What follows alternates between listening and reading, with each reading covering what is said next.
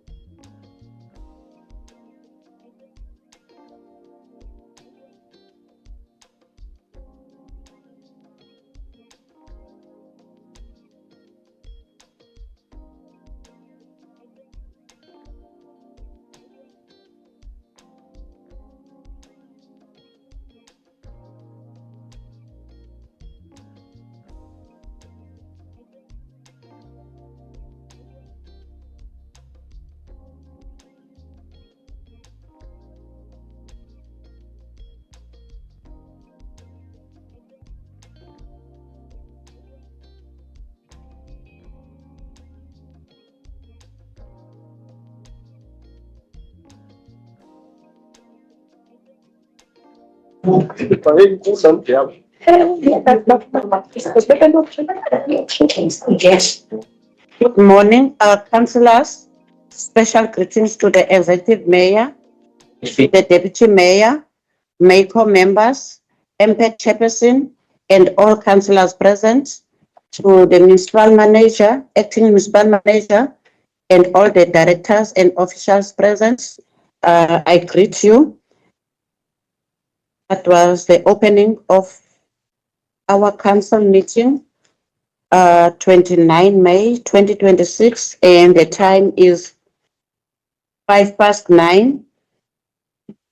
Item number 2, it is the attendance register, which I believe it is circulating for all of us to sign. Item number 3, application for leave of absence. All councillors are present. MM from your side, MM. Good morning to everybody. Speaker through you, it's just Director Mtengwane that was still arrived. All right. Item number 4 is declaration of interest by councillors. Councillors, any councillor who would like to declare? None. Item number 5 is confirmation of minutes for previous meeting. Can the administration please take us through to the minutes?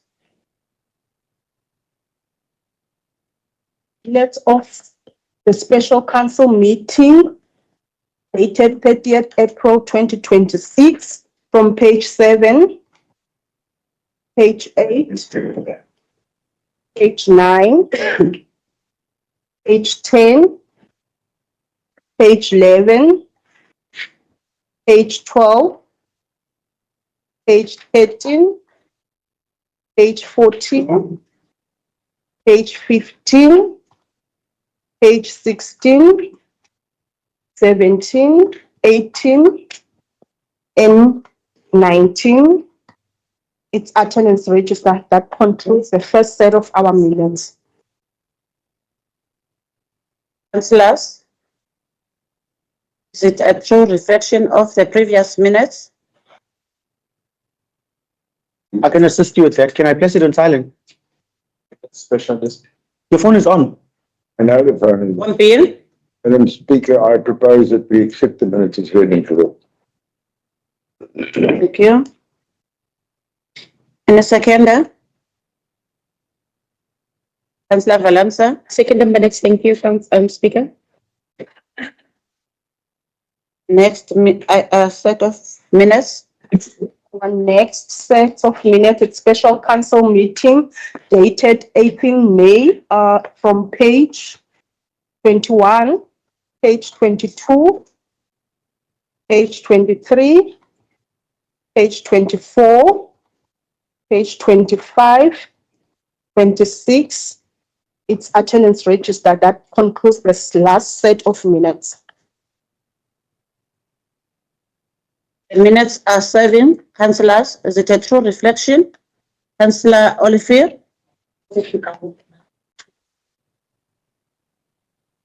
Bill? I'll second, Madam Speaker. Item number 6, it is statements and communication by the executive mayor and the speaker. Executive mayor, nothing from my side. And you? Thank you, Speaker. Good morning, Speaker, councillors, support manager, administration, and members of the public. Allow me to greet you this morning. Today marks one of our most important council meetings that relates to the service delivery enables, which is the IDP and the budget. I wish to apprise council of the public regarding the impact of the recent severe weather conditions that struck Bitou, and as a result, we suffered severe damages. Certain areas were affected adversely and resulted in areas that are flooded, leaving several communities isolated and infrastructure heavily affected with road closures in some areas. Despite such catastrophic disasters that occurred, Bitou municipality thrived, mitigation factors in place to deal with the affected areas and affected communities. One of the major effects was on electricity and the dam in Kwano and other areas. Bitou worked tirelessly to restore electricity in its areas of supply. However, there were many engagements with Eskom in the areas where they are a supplier. Another stakeholder was Sunwell during the process where the dam in Kwano was the biggest challenge. We can confirm that those engagements yielded positive results and the dam level is very low. These severe weather experience between the 6th and the 14th of May taught us some lessons on how proactive government institutions should proactively deal with the disaster. Although it is very difficult to project the severity of the conditions that are to come in the event there is a predicted disaster within parts of the country. This resulted in widespread damage across Bitou municipality.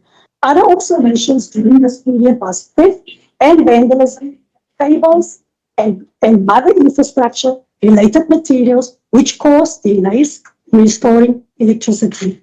I would like to single out the most touching and sensitive impacts occurred in Cuba Street, Wanakatula, where flooding occurred due to the overflow of the culvert at deeper field below the N2, which was blocked.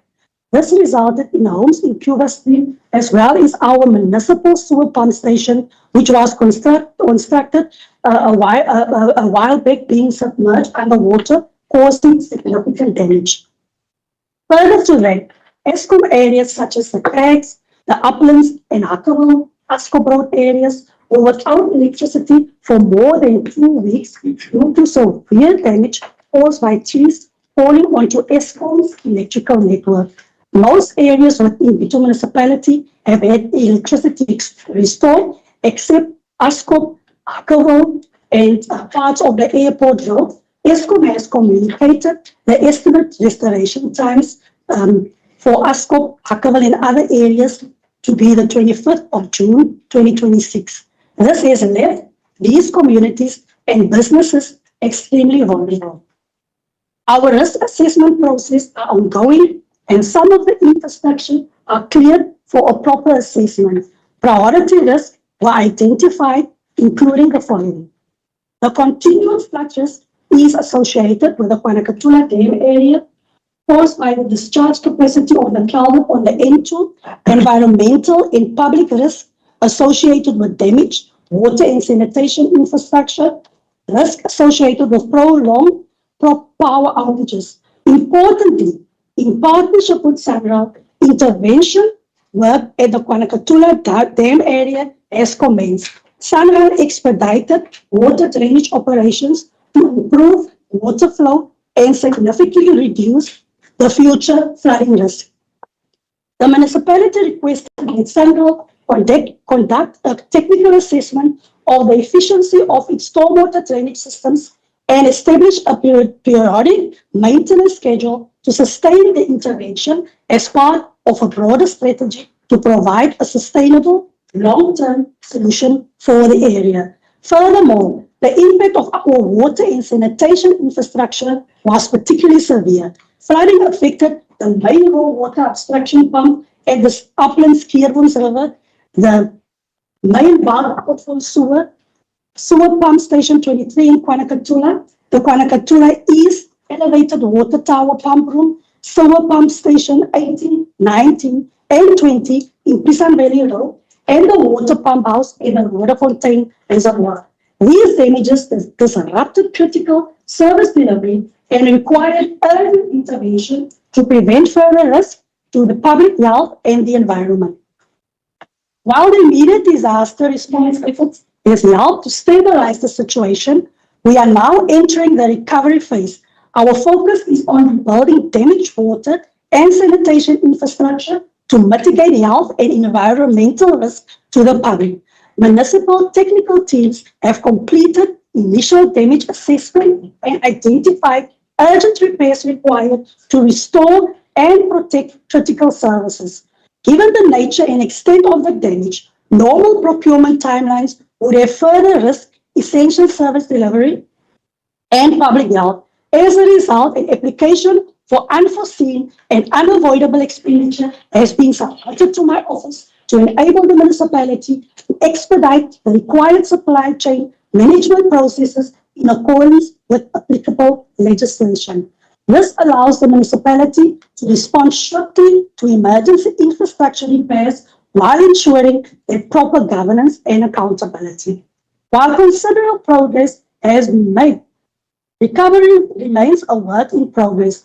The scale of the disaster requires continued collaboration between all spheres of government, non-profit organizations, our communities, and strategic partners.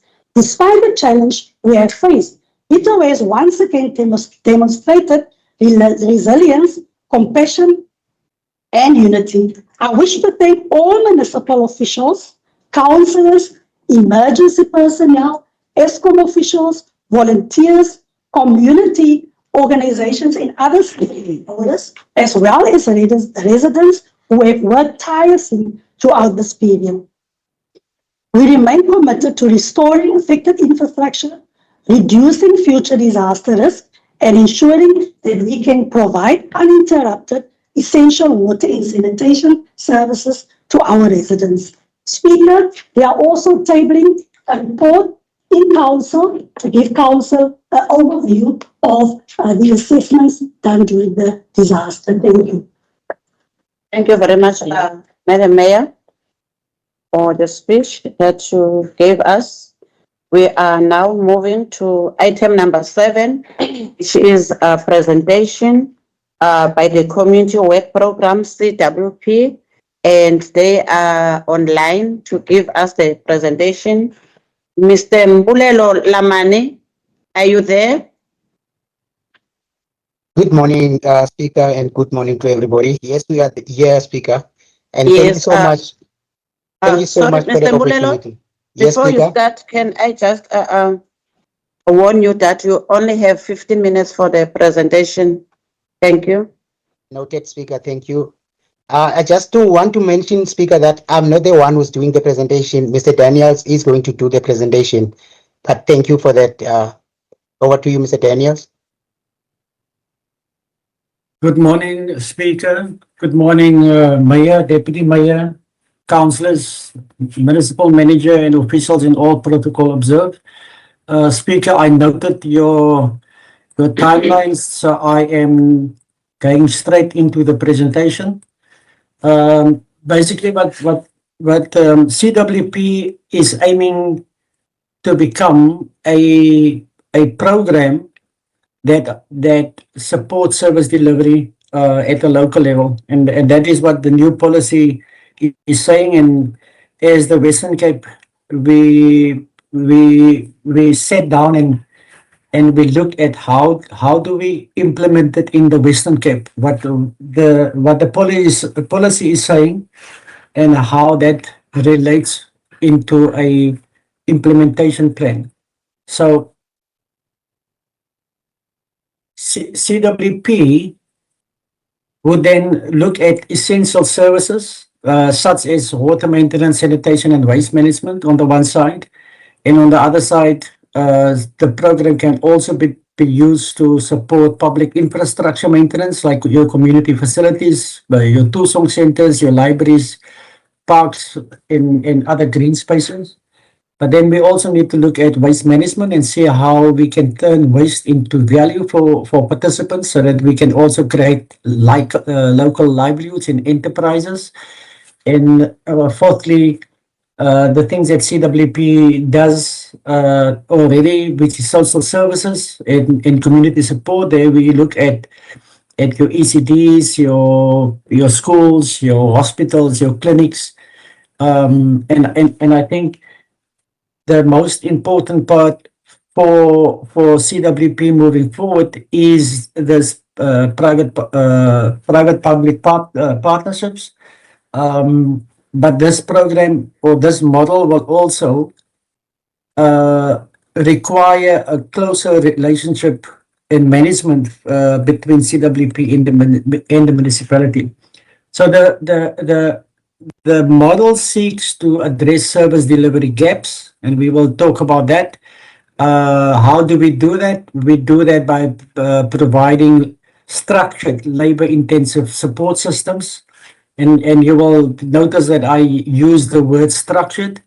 We will also, the model also aims to build community assets in infrastructure. And lastly, it's important that we keep on reminding ourselves that the new policy, a big focus of it is to create pathways for people to exit the program into employment, self-employment, or further education and training. So the way we see it is that a participant would enter into the CWP space. The participant would get skills exposure. And if I say skills exposure, it will all fall within the municipal service delivery space. Some of our participants would go through specialization training, and we've got the NHBRC that does that for us. Some of our participants that would like to become entrepreneurs or cooperatives or contractors, they will go through the incubation program that we've set up with SEFDA and SEFA. And then the aim is then for these participants to exit the program, but not exit as unemployed individuals, but exit into full-time employment, self-employment, or further education and training. So if I look at the summary of what I just said, there's 5 layers. One of the layers is the municipal layer, and we will get the demand from that, where municipalities would identify wards that where there's backlogs, or like the speaker was indicating now, all the consequence of the flood and the rains that we had in the last couple of weeks. So those needs will be identified. CWP would be on the supply side, where we would have labor teams, our site management, and then also program administration. On the community level, which is the local community, local stakeholder community, previously called the LRC, they would be responsible for coordination and oversight. There's an economic layer, which is the enterprise part of the model, and also employment. And then the last, very important, is our list of community development partners, previously known as SMART partners. They will come in and assist with technical support, skills training, market access, and enterprise development. So on the one side, if I put it all together, you will see that we identified some of the municipal constraints. In the middle, you will see the CWP's response, which is a structured labor team, the cyclical maintenance, because our participants work in cycles. And then if you look at the last one, we are suggesting 3 types of cooperation. One, where CWP becomes an embedded program into the municipality. 2 is where CWP runs parallel with to the municipality, which we've done up till now, and it doesn't work. So I don't recommend that. However, there is a third model where CWP, we call it a hybrid model. It is partly integrated and partly running parallel. And the ones that will run parallel would most probably be your health and social sectors, because that doesn't necessarily fit within the service delivery mandate of municipalities. So the core, the things that we've identified as core service delivery streams for our participants would be waste and circular economy. Is not just waste collection, but also see how we can turn waste into value. Infrastructure in roads, settlement, upgrading, and making sure that the culverts are cleaned and the drains are cleaned, and there's fire breaks to prevent further or future disasters. Community safety and health, agricultural and food systems, and social services. So you can see the top three that falls directly into the municipal mandate, and the others that would be our health and social and agricultural work that we normally do. So institutionally, it would be expected that the municipality do planning and prioritization. That's basically mean that each ward where CWP is currently operating in will identify what kind of work is required in a particular ward, how many participants is needed. So that would be the planning. Municipality will also be expected to provide technical training and oversight. For example, if we are doing potholes, fixing of potholes, that's a technical activity. So our participants will have to be trained to do that, and there must be oversight from a municipality perspective. In terms, then it is also expected that the municipality to provide materials and equipment. Specifically, if let's take paving, the municipality would provide the paving, but the paving and the sand that goes with that. And if there's specialized equipment needed for that, that the municipality would provide that as well.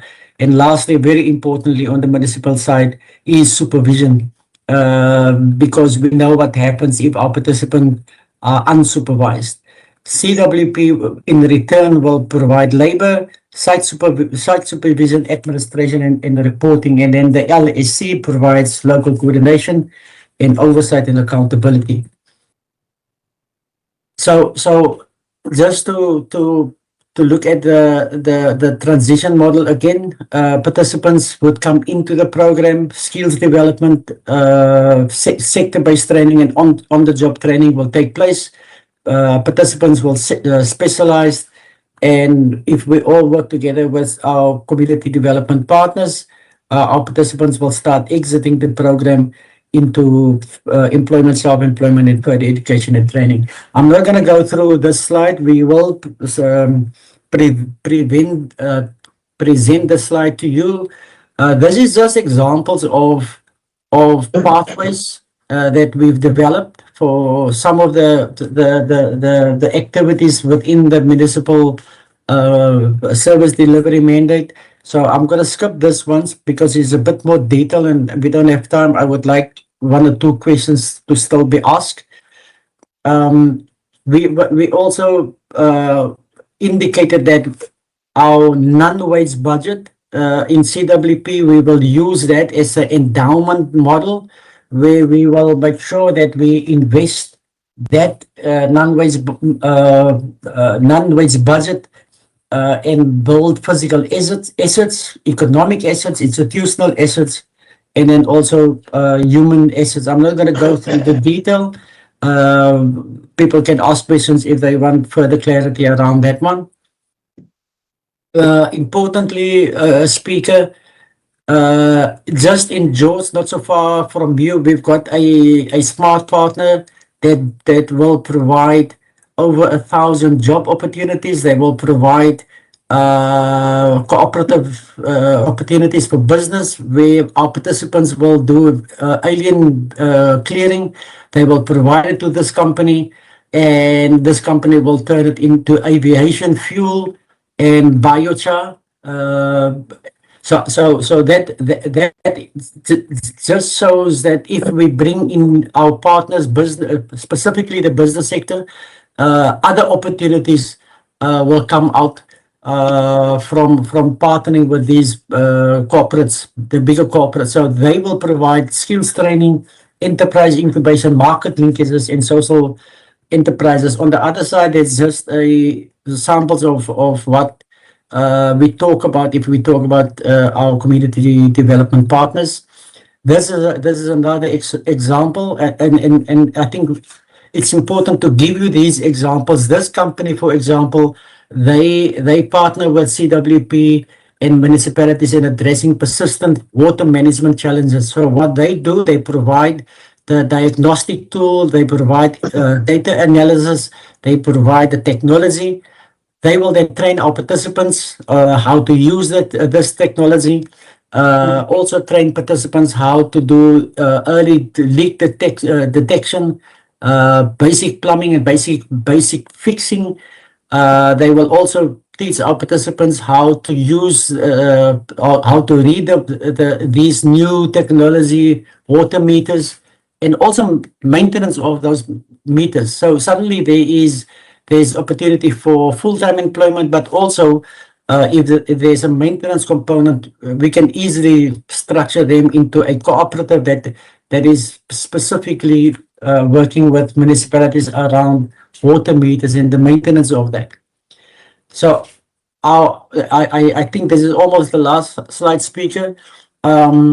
So what we suggest, we must phase this in. So in phase one, we will have to sign an MOU with the municipality. The planning and the prioritization will happen.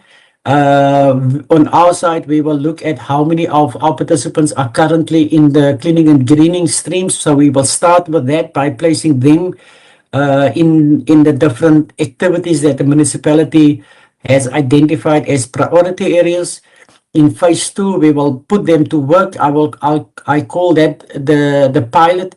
During the pilot, we will make adjustments to make sure that this model actually there's an impact in terms of working together.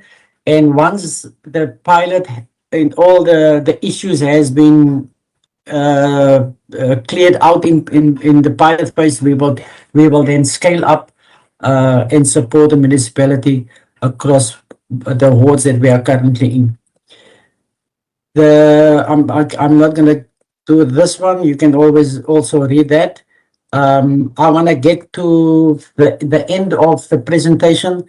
If CWP, we want CWP to become a labor-based municipal support system. That basically means that the municipality will get more hands, but they will be supervised by the municipality, by the program itself, so that we can feel the impact and not councillors calling us to say that our participants are sitting under the tree or walking in town with their clothes on. But CWP participants will now be supervised, and the municipality must feel the impact almost immediately. On the other side, CWP must also be seen as a community asset builder.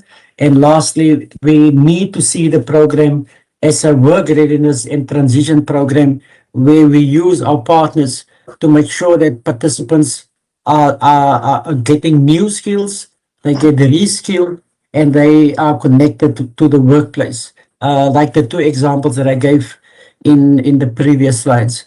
Speaker, I think I've done better than 15 minutes, so I hope there's 1 or 2 minutes left for questions. Thank you, Speaker. Thank you very much. You are extra with a minute, but I will give the time to councillors for questions. Deputy Executive Mayor and then Councillor Mhlan. Thank you, Madam Speaker. Greetings to everyone, also the presenter. I wanted just to double check. The last time they were here, they were speaking about there's a type of a cycle that each individual must adhere to it. I don't know whether it was 24 months or 36 months, then after somebody must not come out. Can the gentleman just say, Mr. Davids, that is it. Can he remind me about that, the cycle? Yes, thank you for that. I think what we referred to in the last time is that we will exit all our 60 plus participants, and the new CWP policy indicates that our participants can only stay for a period of a maximum of 5 years, after which they will exit, which gives us enough time to develop these pathways and make sure that when people do exit the program, they don't exit back into poverty and unemployment. So it's a 5-year term, Mayor. Okay. Can I have a follow-up question then? Then my question was, as you are presenting, I understand that these CWPs, they only come for 2 days in a week. That makes 8 days in a month. With all these plans, have you ever considered to up the times of them, especially for the skills and training parts? And secondly, have you considered that as we are forging for a partnership, will they also get the assistance or an added amount from the partners that makes them to work extra times? Because that's one of the challenges that is CWP people, they undermine to get into it, despite the skills and the training that you see they are bringing. But it's always that the value that goes with working only 2 days in a week, it makes them to panic and take this whole program as something that just a go by kind of a thing. Have they improved the effect of the partnership that the partners that are using is CWP supposed to add to the amount that they get, you know? And also, did they consider to add up the days that the CWP are being afforded for, in order to make this whole program to be seen as profitable and encouraging as it could be as they present? Otherwise, they've got a beautiful program, as I can see, beautiful plans. They've improved it very much so. But these two things, if they can answer. Speaker, through you, Mayor, you asked the question that I think most of all municipalities have been asking across the country, not just in the Western Cape.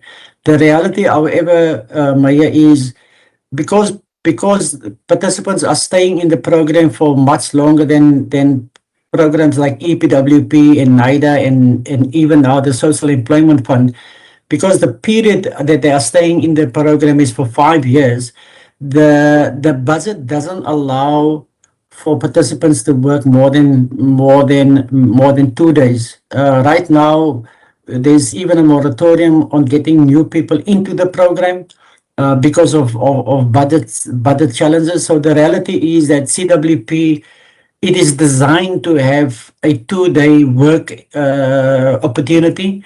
If Cocta wants that to change into a 4 or 5 day, that decision will have to go back to cabinet. But right now, Mayor, I can tell you that there is no budget for an increased number of work days. However, some of our partners has come to the party by saying, if the program that they bring into a municipality requires for participants to work more than 2 days, they will then cover the other 3 days if it is a 5-day week that participants are expected to work in that particular program or project. So there is opportunities. The other one, of course, Mayor, is where some of our participants right now are also enrolled in learnerships, and the learnerships provide a additional stipend, additional to the CWP stipend. So I think there is opportunity for more days, and there's also an opportunity for an increased wage at the end of the month.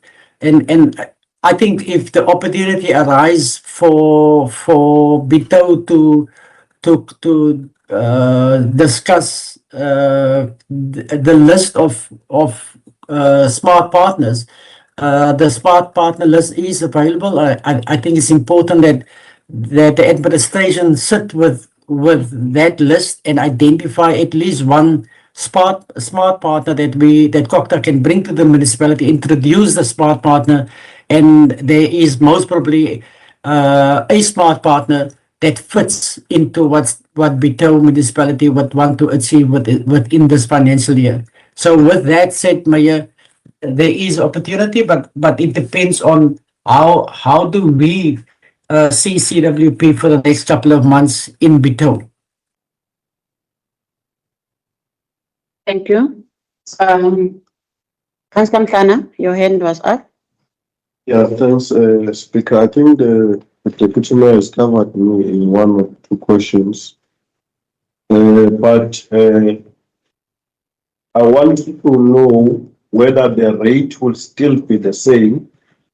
Whether they work 2 days or 1 day, will the rate still be the same? Because remember now, if we're phasing in the participants into municipal services or labor, remember now they are going to be doing different tasks, and these people are also or will also be vulnerable for them to be exploited.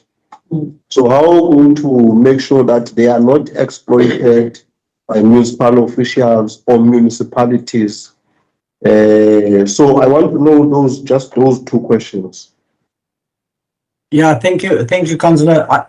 I think it's a very important question, and therefore we rely on municipalities and our site management and our site supervisors to make sure that participants are not exploited, because at the end of the day, participants still remains the most important individuals in the program, and therefore it's important for management to make sure that participants are not exploited. When it comes to the rate, the budget has been fixed for the financial year. I think participants are earning 120 rand per day since the last increase. We are hoping to see a further increase within this financial year. I think that it will be closer to September, October when we hear whether there's going to be an increase. But just back onto the exploitation, I think everybody in this room and I also see here as directors of with the municipality.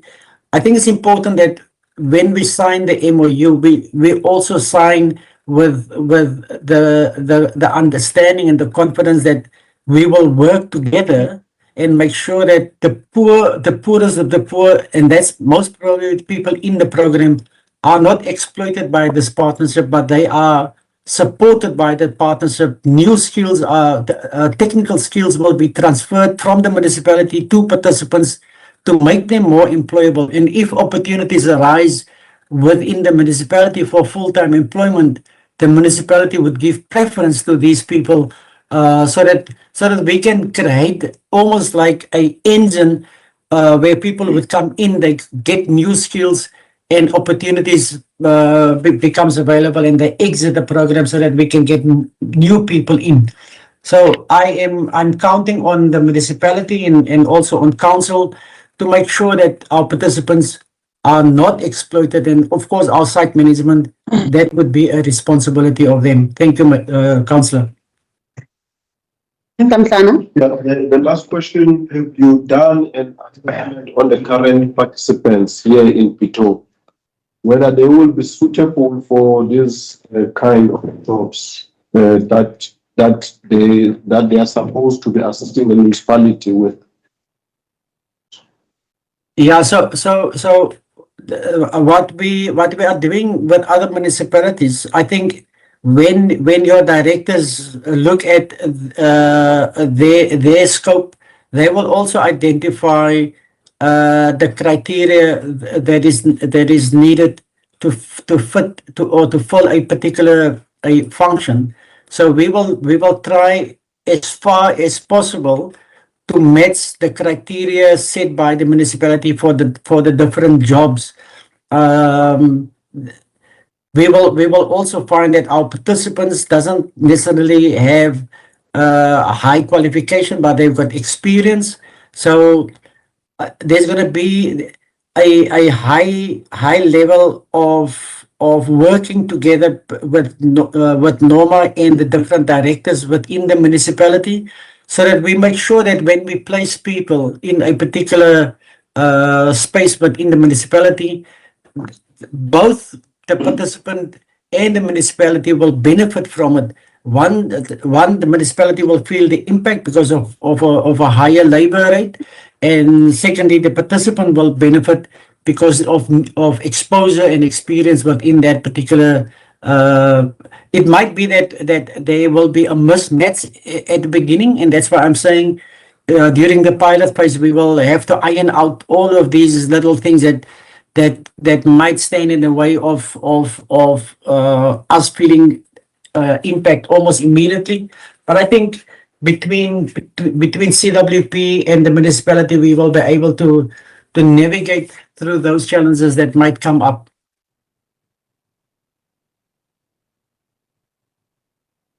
Thank you very much, Mr. for the presentation. I can see that there are no more questions from the councillors. Thank you. You can excuse yourself. Thank you, Speaker. Thank you, Thank Speaker. you. Bye. Aye. The Directors Mangal is also on the plan. Oh, okay. She joined us. Why is she there? Like, first of all, the fight over directors being on time. Yeah, What is your Can I reason? explain? Clearly, Speaker. Speaker, I was informed by her that she will attend the meeting partially because her mom is in hospital and she had to go to the hospital, Johannesburg. So I sent her WhatsApp also to follow up where she is.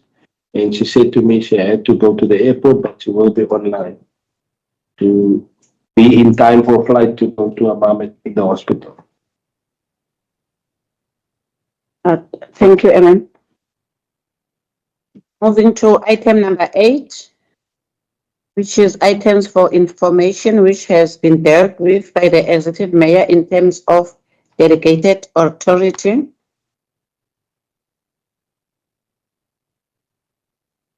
Can the administration take us through the items?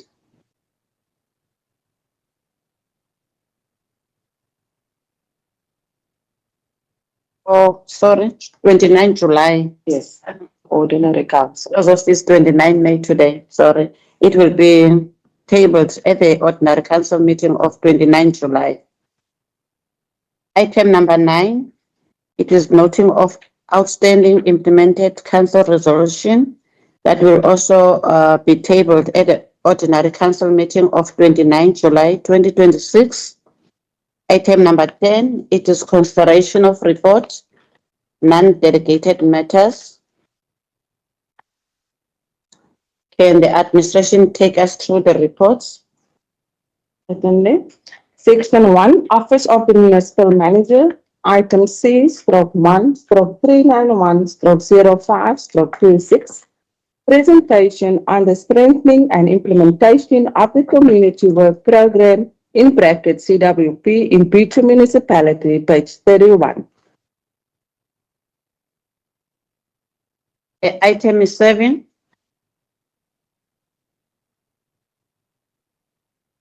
Deputy Mayor? Thank you, Madam Speaker. This is a beautiful work of our IGP and how it shows that how our people were engaged and the whole beautiful summary of the things of people that has brought into our consideration.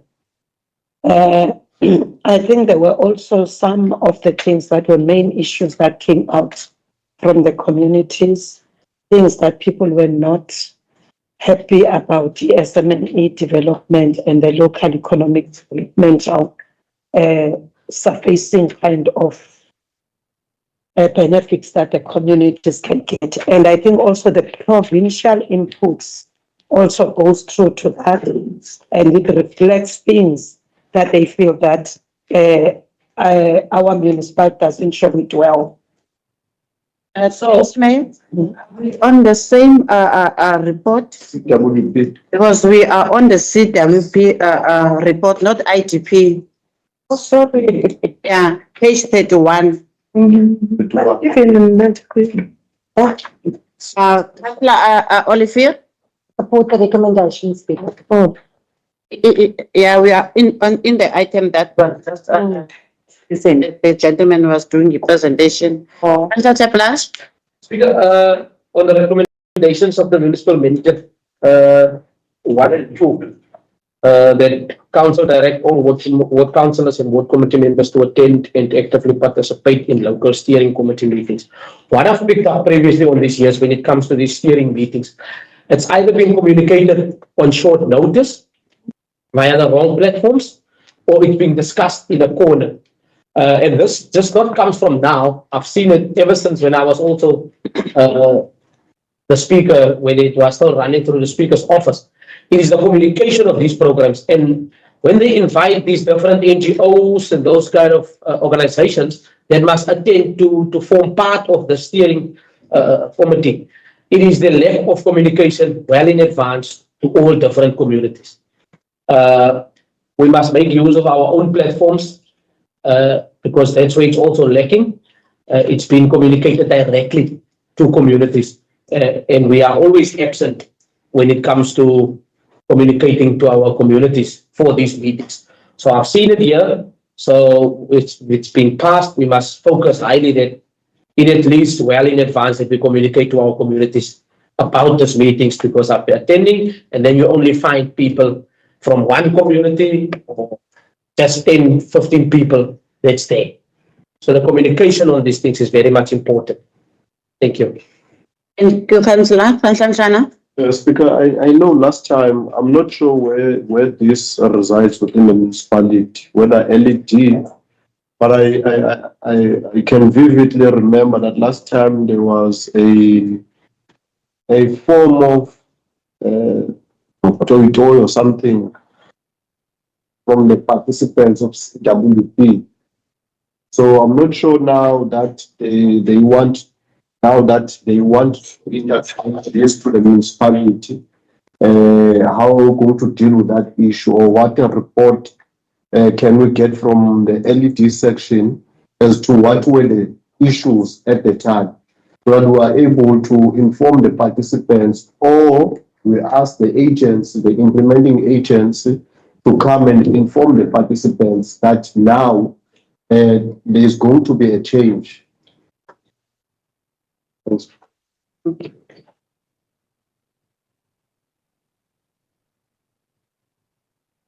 So I go with the recommendations, but I think in the next meeting we need to get a report as to what were the challenges, or what are the challenges from the municipality point of view, where this program is residing. Thank you. Moving to the next item. Next item is item C.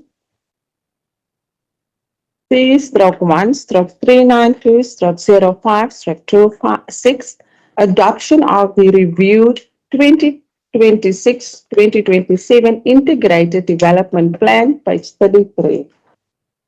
Yeah. The item is 7, Executive Mayor and Councillor Kapai Thank you, Speaker. and Councillor Teplanja. Thank you, Speaker. Speaker, the review process of the IDP was done in accordance to legislative requirements and included public participation through the IDP and budget roadshows across all levels.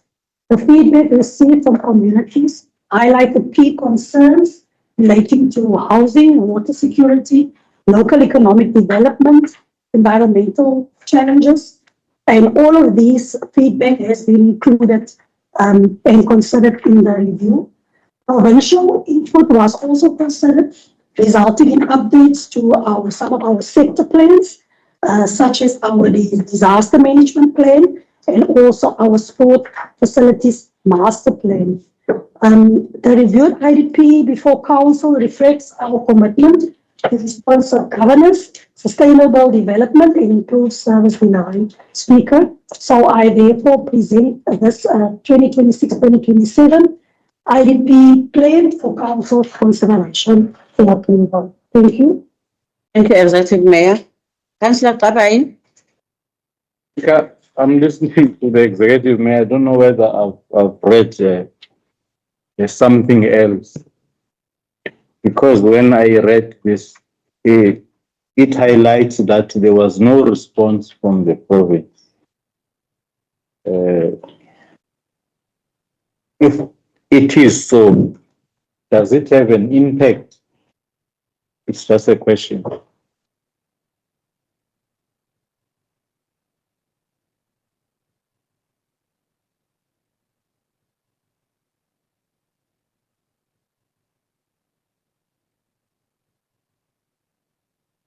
What's happening now? Are you writing what I'm saying? Yes. The question, that is too long. You are very slow. If we represent, Councillor Gabai, please behave. You can't tell the speaker how quick she must write. hey, there was utter silence in this council chamber. Councillor Tabash? Ubala makhoqolo. Is the speakers ask a question? No, I'm waiting for you. Maybe you're also coming with a question. No. Something that I've picked up here on, what page is this? Hold on. It's on page 34 under the main issues. Also, I want to add the absence of performance of the provincial government on this IDP. Because under the main issues here that we've raised is again absent here, the play parks. None of our communities as these play parks, recreational facilities. And if you look at it, it's normally with the regional socio-economic projects also. RCEP is also absent in our budget, but it is through the IDP. When we adopt this thing today, not highlighting the absence of recreational facilities. Yes, the sports master plan does cover the upgrade of sports facilities, but indoor sports facilities is something that is not being covered by the master plan. And that goes with the recreational parks. That is also absent in this document. Our communities doesn't have play parks. And there's no provision made, even in our budget for it, that we will at least try and upgrade one community. So under the main issues, if we can just make sure that we address that as well, there, Speaker. Thank you. Thank you, Councillor. Councillor Mhlana? Yeah, Speaker. Also, I just want to highlight the fact that there is, for many years now, I think since 2021, we haven't seen any role being played for youth development, women development, people living with disability development, including in the budget. We are not making any provisions for those. I'm not sure whether is it because we're led by DA that regards this as unfunded mandate. I'm shocked that the DA is in coalition with the parties that really believe in these programs. So I don't know. I just wanted to highlight those issues. Sorry, the last year now. Thank you. Mr. Yenge, I will give it to you now because there was a question from Councillor Gabai that there was no response from E province. It is mentioned in the report that there was no response from E province. So will it now have an impact if that is so?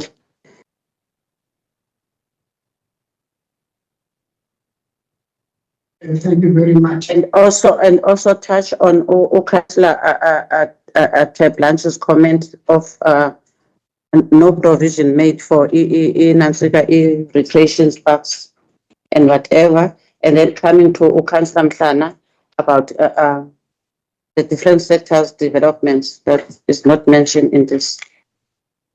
Can you take us through, give us a summary? Thank you very much, Speaker. The section 34 of the 16th plan says when you revise the IDP, you must consider the MEC comments and the changing circumstances. So every year when you finalize the IDP, you submit your copy to province for assessment by the MEC, and in return the MEC will give us comments. So we never received, the last copies never received a response from the MEC for the 2025-26 IDP. So from the starting point, there was no response. We communicated to them, and none was forthcoming. So in other words, we assume that IDP was compliant. But now with this one, what has changed? So the disasters have changed, the drought has changed. As a result, if you look at the municipal budget focused more on addressing the water challenges. So those are the factors that informed this IDP. So even now, when council approves this document, we send it to province and we wait for the NEC comments. And if we receive those comments, normally we must respond within 10 days for the NEC, but that never came from us. That doesn't have an impact on whether the council should approve or not approve its IDP. And in this document, in the item, if you look at it, there's a process where we call sign 2. It is not a legal process, but is province and us initiated this process to ensure that we improve our IDPs. So, one, we had a meeting, I think on the 12th was supposed to be on the 7th, where the province give us on the draft IDP. And we've attached that document as an annex to the signed report. In that document, there are issues that province is highlighting. For instance, like the issue of local economic development that were highlighted in the item. There are also issues of not indicating clearly the sector plans. If you look at the IDP, there's a section in the document where we made a table of all the sector plans that need to be included in the IDP. Yeah?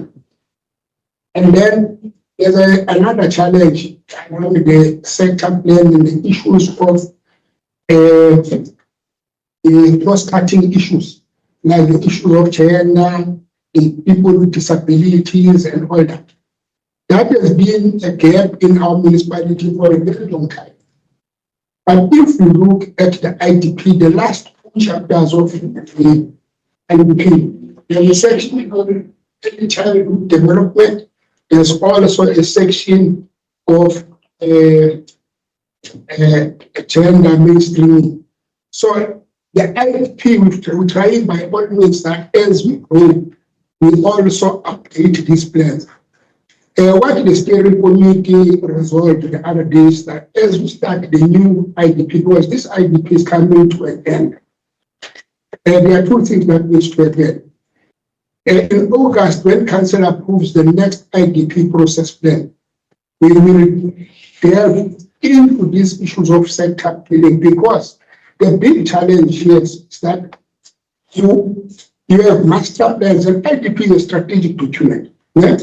The challenge that we face normally is that everyone wants to see a person of him or herself in the IDP. But if those issues are not encompassed in a plan, like your master plan, the IDP will have these issues, and then people will say it's a wish list document, and nothing is happening. So we are encouraging the officials as we move into the next cycle that we should have the plans that the council is talking about.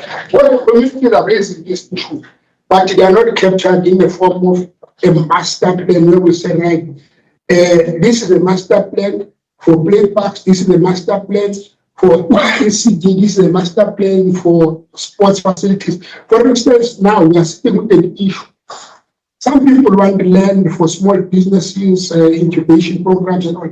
We don't have a plan to say in all these areas, where do we have business sites for incubation, business sites to sell, or business sites for people to list, and all those things are things that at some point we need to focus and address as we move forward. Thank you very much. Thank you.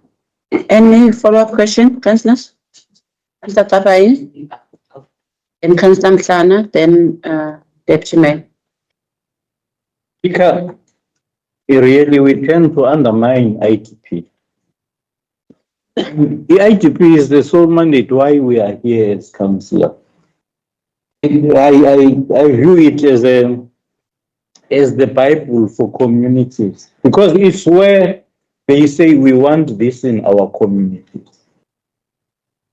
And if then it is not here in the ITP or just cascaded aside, then we are not listening to our people.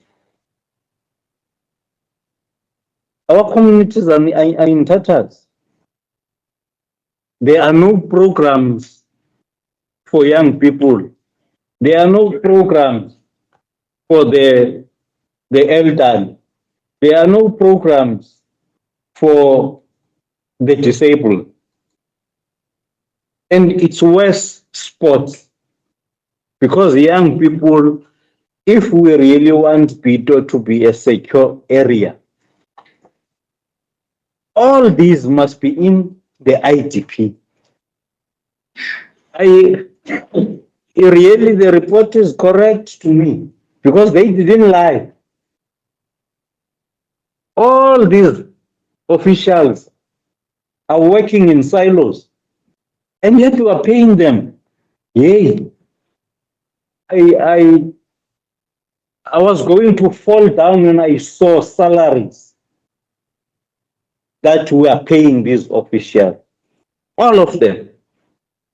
But we are not serving our communities, and we must not lie about that. That we are serving our communities. There's nothing. And the disaster has shown us.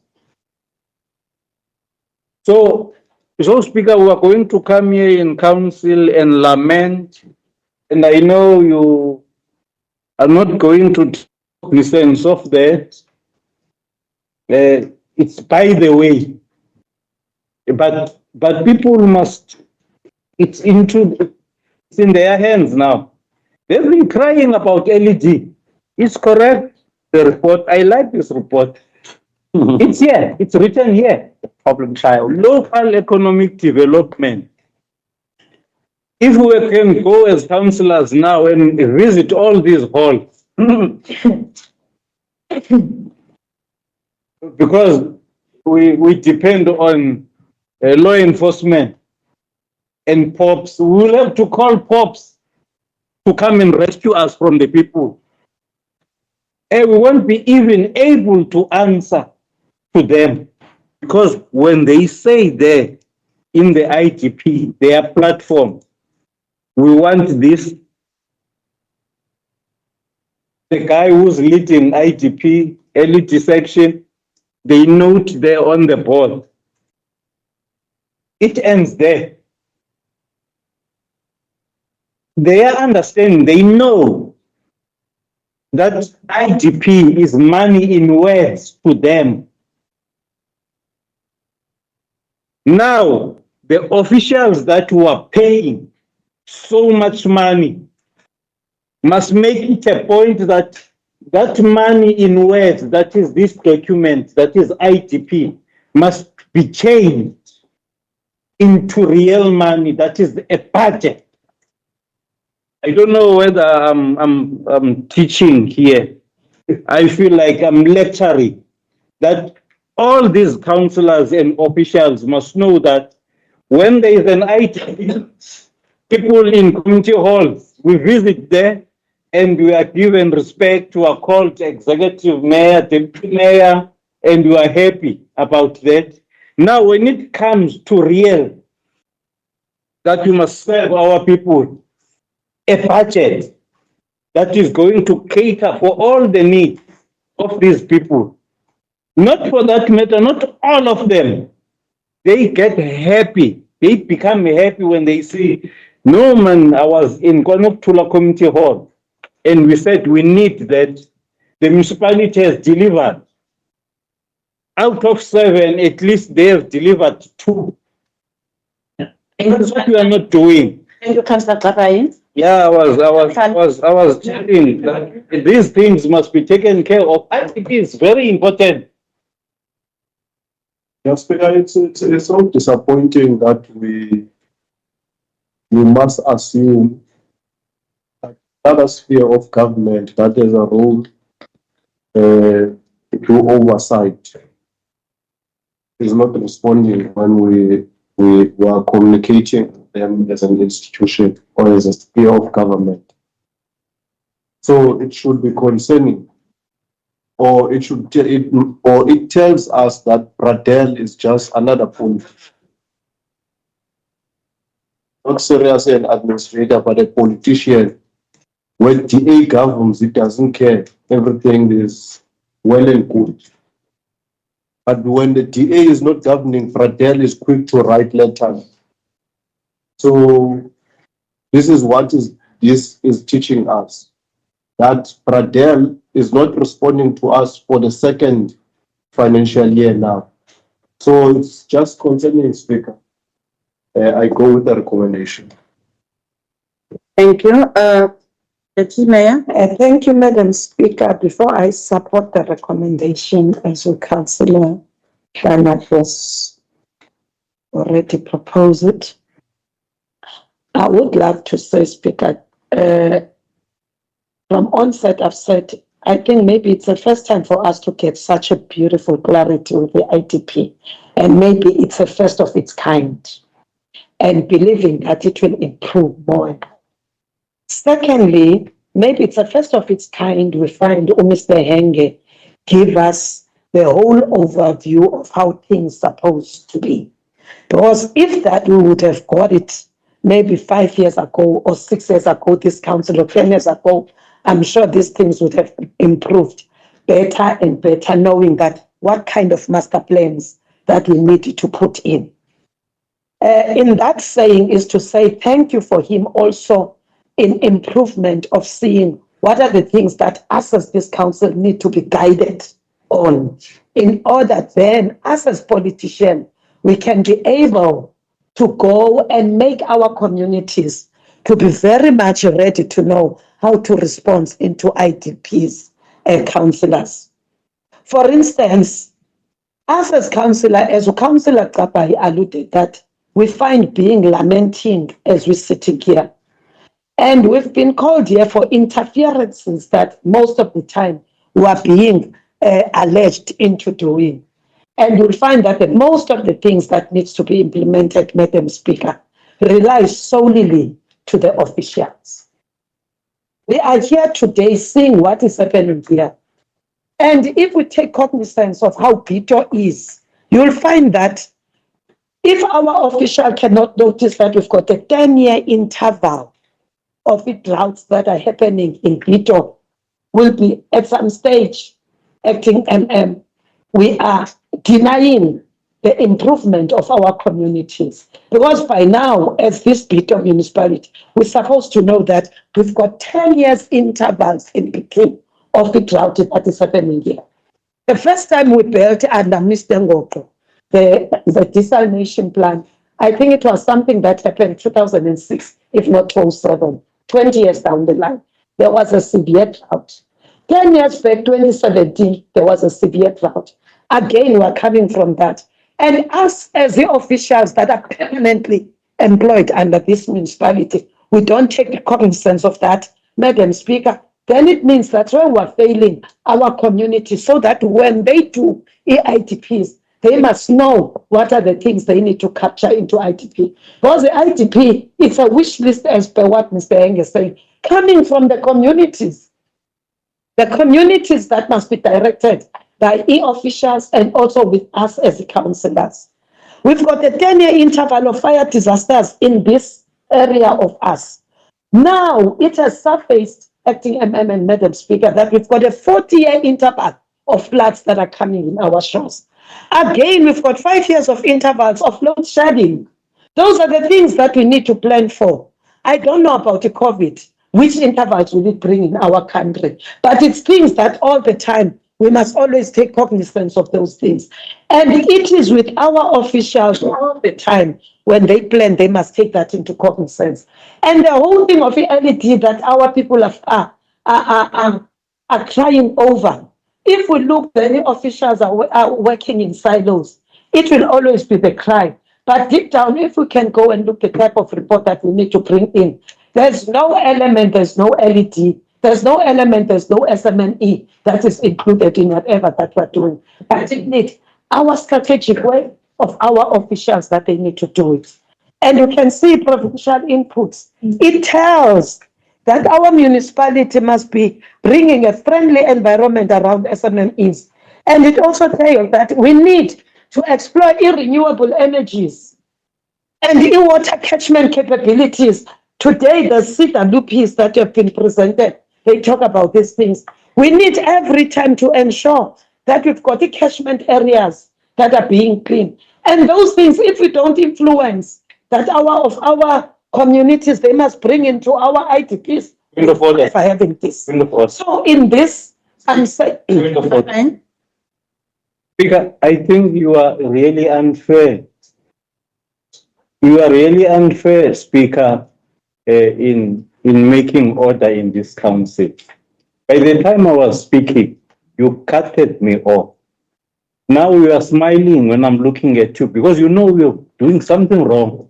You are giving Deputy Executive Mayor to speak more screen time. And do you have a watch there? Yes. I noted when she started, she's got only a minute left now to finish what she's saying. No, no. Because it's No. Oh, 2 minutes. Yes.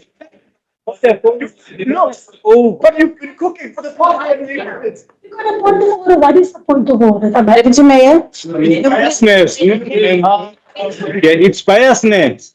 It's biasness. I'll speak 5 minutes. Yeah. That we are allowed to land. Oh, To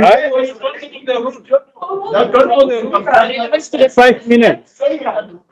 the topic. Only one speaker in this council. My words. There's only one speaker in this council. The speaker went overboard with the time. Please, Councillor Kapai.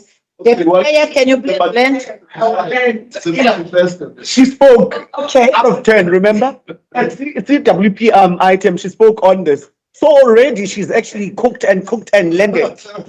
I landed, it's landed already. Thank you very much. Madam Speaker, on that, I will appeal that as what. Not even a minute. Take a look at the schedule, guys. Yeah, It's a second. Oh, you are saying you can please lend. As I'm adding to, I'm not adding, as I'm also taking those, is to say, Madam Speaker, I wish that with all the disaster management plan and the sports master plans, with all the other things that we felt and were guided by Mr. Henge, I wish us as councillors, especially what councillors, we go into our communities and also our officials not to surprise us with things and make our communities to know what IDP is all about and what we need now. Because E-Plat has showed us flames. I thank you, Madam Speaker. With that, you are seconding. Seconding that settle. Thank you. Proposed by Councillor Alfana, seconded by the Deputy Mayor. Moving to the next item. Item C, I could stroke 396 4 months left. 05 stroke 36. Report on Countdown. irregular expenditure 2019 to 2020. Application for write-off, but with for hire, page 534. The item is 7. 536. 530. Councillor Kapai and Councillor Valenza. And first. Yeah, ladies first. Mama, Thank you. please. Honourable Speaker, Executive Mayor, Councillors, Municipal Manager and officials and members of the public. On behalf of the MPEC Committee, I present a report to Council regarding the irregular expenditure relating to a vehicle rental service procured from Bidvest Car Hire during 2019 and 2020. In terms of the MFMA, the committee considered the circumstances that led to the expenditure being classified as irregular and assessed whether the municipality suffered any loss. With our assessment, we've discovered the municipality haven't have any loss. We did receive services. And if you can look in the attachments, there was a contract for 2020-17 with Bidvest. So with that, I would recommend that we follow, that we accept our recommendations. But I also would like to add on this one. Accountability serves with all of us as councillors. Oversight is all of us responsibility. In what matter it might be, all of us is responsible. Those that was before us, those that's here now, and those that will come after us. So it doesn't matter. We cannot sit here and always show fingers. We have a responsibility to keep our officials accountable. Okay. So let's stand together as all the councillors of this municipality and work together for the better purposes. Thank you. Thank you, Chairperson of MPEC. Councillor Kabai, Over to you, sir. Councillor Dave Swart, then Councillor Manglaba. You second the item at the next round to. And No one you is talking. can give. I just give you because you Yeah, were equally, your hand was equally up with all Councillor Swart who Thank you. seconded the item. Thank you, Speaker. Speaker, I am gravely disappointed at how we are operating as just this council and how we are using MPEG to come and waste time deliberating on items that transpired 10, 15 years ago. Whereas irregular expenditures are continuously prevailing in this institution literally every month without fail. I did appeal with you last time we were sitting in council that if we keep digging back to 2010, 2015, 2019, we are missing the window now of dealing with irregular expenditures that are actually transpiring in this institution monthly without fail. Sitting here and discussing these things and actually adopting SCM reports that do not speak to the now. We are enabling this institution and its officials to actually do as they please and go away without having to have actually faced the repercussions of what they're doing. Where is the irregular expenditure of Zutari? Is there irregular expenditure of the fences and the taking them down? No one is going to answer because now we are sent to these committees to have our time wasted, and this is orchestrated by officials. Because none of the MPEC members would say to me they went through boxes and they stumbled upon certain information themselves. It's always a folder that is from an official targeting another. And we are being used to come into council and actually either condone because somebody is being protected, or we institute investigation because now there's a target on somebody else's back. This must come to an end. In this entire 5 years that I've been sitting in council, all I see is old items.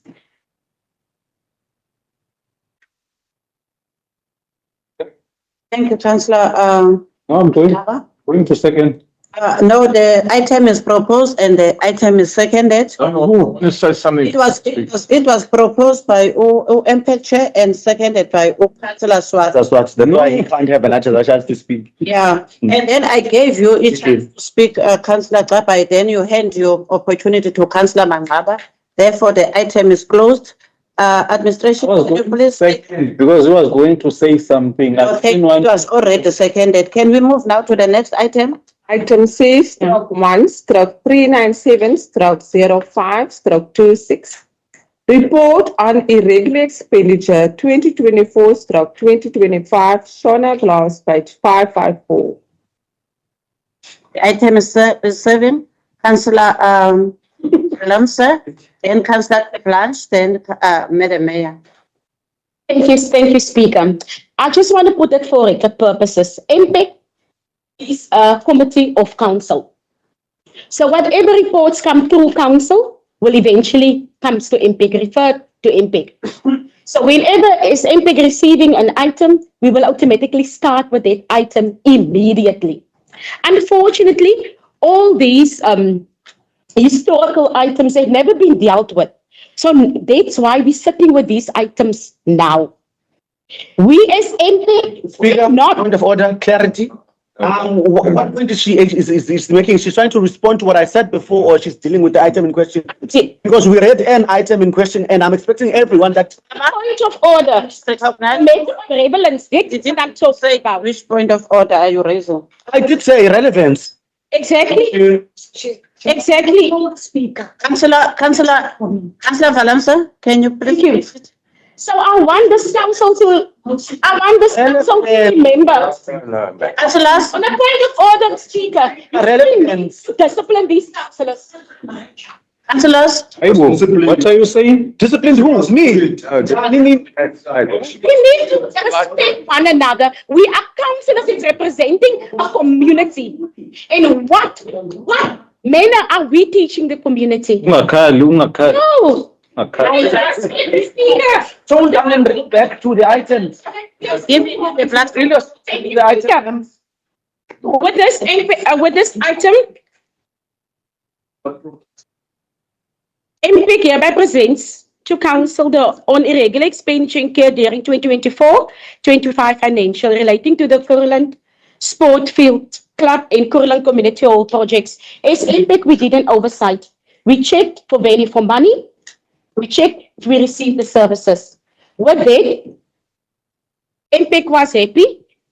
But our oversight, and therefore we would go that we go with the recommendations as it is. And I would like to emphasize to the accounting officer to make sure that consequence management, as it's stated, be taken seriously, and we want the reports to be tabled on the HR profile of the accounting officer. Thank you. Thank you. Councillor De Blanche. Speaker, just to add on this item, it's really sad, and if you're gonna go, what I'm gonna explain later on, if you're gonna compare the part, is that the reason why this is an item here, yes, there was value for money, but it's an irregular expenditure. Why did it happen? You look at the work that was done, it was poor. We cannot hide it, it was poor. To the extent that the security or someone at the community will even said, guys, it's leaking. And by having this item here, it shows that this was given to say, go and work. Go and work, we will fix it here. Unfortunately, there wasn't time. But when we arrived at the sports field, it was even more worse. There was no lintel at the window. Some of the bricks was falling in. And I mean, that's where we are. Our sports clubs is using those facilities. The electrical wires was open. And yeah, we come here, we're going to condone it, we're going to write it off. But there must be consequence managed because, and not to go too far back, the Kranzuk matter where a child died. 12 years in New Horizon where the slabs fell on the child. It's these kind of things that put us as council in danger. All of us. To the public, it's because what? We don't do oversight. We have given these jobs to our pals. Yes, it's irregular. We don't do oversight before we do payment certificates. And this is what happened in this item. It was given to a pal, whomever way, whatever way, you're going to go to council, but the work on the ground, it's really poor. And if you can also take your own time. Speaker, in closure, acting municipal manager, please, when it comes to consequence management, we are too absent. And therefore, these kind of actions is happening because we don't do enough to enforce consequence management. Thank you very much. Thank you. Madam Mayor. Thank you, Speaker. Speaker, I first wanted to deal with the issue of council not dealing with current illegal expenditure, which is not true, or with current disciplinary matters, which is not true. This council has played oversight over 3 directors thus far under very difficult circumstances, because it's our oversight responsibility to oversee the directorates so that we can restore accountability in this institution. And as far as the outstanding historical matters are concerned, dating back from 2016, 2017, 2018, we know that our issues in relation to the disciplinary board, and we have made recommendations that the disciplinary board report it to this council on a quarterly basis, and this council must then re-look at those recommendations, review some of it, and rescind it, and send some of those matters to further investigation for external investigators. We must do so. But the days are gone that we can sit and choose who we protect, who we don't protect. We have a responsibility in this council to institute accountability. We must not choose when we are in an open meeting, we voice our opinion. But when we are behind closed doors, our opinion differs. Yes, the public can't hear us. We must be able to stand for accountability. whether we are in committee or whether we are in the open public meeting. So it's all on us sitting here, responsibility. Council delegates MPIC to go and further investigate, and MPIC must come and report back to council about the recommendations. And then, Speaker, I need clarity on recommendation. Speaker, I need, it's relevant. Speaker, I need clarity on recommendation number 3. Recommendation number 3 reads as follows: that the MPIC recommends to council appropriate and corrective action to ensure to help to the current trajectory of irregular expenditure and restore robust governance. It's very broad. It's my issue, Speaker. What Councillor de Blanche had raised, I know of the inferior quality of work. We can read from recommendation number 2 that the appointment was not complying with section 81 of the CIBD Act. And so I want to know what exactly is the appropriate and corrective action that we must be sure happens under point number 3. That's what I want to know. Because the recommendation is not clear to me. Thank you. Madam Mayor, What is the answer? different recommendations on the second. Sorry, Speaker, on a point of clarity, it has been pointed out that on my agenda, there's only 3 recommendations. But I see on the screen, we've got six recommendations. Which part? The recommendations is reflected under page 556. Is it 556? Right? It's fine. Right. I don't know, Chief. 556 is that the irregular expenditure to the amount don't be written off with consequence management. Is it the same? 556? Yeah. I was reading the recommendations from the municipal manager. Thank you for. Yeah. So it's 5, right? Yeah, it's not the same. Yeah. Councillor Sweti? Thank you, Speaker. I think I must not keep quiet on this item. As you all heard that an oversight was done on this SONA issue, SONA, whatever it is. But what I'm going to say now is that the officials must ensure that suppliers do their job properly and do not cut corners just because they will get paid, as this causes financial losses for the municipality. And that is what I wanted to say. Officials must take responsibility of making sure that the job is done properly. Now we're sitting here because of irregular expenditure and whatever job that was done there in the halls. We've been there, we've seen everything there. So at least they must take responsibility as officials who's giving out who's awarding these jobs or the departments. Thank you. Thank you, Councillor Sweti. Councillor Swart? Thank you, Speaker. Okay, just for clarity, in terms of the corrective measures relating to point number 2 there, in the background it says, in response to the audit finding, the municipality reviewed and strengthened its standing operating procedures for procurements between 30,000 Rand and 500,000 Rand, inclusive of VAT. The revised procedures now require the mandatory inclusion, verification and review of the CIBD grading requirements at multiple levels of the procurement process, including oversight by project managers, supply chain management practitioners, senior supply chain management practitioners, and responsible managers or directors. So that has been put in place to ensure that this doesn't happen again, or should not happen again. Then if I go to the recommendations again, there's 2 very important recommendations in there, because in the oversight visit, it was clear that there were things lacking. So if we look at point number 4, that for future work done, the record of final inspection be added to payment packs to ensure due diligence process has been followed and the work is satisfactory. And this is not only relating to this, but relating to all work that's done, because there was no evidence that the work was checked after the contractor had completed it, and that the person who was running the project was satisfied that the work was correctly completed. So to ensure that we get value for money going forward with projects, we need to have a sign-off that the work was correctly done, and that must be included with the payment pack. And then recommendation 5, that fair retention amount for request for quotations be included and that the amendments be made to the supply chain management policy. Because what we find also is if it's a amount that falls in this bracket, the supplier is paid in full.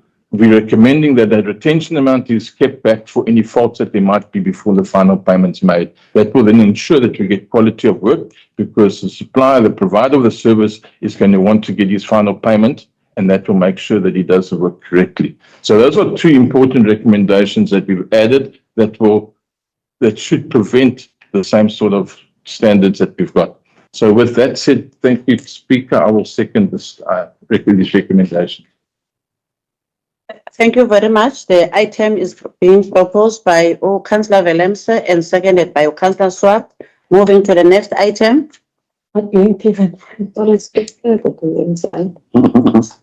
the next item.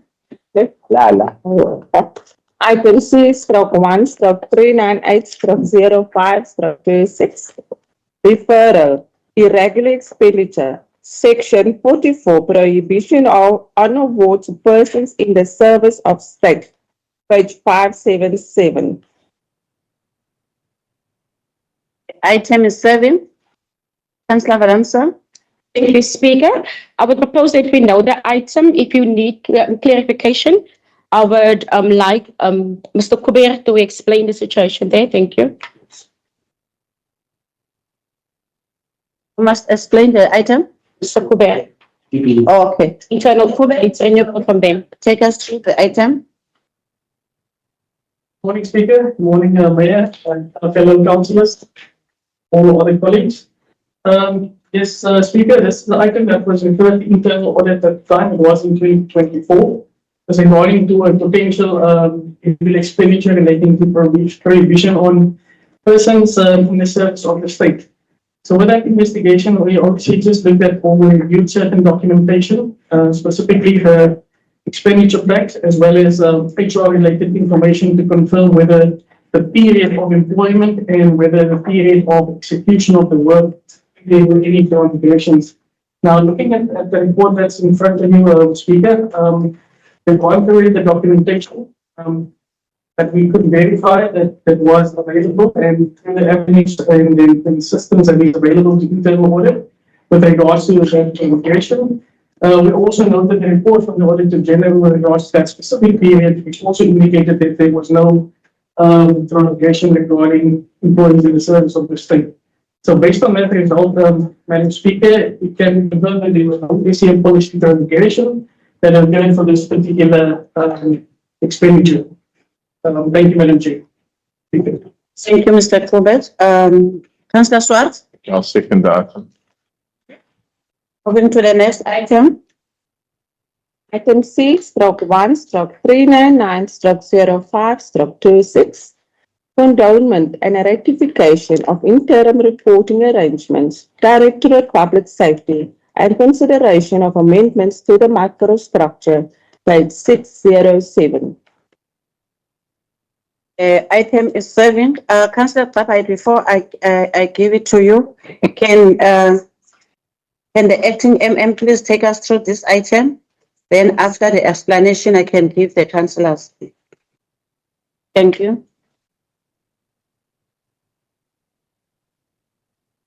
It's Chairperson, through you, Speaker.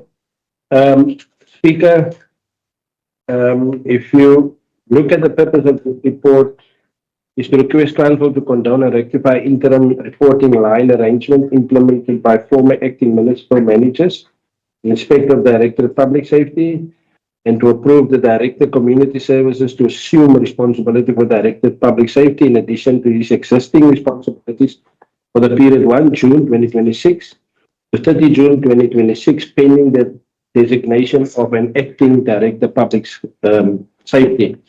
Now, Speaker, I was appointed as the acting municipal manager from the 13th of May, the first time, and then Council also continued to give further approval. So, after the Council meeting, I had to consider to ensure that the separation of duties and me not recommending especially financial requests, as a acting director public safety to the accounting officer. That's what I initially said in that meeting with council. So I then worked through the documents, and then I realized with my discussion with the acting director corporate that indeed there's no council resolutions for those actions at the time, because I was looking for the evidence before I proceed going forward. So the acting director then provided me with the information and confirmed. So I requested that we bring this before council, because the crux here was the post is unfunded. And the perception and the understanding of the colleagues was, since the post is unfunded, it lies with the municipal manager. That is what I understood. But in our endeavors, we wanted to make sure, and I know the acting director corporate even made contact with Salga, Salga, to also give guidance to make sure that indeed, although the post is unfunded, we should also consider to bring it to council. Remember, the post was unfunded. It's not a funded post in terms of the approved org structure. Must I say this also?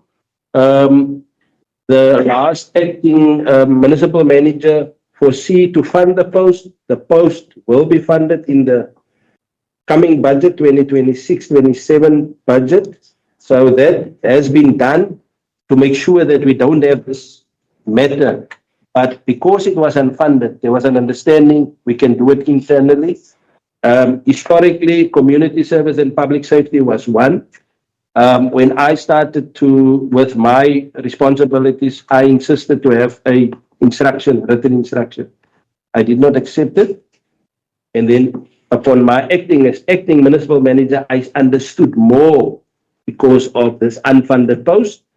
And now, for the sake of making sure that there's clarity between me, my colleague, acting director, we also had a brief discussion with the two acting previous municipal managers, that indeed we bring it to council for condonement and ratification, because we don't want those approvals to be questionable in the upcoming audit process going forward.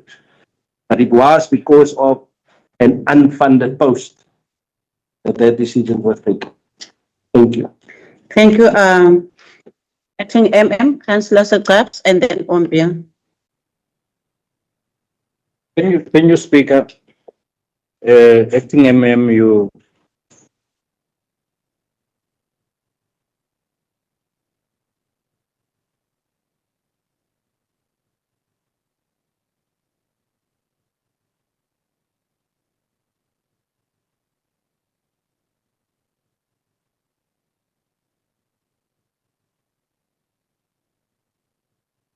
You can't approve something that is not funded.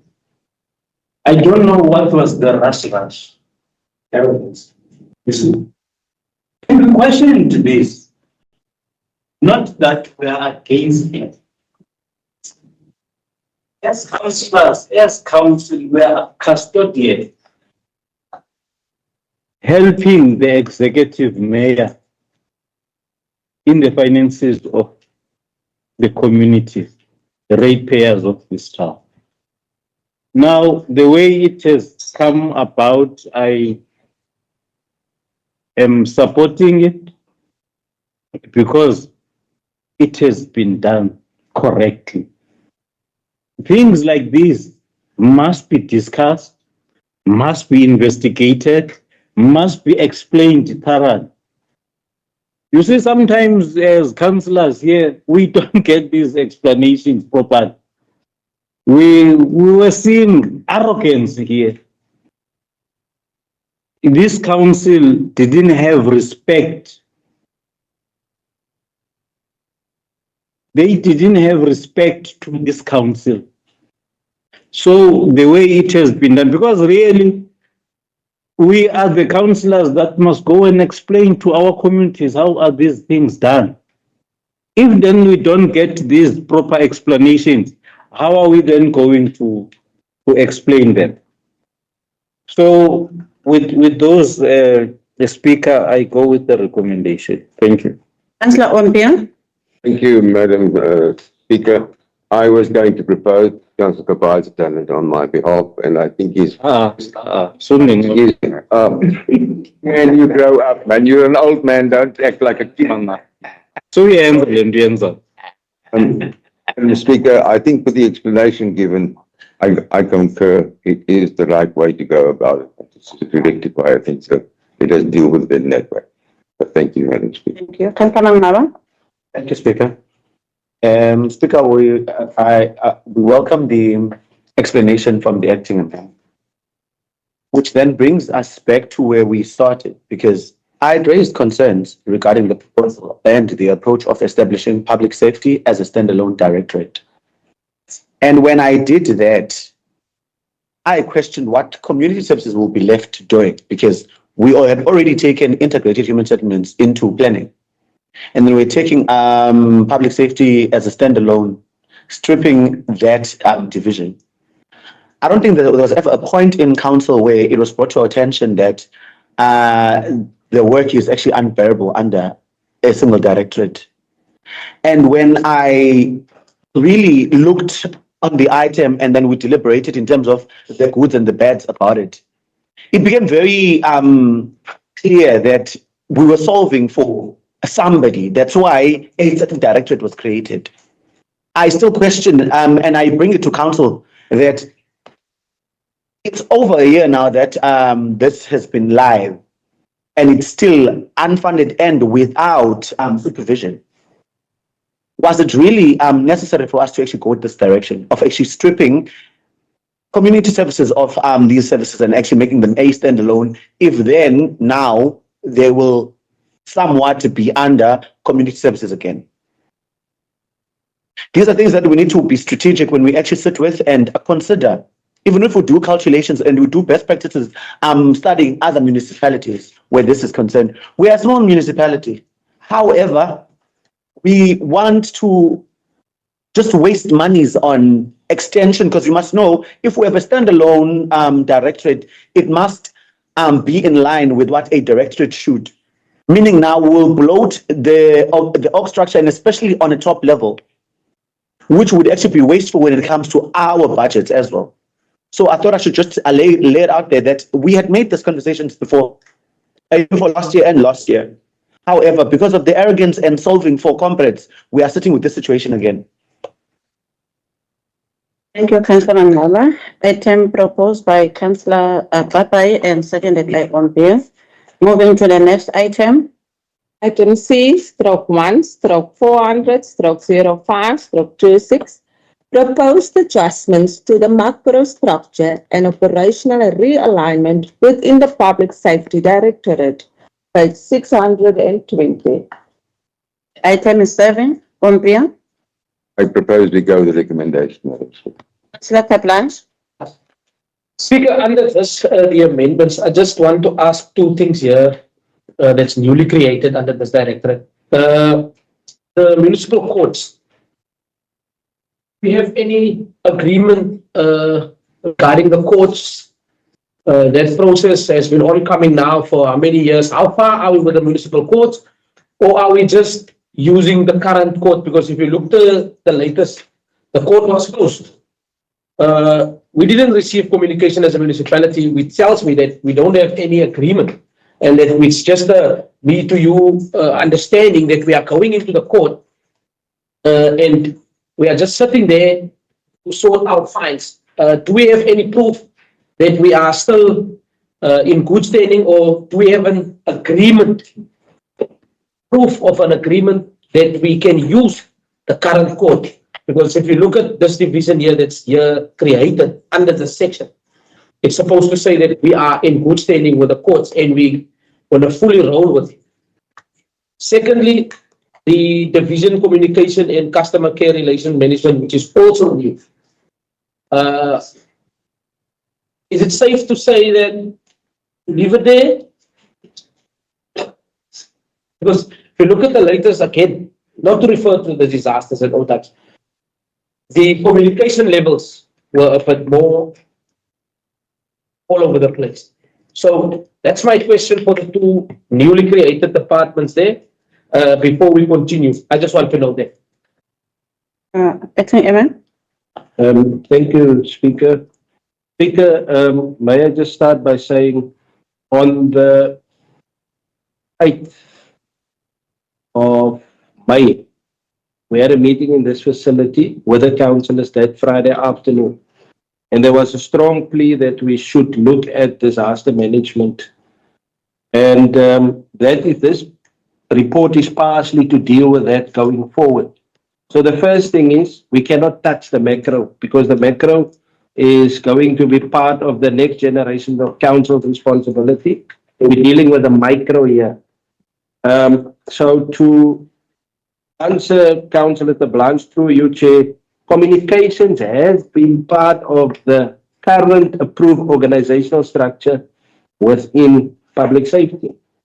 So there was also an arrangement, and then there was a section that we found in limbo, those people that were the CCTV operators. Now, fortunately, those people, when they were in the pool, they raised their concerns, and we were directed by the former municipal manager to deal with it. We had meetings, and we then proposed from myself that those people remain. We will supervise them, but we will bring an item to council. That happened in April, the discussion.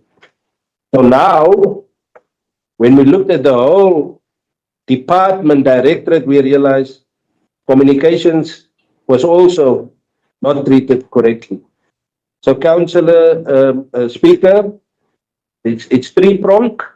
Number one, the department of Mr. Namtu for now to remain with public safety as correctly so approved by council. The second part, the CCTV surveillance colleagues, they continue to do surveillance on council-owned surveillance cameras. There's about 50 cameras out there. So I've gone through this and I said, but how can council's infrastructure be out there and it will start to disappear if we don't do anything about it? So we took that directive from the former municipal manager to deal with it. Then the third part is, it is common practice in most of the municipalities, and I've established control rooms and customer care centers myself for one municipality, that you would have an emergency control room and then you would have a customer care for basic services. What is the reason behind it, the rationale? When all the calls is coming to customer care, you may sit with a life and death threatening situation of somebody that's in the queue, and the reaction time will be completely delayed, and most probably there will be a serious occurrence. So that split is now also made possible, that we have 4 operators in the call center for emergency services. We will have 4 operators in the call center, on the CCTV side, and then Mr. Namtu and the communications will continue with the customer care. And like it was asked on the 8th of May, what about disaster management? So those 2 sections, the call center for emergency services and the surveillance, will be under disaster management as a start going forward with council's direction that they've given. So, Madam Mayor, I hope I've explained to the councillor de Blanche and other councillors are pulling for, not changing anything, but we're improving. And we're also making sure that we comply with council's direction. Councillor Seti? Thank you, Chair, Speaker. I'm not sure. Please leave those recommendations, please, because I need to comment on them.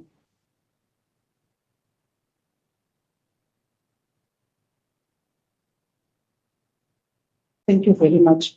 I'm not clear on the recommendations. Number 3, ne? That says before, no. Please bring them back. Before, recommendation number 4, before surveillance room operators post be reinstated, then that is fine. I just want to know how many surveillance room operators do we have now? Are they 4? I'm not clear about. Yeah, 4. Okay. It's okay then. I didn't know that there are 4. Councillor Papain? Speaker. Those surveillance cameras are spying on us. That must come to an end, Speaker. They are spying on us. You will be told, hey, I saw you somewhere. Yes, Speaker, that must come to an end. That's what I like the most. Yeah. It was proposed by Councillor Wambil and it was not seconded, the item. Can we? In second, my friend. Councillor Zapa is second, the item. I'm also a second on this. You look guys. Can give it over to Councillor Sid. Moving to the next section. Bill Nail.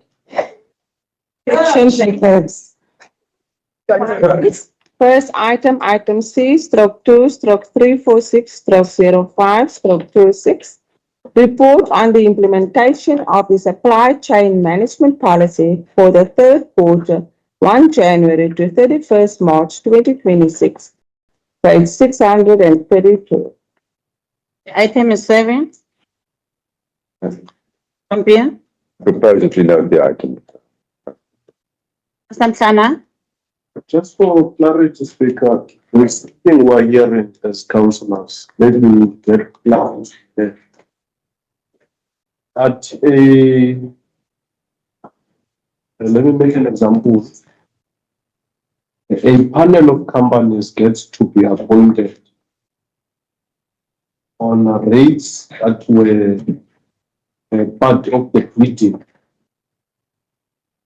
And then while they are appointed, when there is work to be done, the same companies are asked to submit quotations. And then they contest, or they are expected to contest on different rates. Is that true? Is that false? That I need a clarity on. I hope they are Bagala Speaker. Stefan. In speaking. Deputy and also Speaker, the advertisements of the municipality, they will not make provisions for certain of modus operandi. If I were to make an example, if advertisements they do not make provision for occasion within advertisement, it is not possible to change them during the process, during the SAM process. Now, in the panel, you invite panel where you do not have knowledge of the work that is to be done. So therefore, the price factor, it provides guide in terms of the rates. There are different types of which are gathered by different bodies. Typical example, legal, and then also you'll get the others. Now, the other, in terms of the advert, where the RFQs, the scope of work is then known. So therefore, when they go, they provide the appropriate rates in terms of the scope of work that is reflected. There is a great area council that it emanates from the advertisement itself, where it does not provide guidelines in terms of how the system is measured. For example, if you were to say it's on a rotation basis, therefore then you would use the alphabetical order of the companies to effect the rotation. So it's something that we want to, it's something that we're working on the new specs of the panel so that we clarify those things right from the beginning. So that all the service providers are aware in terms of that policy. However, there are service providers that claim entitlement. We had discussions with them. You could see in terms of the discussions, it's more of an entitlement. And then, and also in terms of the previous men which they were. So it is an entitlement. But we reach there. Thanks. Madam Planner. Let me follow up, Speaker. And let me put it this way. Is it permissible that when companies are appointed on a panel on a particular rate, the same companies are asked or expected or are asked quotations and expected to perform duties lower than the rates that they were appointed for initially? Therefore, ubambe lo mbuzo kazisi. I asked the speaker in terms of responding to the council. However, it depends what type of contract and what are these items. Because initially what is happening is that on the advert, I can make a typical example, equipment, hiring of equipment. There are rates that are provided by the different service provider. Now those rates, they are not equal by nature. Now that creates parity on its own because you cannot effect any rotation. You have to request those at the rate from those from those service providers so that you are able to determine what is the cost. What is the cost of those service providers to the municipality? So therefore, you will use the price in terms of making the allocation. Madam Planner, are you satisfied? Was that specified in the advertisement? Because the contention will be, if that is not specified in the advertisement, anyone will challenge that. If I know that you are 3 contractors and my rate is lower than the 2, but now he gets to be appointed because you are asked quotations, it becomes unfair. I don't know the implementation, but this is unfair implementation. It's a really unfair. I know as councillors we are not allowed to be involved in procurement, but remember these people, they talk to us, they ask us these questions because they expect us to know. I think it is unfair, Speaker. It's a really unfair if it was not specified in the advertisement. You cannot want to rotate these service providers after the effect or after you have appointed them. Thank you very much, councillors. Deputy Mayor. Madam Speaker, thank you. The issue that is raised by Councillor Mhlana, I do believe really these things, they come to our attention where service providers are not with the things of the panels, and especially local SMNs. And even the fact of, at some stage, the codes are being expected to be brought physically to our tender box, whereas people are already in the panel and they've been chosen as a panel team. But when the codes are asked, there's always an unfair practice. They feel as an unfair practice that now they must come even as far as they are coming off to come and play within short notice of time to top it here. Because when the codes are asked, they might not be in that term of 7 days. They might be a certain thing of 24 hours or whatever, I don't know. but it's up to here to be explained to us. Sometimes online are being expected votes, sometimes again, physically must be brought in, as if there's a certain modus operandi of frustrating and ensuring that certain service providers, they don't come to form. So those are the things, Madam Speaker, that I think needs to be looked at, and things need to be cleared, specifically from onset when the tender goes out at 10 a.m. to ensure that there should be fair practice in doing things. Then somehow, things are left open and the officials, they know exactly what things they've left open and they will make it as if, no, it was not covered. It was not specifically told how how it must be operated. And they make it those witnesses that they left it openly for that exactly, so that they can say it's not in the policy or it was not covered. So I bring it also alluding to what the frustration of the service providers around, not even around, that makes it Bitou as if it doesn't have a sense of knowing how they operate. It's just an, a place, I think. So, Oliver? The item supported. So, Thank you. Are you seconding? Who supported the item? I'm sorry. Moving Moving second. to the next item. Item C/2/348/05/26, incurring of long-term debt to the amount of 69,113,460 rand for the 2025-2026 financial year, page 153. On this item, before I give it to the councillors, I would like to give first CFO to take us through. Then after it will be the questions from the councillors. CFO?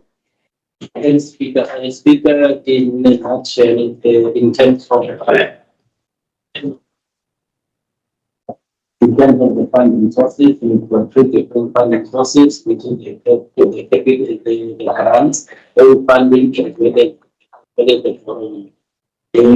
line speaker with financial the leadership of the municipality is unable to fund its capital projects from the home fund inclusive of the grant. So therefore, the municipality then opted to pursue a borrowings in order to be able to implement the capital project, which will be responding to service delivery. So therefore, Speaker, in this item, it brings to council after we have followed all the regulatory requirements, where we solicited views from the treasury, provincial, national, and also from the community. It was placed on the it was also advertised, and we did receive responses in line with section 33 of the PMA, where the treasury province they concur after an assessment was done in order for us to be able then to continue with the borrowing. Indeed, in this instance, we have spent the municipality finance, and now we want to recoup those funds which was already which are already budgeted for. So we are bringing this item, Speaker, in the packets with the section 46 of the MSMA, as well as section 23 of the MSMA, and then also responding to the service delivery of the project. Thank you. Thank you. Thank you, Madam Speaker. Madam Speaker, I was going to ask you if we could ask the CFO to talk us through the item, certainly because there is so much public interest in this. Thank you. And with that, I go with the item. Oliver? Second. Next item. The item is closed. Next item. What are you looking at me? So the administration. But if I have a counter proposal to. Emotional limited. Moving to stroke 3/05/26, Appointment of Valuation Appeal Board, May 2026, page 678. Item 7. Madam Speaker, Madam Speaker. On bill and then Councillor Olivier. Thank you, Madam Speaker. I propose to go with the recommendation. Councillor Olivier. Next item. Speaker, you're not gonna look at this side anymore. Dear John, You look at that side, then you look down. I looked this side and then no I hands. want to ask a question. It has nothing to do with whether it's closed or open. The next meeting, I'm moving. Item is closed. Can we move to the next item? But you can't see that far. Next meeting, I'm moving to here. I'm saying it well in advance. No, you speak to see now. Maybe I must move closer to. Perhaps you are sitting back. Yeah, I'm going to sit in between them. In between them, I'm sitting next Because to this thing of yours, See the numbers. Manuel, you are letting us badly. It's first come first. And if we make an hour about that, You you are work the on first one. giving, you said that. No, the you can't others. say that. They People will raise their hand. People raise their hand. You are a speaker. You are the chairperson. Yes, I tell you, I'm guess. Next item. Item C/2/351/05/26. Inventory count report. Either municipal queue stores, Q3 in brackets 1st January 2026 to 31st March 2026, page 683. Item is serving. Okay. The hand that is up on bill. Thank you. And Councillor Setats now. Thank you, Speaker. I propose to note the item. Perhaps. Speaker, can you, yeah, no, there, go up. Stop. Speaker, I want to show you this. You see, In which even a 20-year-old cannot see this. Even a 20-year-old. Look also, if we go to our gadgets, it's very difficult. It's black. Now, when you talk about even a budget, when you talk about figures, we need something that is color so as to be able to read and compare.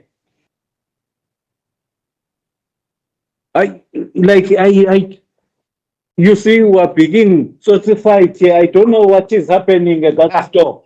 You see, I don't know what is happening there, whether we are losing or there is fraud happening there and so on. I can't see.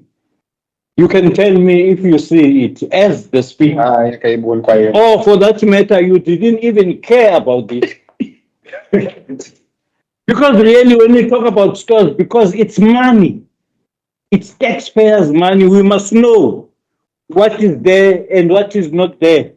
What are the losses? What are the risks?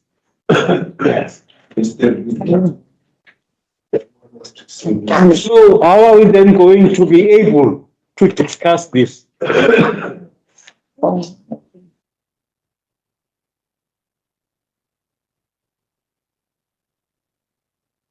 I believe, Meiko, they were bold and colored, so you are happy. The officials, names. Can we make this report bolder, please, because the words and the amounts on it are very small. So it is what Councillor Tapa is saying.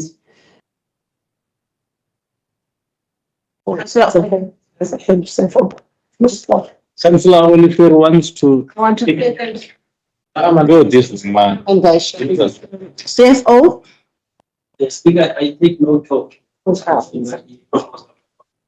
we have done is the German speaker, if we look at the budget, we have made it a landscape. So that it is because it's just the one preceding that one is 600. It's 600. We made it a landscape. And there's probably then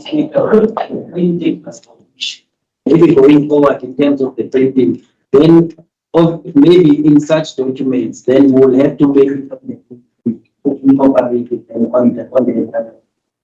But then from a gadget, it's from the landscape. The safe office, look at it, because it is not the first complaint about this item that it came small, then we can't read it properly. The item has been proposed and been closed. Moving to the next item. Next item is item C, stroke 2, stroke 353, stroke 05, stroke 26, tabling of final annual budget. 2026 stroke 2027 to 2028 stroke 2029.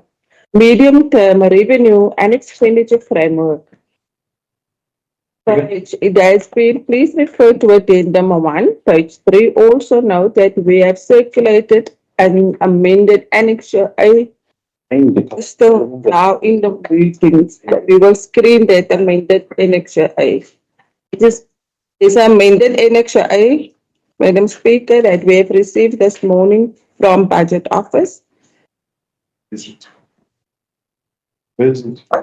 can they go? Speaker? Can you please read on the item? Before the executive mayor. Speaker, I want to place it on record. Can the administration please first read the item, then we can elaborate on it? Didn't you? No, not yet. Okay. Item C, stroke 2, stroke 353, stroke 05, stroke 26. Tabling of final annual budget 2026 stroke 2027 to 2028 stroke 29. Medium term revenue and expenditure framework. It has been circulated per the addendum and there has been an amendment to Annexure A, which I just circulated to all councillors. We will screen the Annexure A now.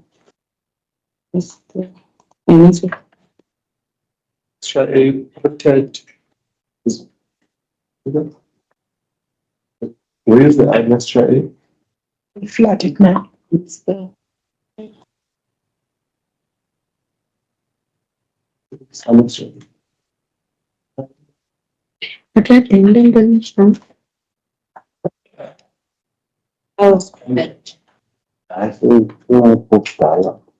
Madam Speaker, we received the amended Annexure A just before the meeting. We were informed and it's now screened on the, we are flighting it right now.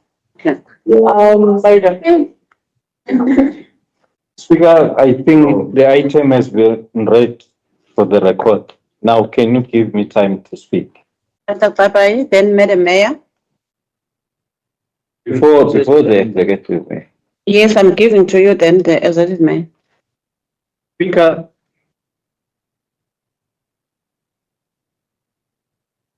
we take exception of what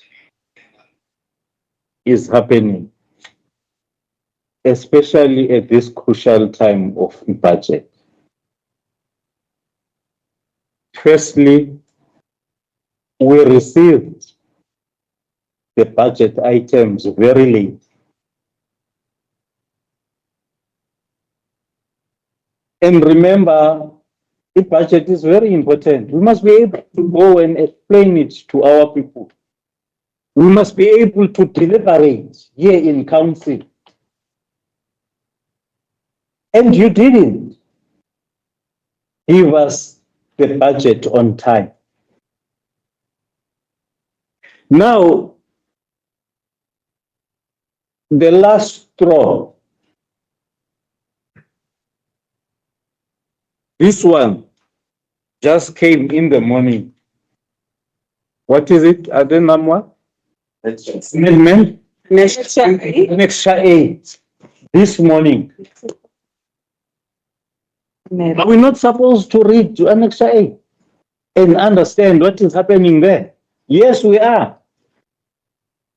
Now it is presented here in council. The budget office has given it now in the morning. So what must we do? Seriously, if really you are taking us serious, what must we do? At a crucial point, we're going to deal with budget here.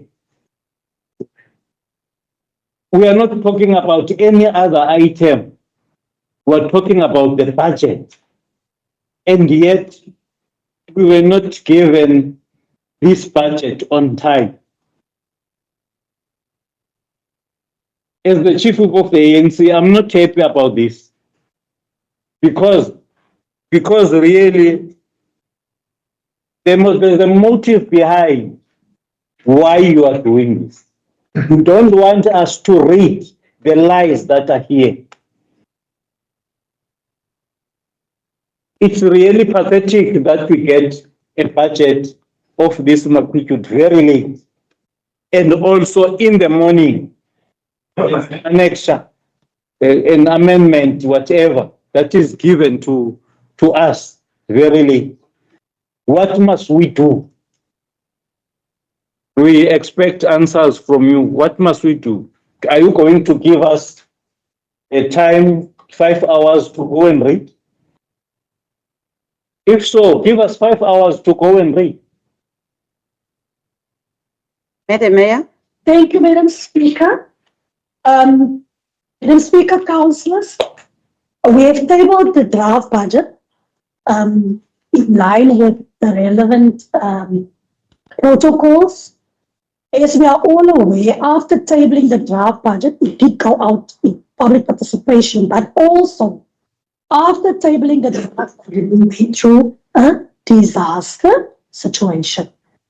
So what has happened in the meantime?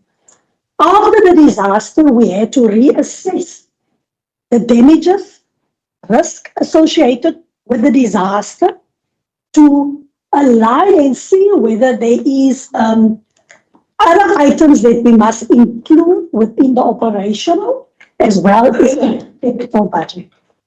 What has happened in the meantime is number one, there is an item tabled where you will see a risk was assessed and quantified. As to where the high risk situations is, we had to then go back and look at the current financial year's operational budget to see whether we have sufficient funding to mitigate some of those risks, or should we carry some of those funding or budget needed into the next financial year. We have done the assessments. The high risk has been included in the unforeseen and unavoidable and quantified in the unforeseen and unavoidable items. We had to now have a special council meeting, I think within 60 days, to table that report to council so that council can be aware of those items quantified. That has been done so that we can get contractors out as soon as possible at the higher sites, such as the Cuba Kwanakatula situation and also the collects pipeline in the process of area. Once that assessment was done, we then had to re-look at the capital budget, and we then had to see, especially with those high-risk areas, whether there's any other monies that we could find to top up some of those votes. So we had extremely difficult conversations. Speaker, and what has also happened is that the CFO also had a look at the demand management plan. He made sure that the demand management plan gets streamlined, because as we are aware that we have many supply chain capital budget planning, project planning and execution challenges within the municipality, where there's a historic trend of underspending on capital as well as operational budget. So all of those factors had to be taken into consideration.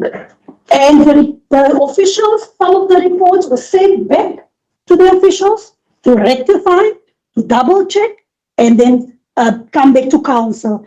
Because of that, Speaker, I would like, with your indulgence, that we allow the CFO to take us through the current, the proposed budget and highlight any amendments or differences or add-ons from the one that went out in public participation.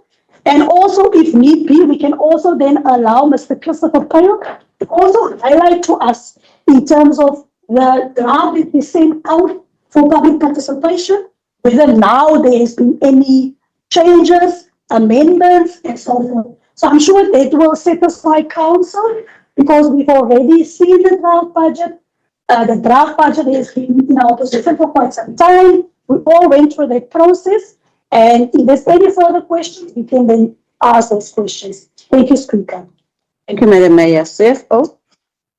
Thanks, Speaker. Speaker, through you, I just wanted to create this issue so that it does not create a misunderstanding.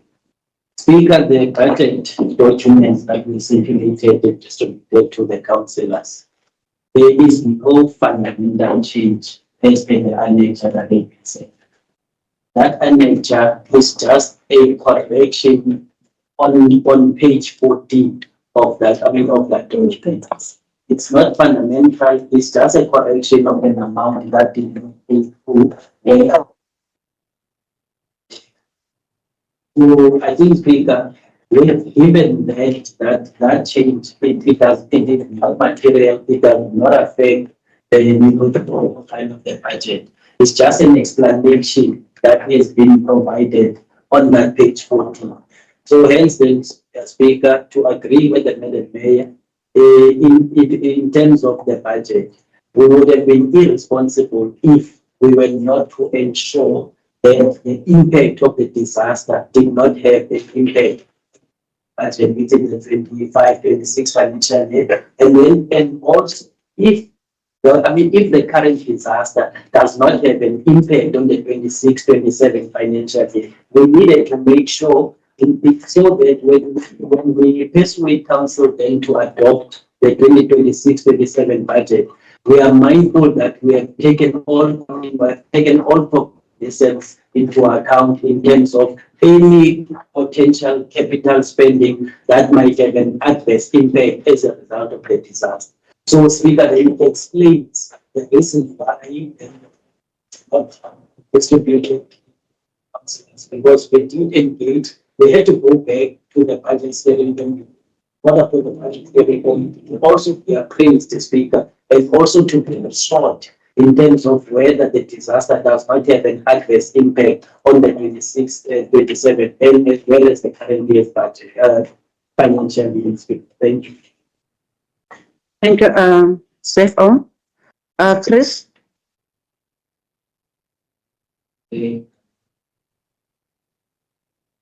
So fundamental changes that happen is just on the capital budget of the integrated waste.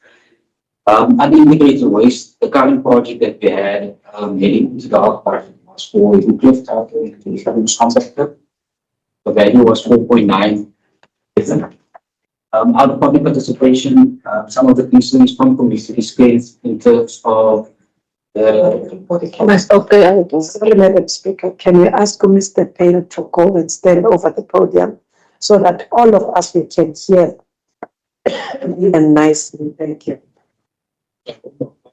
That's great. Right there. Wena yiwo andazana nosana into zenizele phasi amagama wenu ayabonisa basenihamba nyani anibuyi nina natsho nendele phansi newili Iqonda ndini future yasePhifa. newili ngamagameni awefransi nobabini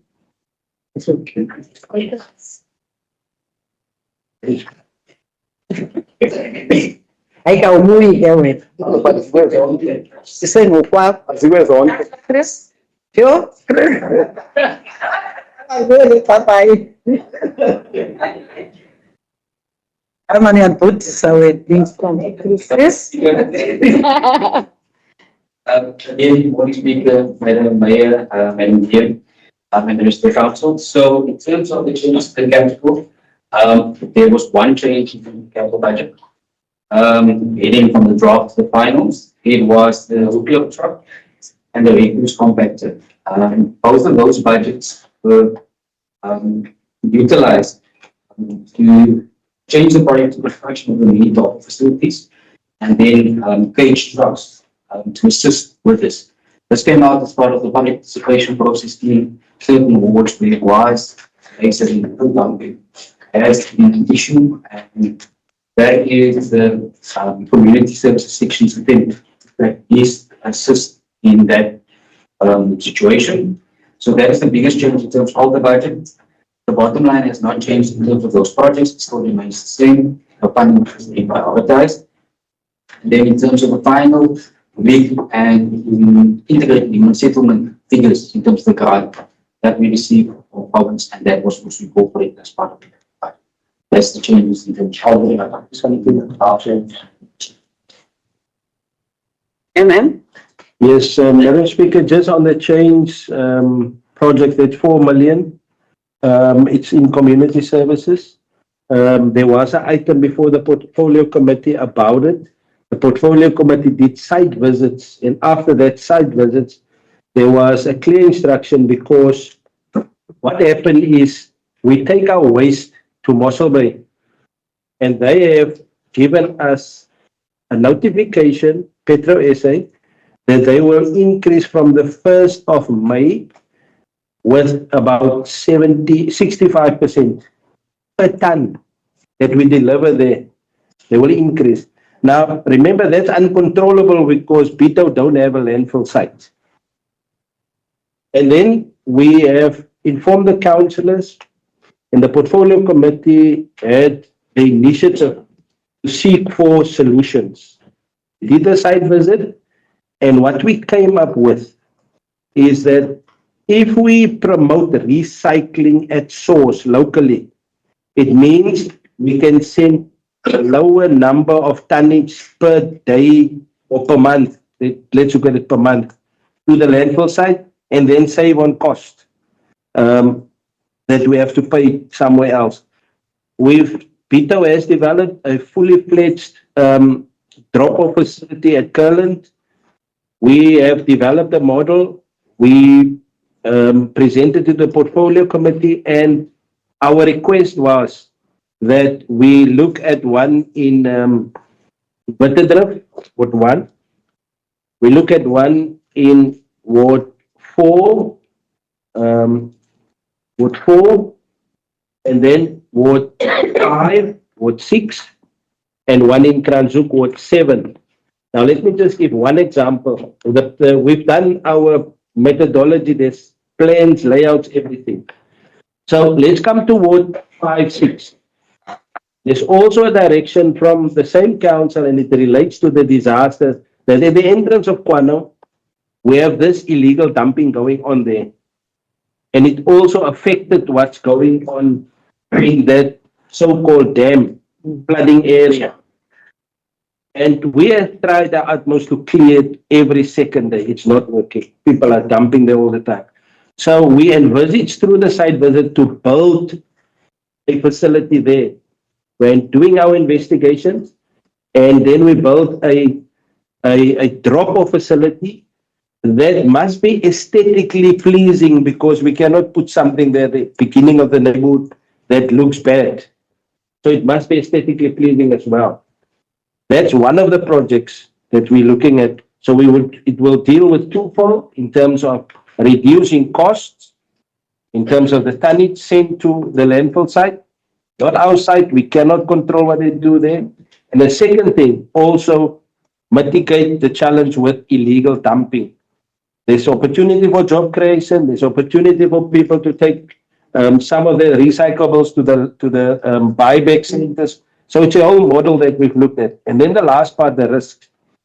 We have sufficient number of vehicles to do what we need to do in terms of our operations. We've discussed it with fleet management, the responsible director, and that risk is mitigated. Thank you very much. Thank you, Chris. Who's handed that? CFO? Thanks, Speaker. Maybe, Speaker, it is prudent for us as an administration to also affirm on council on certain issues on the budget. I think from a developmental perspective, when we develop the budget, we also affirm the public participation that we have embarked on.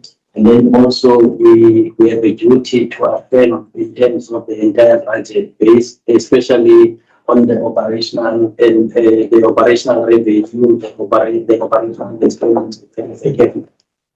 So I think, Speaker, given that permission from your side and also assisting the executive mayor in delivering the budget to council, I can confirm that our budget has been assessed by provincial treasury and our budget was found to be funded. And I think also, Speaker, in terms of legislation, we have followed the appropriate regulatory framework that governs and give guidance in terms of the development of the budget. I'm not going to be on the legislative framework. It is found in the sections 21 and 28. We have also confirmed, Speaker, that after the budget has been the council has also approved that the budget be taken for public participation. We have done that. Within our different wards. There were different sessions that were held in different wards where the ward councillors, they were also present, and also the speaker, the DM, and the executive mayor were also present, and other councillors. Where in different wards we were led by the council, the respective councillors in their respective wards, where they were leading the public participation. We have, Speaker, then received comments from the communities in the different wards. I think there were certain highlights which were also present in this council in terms of the public comments that we have received. Now, one of the things that was that came from the public, it was the issue of the NERSA tariffs. There were issues that were raised in terms of the human settlement development. It's also amongst of the things that were raised. And then also the sports fields, the different sports fields within our communities, they were raised from a fencing, from maybe the maintenance, from a repairs perspective. Street lights were also, street lights was also raised in our communities. The infrastructure capacity challenges that were also raised, where it was by the communities that we are doing development. Now we needed to confirm whether the developments that we are doing, they are also aligned in terms of the infrastructure capacity. Stormwater challenges, they were also raised. Graveyards, they were also raised. So then that speaker only confirms that during our public participation, these are the comments that we have received. We have taken those comments into cognizance in terms of the adoption of this language we are preparing to take. And then, Speaker, some of the principles that we have also taken into account, the budget follows the IDPs. So we look at all the instances which are on the IDP, its expression on the MTRF budget. And then also, Speaker, what we have also considered in terms of the budget, in terms of the budget format, we are compelled to present a medium-term revenue and expenditure framework, which is the MTRF budget. So we have done so, Speaker, where 2026, 2027, it forms the current year, which we are now persuading council then to adopt the budget. And we have also included the outer years of the MTRF. So also, Speaker, what we have also considered, we have considered the current financial year, which informs the 2026-2027 budget. Not also neglecting the prior years, which is the prior 3 years, which we've also considered. And we've also, Speaker, considered the realistic revenue projections, which were informed by the adjustment budget that we embarked on in February, and then also the performance that we have also assessed before we could combine the budget. We have also looked at the cost containment measures that we are implementing that are informed the budget.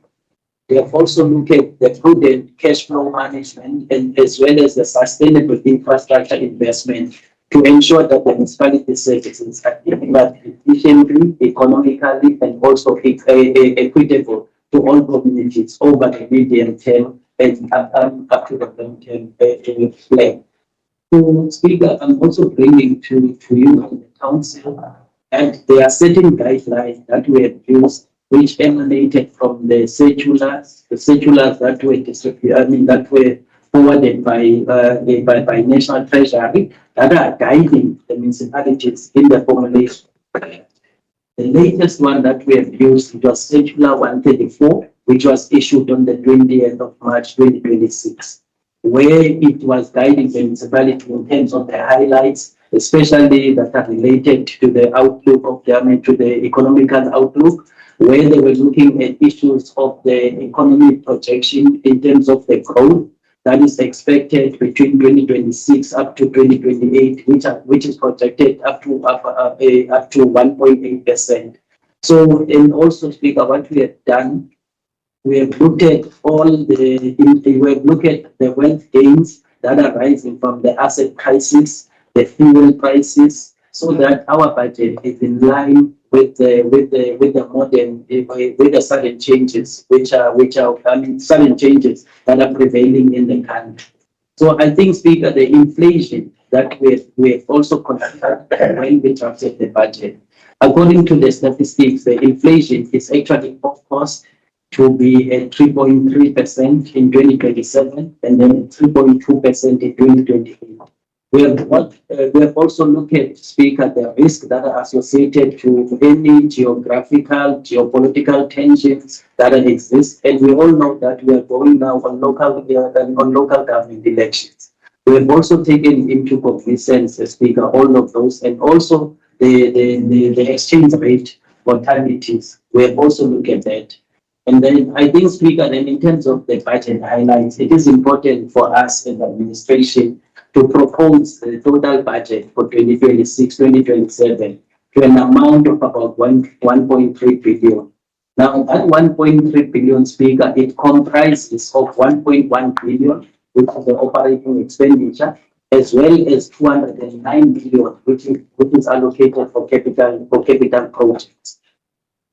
Speaker, I don't want to deliberate in terms of the details of the budget, as I expect that the councillors is also doing. But I think it is important, Speaker, for me to summarize the budget in a very simplest way, so that even our communities, they do understand the projects, the projects that will be implemented within their communities and their wards. Speaker, I want to also to allude to the EPWP programs.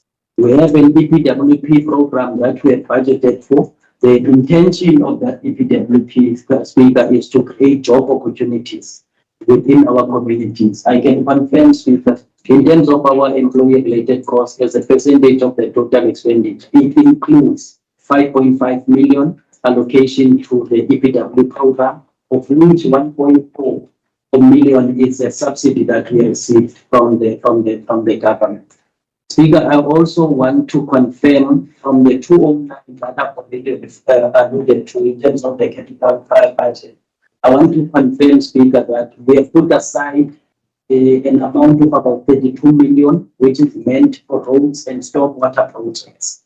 Again, Speaker, I'm not going to repeat every project within the roads and stormwater, but I'm only going to highlight the ones with the high value amount. I can confirm, Speaker, the construction of the new roads and related stormwater for the 100 and plus the 255 urban, we have allocated an amount of about 13.6 million. The upgrading of stormwater under the roads and stormwater project, we have allocated 3.7 million. In Granzu, we have allocated 2 million. In Kellen, we have allocated 2 million. I think, Speaker, also within the roads and stormwater projects, we have allocated 7.2 million for the upgrading of the Sewage Street and Anchor Crescent. And then also, Speaker, in us trying to address the issues that are related to water services. Speaker, our budget in this period, it is focusing on water issues. We know within the different standard we are faced with water issues, but yes, we try to steer our budget to address the issues of water. I can confirm, Speaker, a total amount of about 54.5 million has been allocated for wastewater purification projects. I can allude just maybe to certain ones which are high value amount. Upgrading of Kelland wastewater treatment works of about 17.9 million. Upgrading of Marine Way 5.5. Ebenezer construction of sewer reticulation 9.2. Now, Speaker, moving to water distribution, because if you add the 54, then plus the 52, almost 50%. Now, in terms of the water distribution allocation, Speaker, I can confirm that Ebenezer construction of water reticulation for 255 urban, 6.5 million has been set aside. Upgrading of Castleton bulk water conveyance infrastructure, we have set aside 2 million. Refurbishing of existing desalination plant, we have made a provision of 3.5. One Tula patient development, we have put aside 3.8. The George, the uplands, we have put aside 3 million. And then the groundwater from Kelland, we have put aside about 5 million. And then there's others also, Speaker, that I did not mention, but I think it's important also to make on the electrical and mechanical projects, which are also talking to service delivery within our communities. The Black Grove, we've put aside 15 million. The master, and then also in terms of the new items, the master plan project for the NP feeders, we put 9 million aside. And then also, Speaker, if we move to parcel, we put aside 1.2 million aside. Then 8.7 million will then be spent on one of the sports facilities, and then also a green building, we set aside about 1.4. I think, Speaker, on the also like the electrical and mechanical, we put 6.2 million aside. Construction of a mini drop off, it's about 4 million, as well as the planning design of the master of the green waste, we have also put aside. Now, Speaker, coming to the indigent support that we are providing. We are providing a basket of indigent support to our communities. Underwater, 6 kiloliters, 50 kilowatts on electricity, and then also the property rates. The first 15,000 is exempted, and then the 350 for the sub-economical. This is what we are also providing. The bona fide farmers, we're giving a rebate of about 75%. And then, Speaker, coming to the tariffs, we have been very conservative in terms of our tariffs. We have paid other municipalities within the Western Cape. We have kept ours in line with the CPI, whereas other municipalities they charge in excess of the CPI. So the CPI is about 2.7. In electricity, we increase it about 9.01. I'm not going to dwell much, Speaker, on each and every item, but I think what we can also confirm, Speaker, we do provide some rebates in terms of the different categories for our businesses. It ranges from 40% to 50%. So I think, Speaker, with that, in assisting the executive mayor in terms of tabling the budget to council as well as the acting chairman, I will go, Speaker, then to present the budget to you and the. Thank you very much. Chris, I don't know if there's anything to add on what Safe or has already said. If there are some touch-ups you want to do, you can also add. Nothing. In case there's any questions that are going to come. Thank you, Chris. Madam Mayor? Thank you.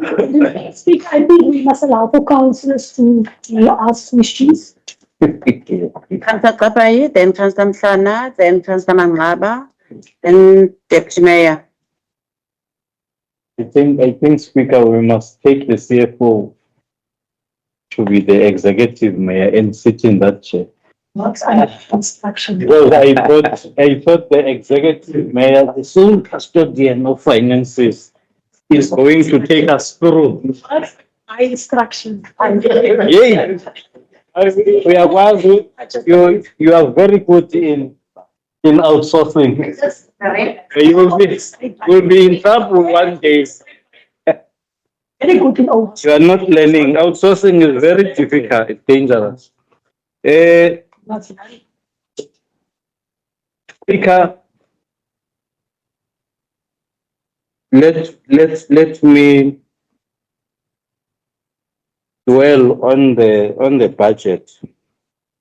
And people must know out there that this municipality has a budget of over a billion.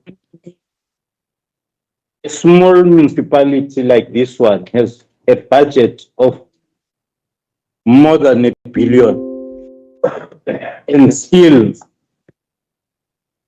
its people, that is the poor of the poorest, are still struggling over these monies. I'm going to go there and there, Speaker. For instance, the employee-related costs, that is salaries that goes to employees, is 405 million. So people must know that we pay our employees very well, especially the senior management. Now, Speaker, if you go to infrastructure spending in the capital budget, and they've included water services, infrastructure,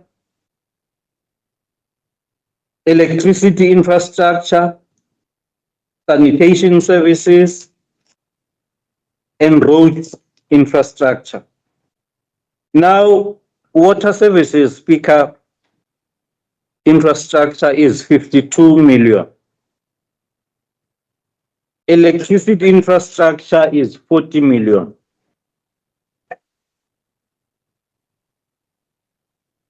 Those ones that know maths and economics will tell us that we are still going to struggle, especially our people in Kolwini, Zawazawa, and all the areas that needs electrification.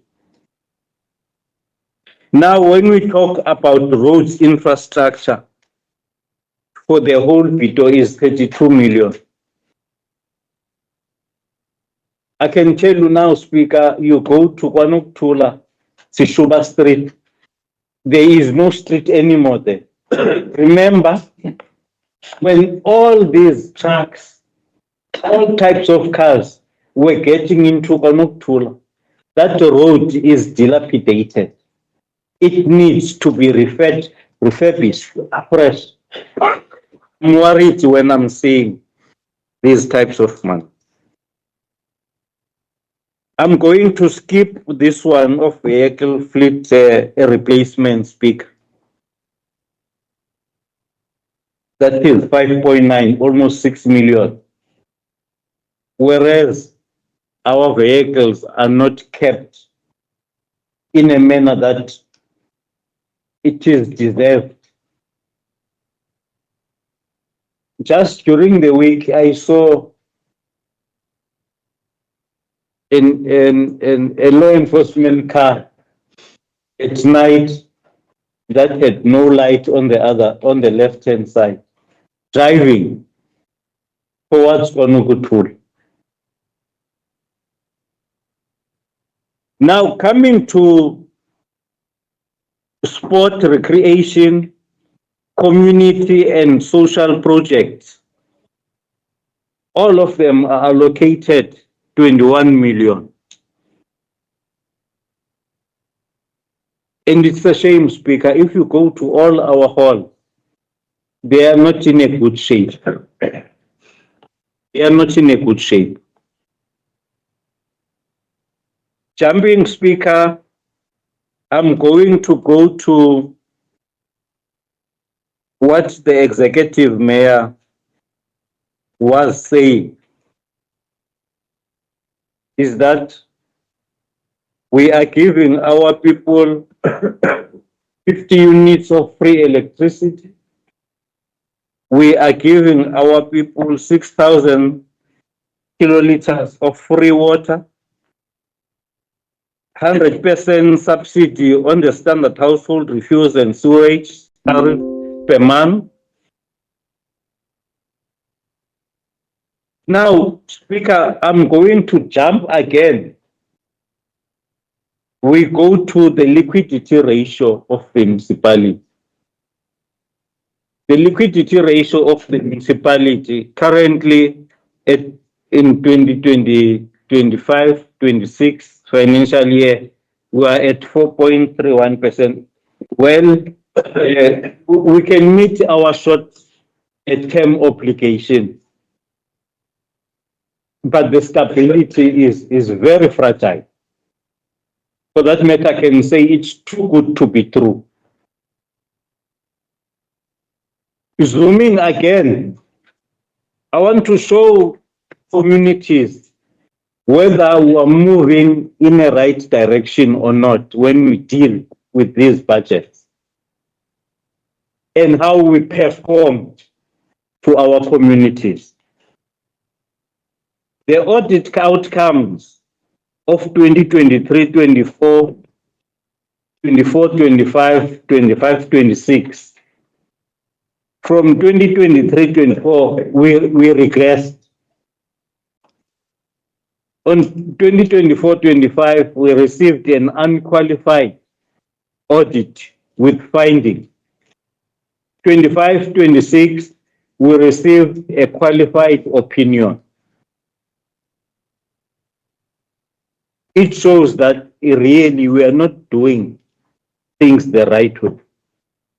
Our capital spending is only 34% in 2025-26 capital budget. So that means there are no services going to our people. We are borrowing left, right, and center. But when we talk about service delivery, it's 34%. And unless they can tell me now we are at 98%. They can tell me now that we are at 94%. We've got an aging infrastructure. But if you look at the finances that are allocated on roads, we are in trouble. Electricity, because this town is growing by the years. People come and stay in this area. Our electricity systems are in trouble. Lastly, building on what the executive mayor statement here. Yes, we can say now the bracket of indigent people is at 5,200, if I'm correct. But we have a rising indigent support that could erode our liquidity ratio. Why? The fundamental issues that we must do as a municipality. Young people don't have jobs. We don't support young people. Local economic development failed dismally. Now, the executive mayor in her statement saying we're doing things good, we're doing things right by supporting indigent people. Because we want those people to pay rates and taxes. Started speaking at 10 to 2. We want those people to pay rates and taxes. We cannot be relaxed when the cost of indigent support You must remember. is rising. Thank you so much. Thank you. You speak 10 minutes. Remember that. Don't say I'm biased next time. Then myself, Speaker, was initially Councillor then me. Huh? Was initially Mr. Councillor then me. How you noted the hands? How you noted? Okay. Hold on, what also? Now.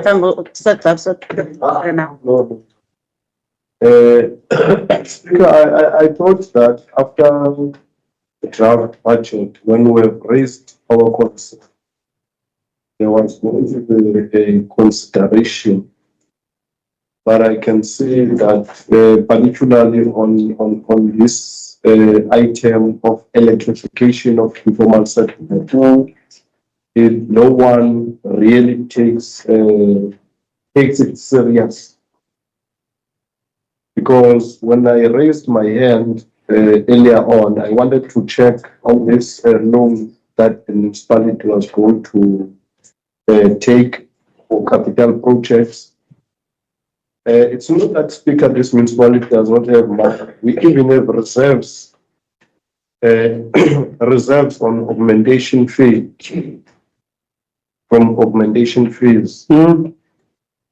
But I struggle to understand why in 2022 we'll have a budget of 3.5 million and the following years. Now, in the final year and the outer years, we have now 1.2 million, and the outer years, that 1.2 million is with 1.2 million, you can only electrify about 50 or less households. In Kodwen alone, we have more than 300, if not 400 people who do not have electricity. And we know that in the past 4 to 3 years, the municipality has been spending money there because of shed fires. Yet we are not putting enough money in our final budget to make sure that everyone gets electricity in this municipality, particularly in the intercapital settlement. Hence, the resolutions of the strategic planning that were attended to make sure that this municipality develop informal settlements. So I have an issue on that. I'm very much disappointed. Nditani, the speaker. Kuba abantu abahlala eqolweni ayingobantu be-ANC kuphela, abantu bayo yonke le mibutho nalikhokhelwa nini. Abanambane bahleli bafuna umbane abantu baseqolweni. So angiyazi ke speaker kuba ke sikunyaka ukugqibela ngoku. Kuba ezi zinto xa zingakwazi ukubhajethelwa zizawuthini. Enkosi speaker. Councillor Mangaba. Thank you, Speaker. Speaker, just to express my deep disgust, disappointment and concern regarding the shocking minimal budget provision made by the Executive Mayor and the Executive in addressing the ongoing sewer crisis in KwaNokutuli. Understand that at times we are pacified by, little mentions of our community so that we may be quiet. 3.7 million that would actually be allocated to Kwano sounds big, but we need to remember again, it's actually 2 wards, meaning we'll be sharing 1.8 each. And we know that we've done these exercises before, where these things are concerned, where the project must be registered, EIAs must be done, and that by the time the work begins, there's no monies at all. For years, residents of KwaNokutula have been subjected to unbearable living conditions. caused by collapsing and overflowing of sewer infrastructure.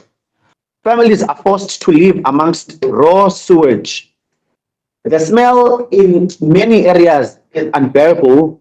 Homes and property structures have deteriorated due to continuous sewer spillages, and the health and dignity of our people continue to be compromised on a daily basis. This is not merely an infrastructure issue anymore, Speaker. It is a human rights crisis. Communities in Kwano and surrounding affected areas have suffered immensely. Tragically, lives have been lost as a consequence of this sewer spillage and the hazardous conditions they created. Yet, despite the seriousness of this matter, the budget before us demonstrated that the executive mayor and her team have failed to prioritize the suffering of our people. How do we justify spending priorities elsewhere while residents are exposed to raw sewage disease, environmental hazards, and unsafe living conditions? The people of KwaNokuthula deserve better. They deserve leadership that treats their health, dignity, and safety as urgent priorities and not as matters of continuous postponement and being overlooked. This municipality has a constitutional obligation to provide basic services in a manner that is sustainable, safe, and responsive to community needs. The continued underfunding of sewer infrastructure in KwaNokuthula represents a failure of governance and a failure of political leadership.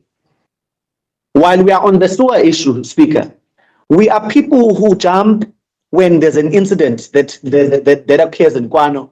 We've lost lives in the previous years. We jump and we take pictures next to these things. But when it comes to us budgeting for them, we're always failing our communities. Another disappointment I have is the fact that we know in this council that not so long ago, there was a mass demonstration of people in our communities saying they are demanding housing, or at the very least, if we are not able to afford them housing, we got to provide site and service. We communicated with them. We tried to stop them to actually go and occupy a land that is not serviced, with a greater hope that this council would come together and make a meaningful decision around site and service. Speaker, I must remind this council that site and service is not something new. You attend our IDP meetings, you realize it is part of our priorities. But clearly we're not prioritizing for it.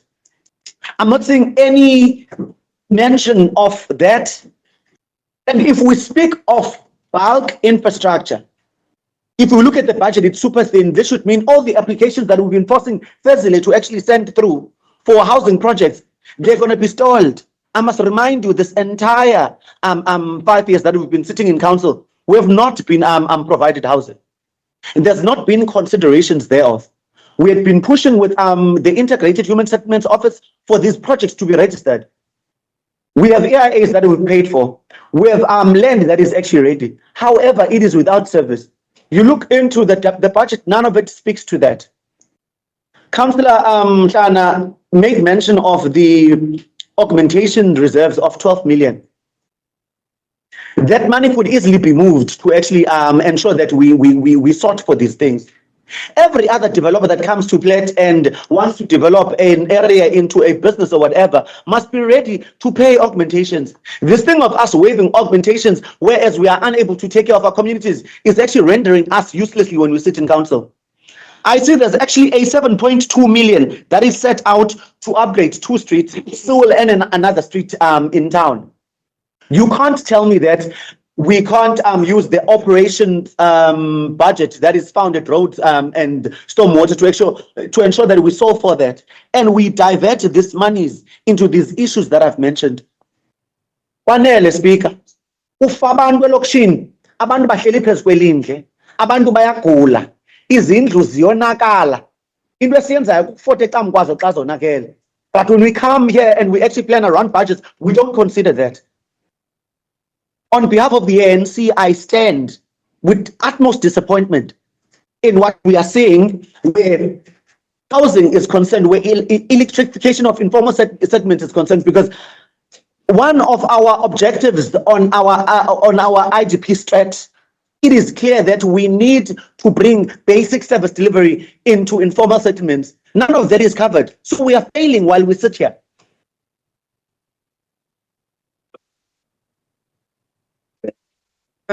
Deputy Mayor, then Councillor Seti.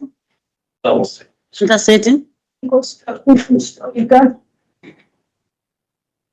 That'll really ngizawuthi ukuthi nami I'm highly disappointed le budget ngizibona apha. Okokuqala andizukuthetha izinto esithethwe nguCouncillor Manqaba because unyathele konke uthethe zonke izinto because mna naye u-1.5 ngi-1.6 so into ezichaphazelayo ingakumbi kulindle nesuka line yethu pha zihambe zinqamane. Now what I'm going to say here, uCouncillor waseward 6 ndimele abahlali baseward 6 ndivotelwe phaa kuthukwa mna ngabahlali ngelindle limpompozayo every day. Let me say this, the allocated sanitation budget of 3.7 million for the 2 wards is entirely insufficient. When split equally, each ward receives only 1.8 million. Then based on my assessment of the severe infrastructure damage along our sewer lines, this amount will not cover the required repairs. Furthermore, it is deeply concerning that I'm talking about the raw sewer in Annie Street, which I've taken the engineering, which is the portfolio that I'm serving in. I've taken them. I even taken the director 2 weeks back to Joe Slope, where apho bendithukwa khona ngabahlali bapha bendifuna esigageni. That bahlala nelindle. The director was there, ubonile naye ukuthi abantu bahleli phezu kwelindle. Uyalimuka Joe Slope. I-truck iya every day. If ke bizokwazi ukuya every day, but ayikwazi because we are having one truck. We're told it's like one hand truck. It's 13 machine. You're like Eliseba. So abantu basehlele endleni okokoko bebehleli endlini eJoe Slope. Ngihlala phandle abahlali. So I'm really worried ukuthi kube bandisakobelwa le mali kube apha kwabelwe landleli incinci kwabelwe 7.2 million. Is that much important than ilindle enye abantu bahleli kulo? Landleli incinci kangakanani plus ezinye izinto ezabelwe ezinye ke i-awards. Andizuthi asibalulekanga, but what about this one? Sinabaxhoba amadala ahlala emvimbiyani, ahlala phezu kwetuwa. Sorry to say that. You're right. Ahlala phezu kwingxangxasi. Kuyanuka ehlahla libhudluke laa nto itsaki yofika ku-2 weeks elandelayo abantu behleli phezu kwembethu bakhohlwa kukutya abantu. No, I think sikhaphile apha. Nangoku. Sikhaphele mibutho ihleli apha. Ibuhlungu ke le nto. Ibuhlungu kakhulu speaker. I'm talking to all of you. Ibuhlungu. Mhlawumbi ngenye imini naze niyi-experience that if uzawuthi uhamba phaa esitratweni uthuka unyola ngasemva. Even now, kuzawuba nzima futhi ungene ebantwini ukuthetha, but nina, you will be safe. Nina nizabe nipraiswa ningo-saints, but thina buhlala nikonokuthula, akho nto right.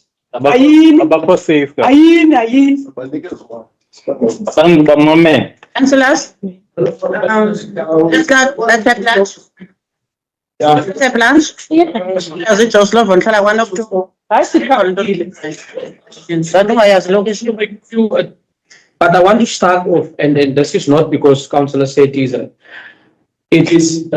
is also because residents also contact me, and it would be unwise for us not to look at it. It's really bad in Joe Slope. Yes, firstly, it's my family that stays there.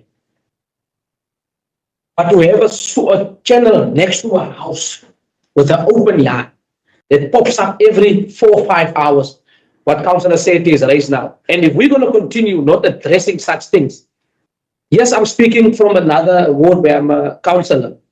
But when we visit the Kwanakatula areas, just it is from the start, it is bad.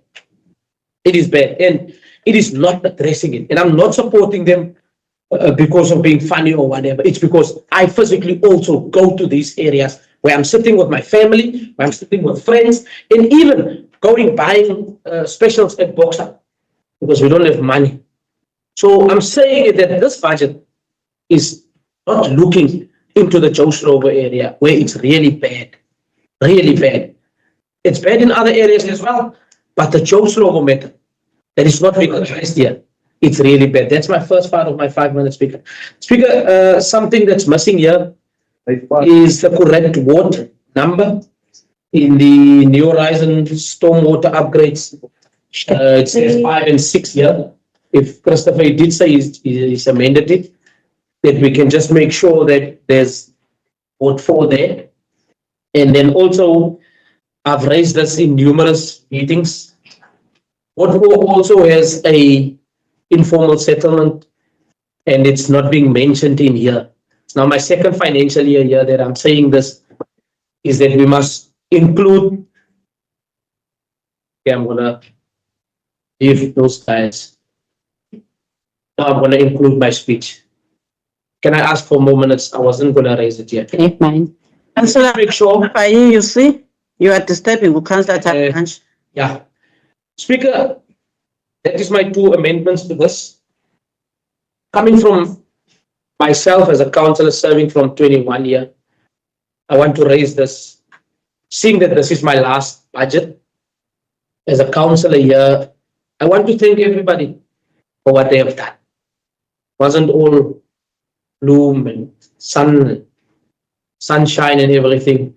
It's always difficult when you are the executive mayor to table a budget. There's no executive mayor that will ever get a budget right. Firstly, when it's compliant, that's where we focus. Secondly, we will always fight.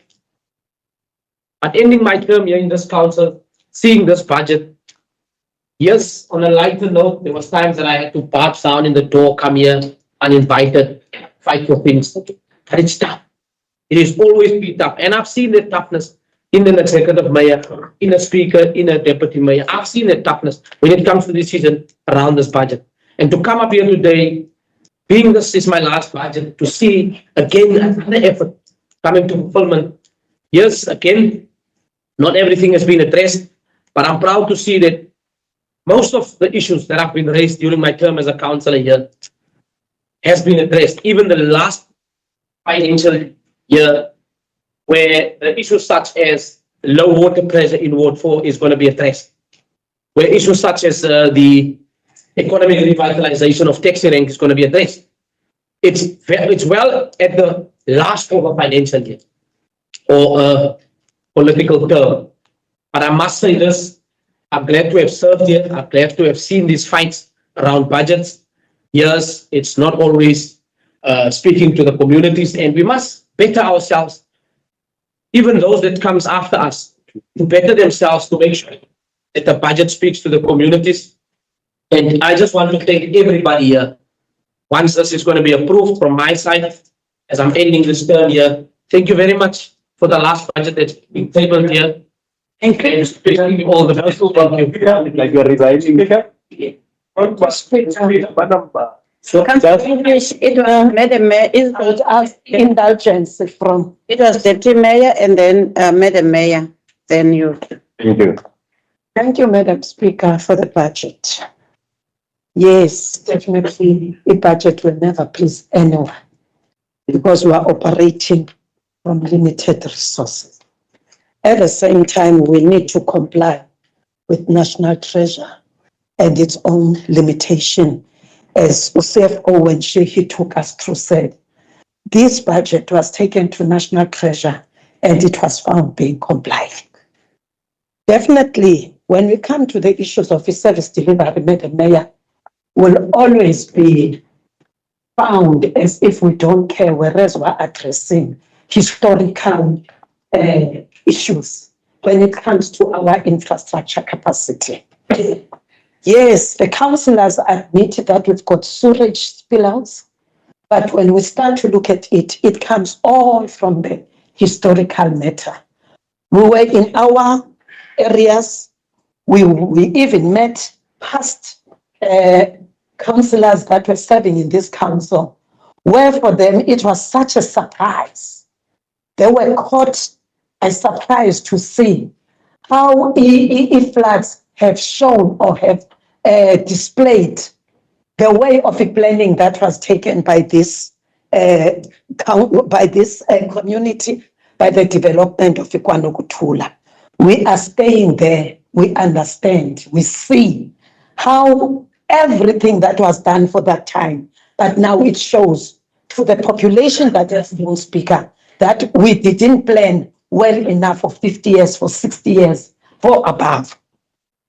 Madam Speaker, I'm pleased to see that we are still in the limits of our employment rate that it must be in the budget to be not more than 40%. When you can see if 400 million is spent to make us, our communities to be at work and also to maintain that, for me, it's the first service delivery point of matter that we can see in our budget. That's something more than 36%. It's going to the pockets of our communities. And with the 4.75%, that is an adjustment that takes us to 40%. And still, if we look at this and say we didn't do anything good for this community, it's then we are insulting ourselves as councillors that are sitting here.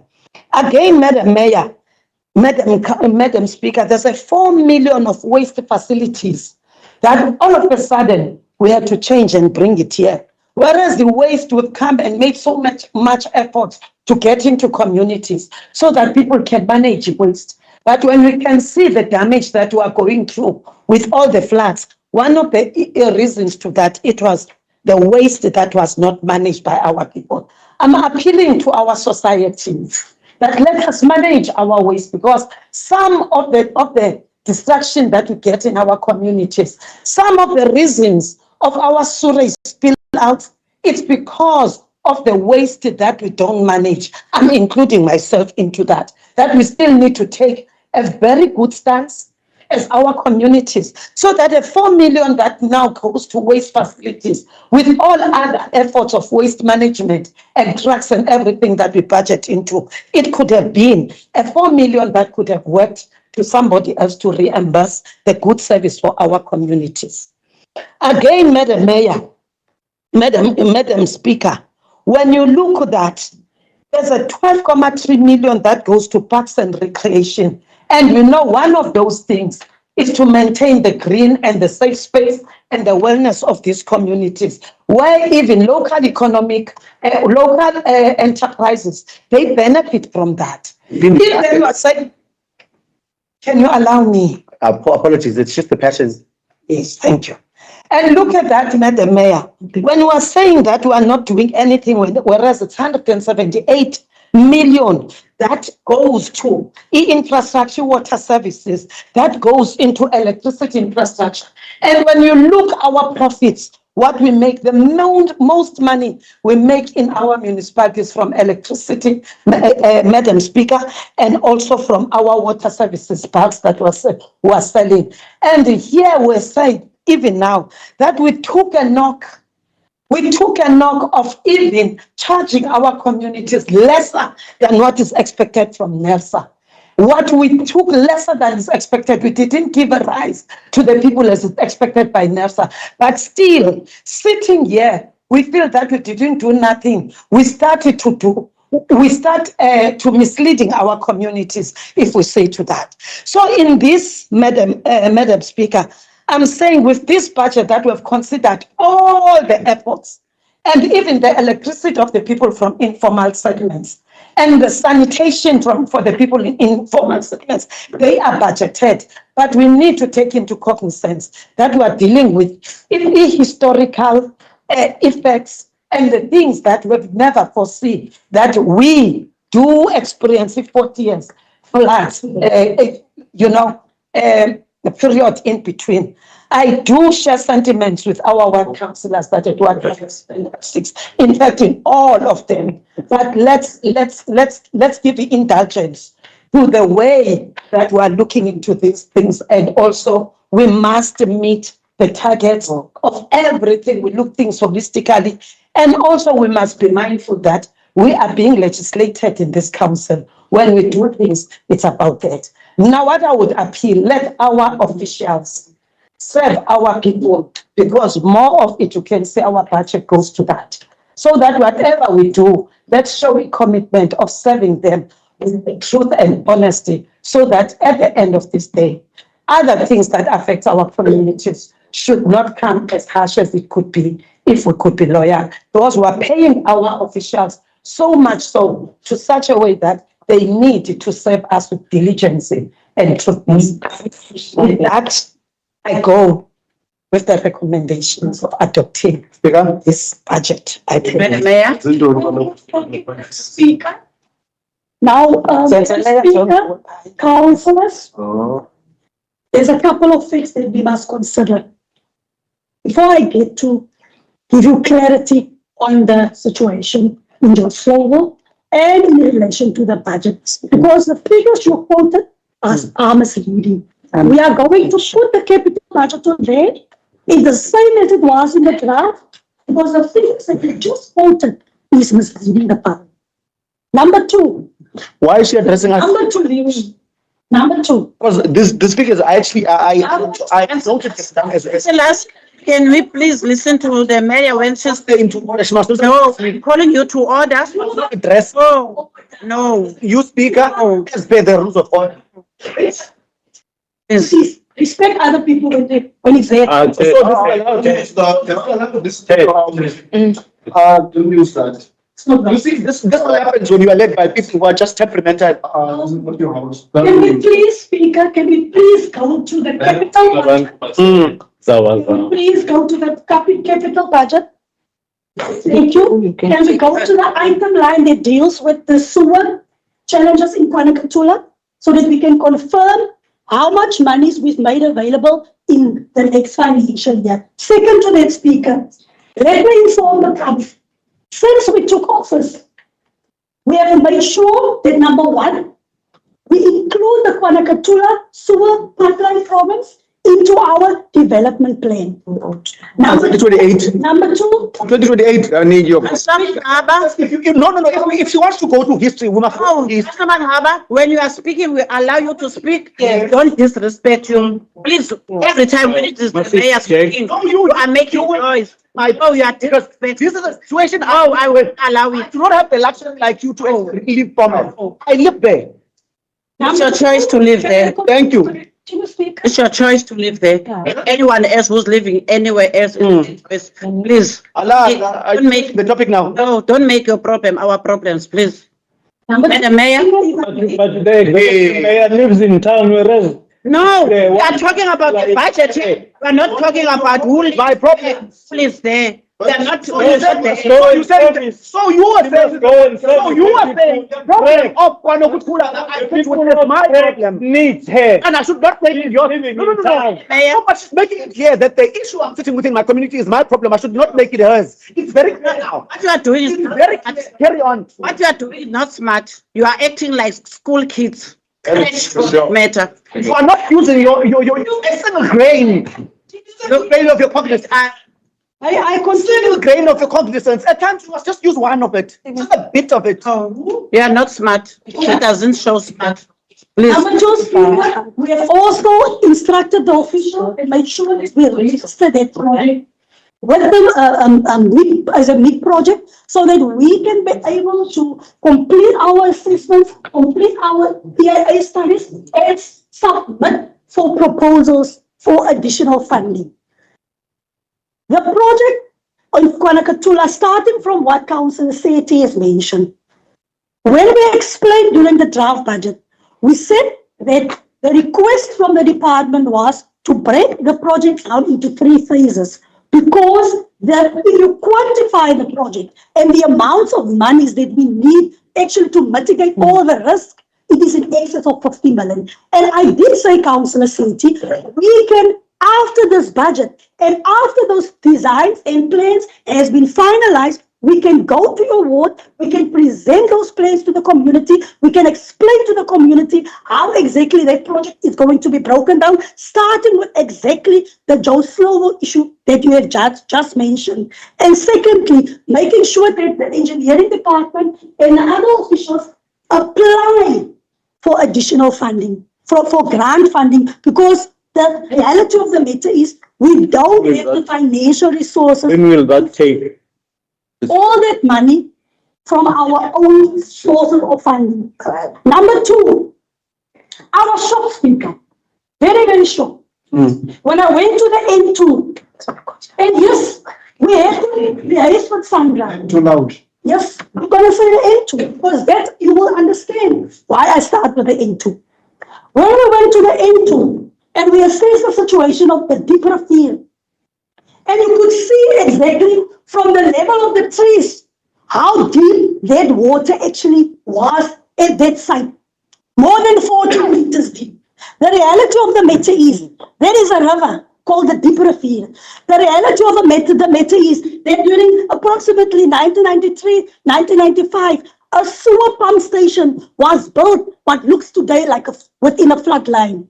When we go even further, Speaker, the three affected homes that were suffered in Cuba Street, it is also as a result of homes that were built in a very, very risky location. Secondly, Speaker, number three, if you listen to what the officials explained to us in terms of the size of the pipeline, in terms of capacity issues, it is clear the development will continue without infrastructure being upgraded to foresee the capacity of those homes and to make sure that sanitation doesn't end up on the street. Number also, Speaker, yes, I understand. We are talking about housing delivery. Yes, we must be responsible. Currently, we have sewer flowing in the street. We must make sure that we address that problem before we can talk about expansion. And that is the reality of the matter. We don't have enough money to do everything at once, but we need to start somewhere. Yes. We need to start somewhere. We've buried our heads in the sand for years and ignored the problem. For years, we didn't address the problem. We have burdened this council with infrastructure that is failing, that is aging, and that is busy collapsing. It was DA that brought away. Secondly, we have been hit by a disaster. It was DA. There is also first. You're wrong. Our infrastructure, and yes, we can talk about nice to haves, but our core mandate is to speak to those issues with the limited budget that we have. And if you look at this budget focuses on water and sanitation. Is it perfect? No, it will not be. Why not? Look at the economic climate. Nationally, our economy is stagnant. Is it growing? If we speak about the issue of jobs. Secondly, if we look at our debt collection rate, it's sitting at 88%. We have to go out to borrowings in actual fact to fund some of our capital projects. Now, are we going to be a responsible council? That is why there is directness from Treasury about the steps we must follow to ensure that we go take the draft, we submit it for comments, and that our budget is funded.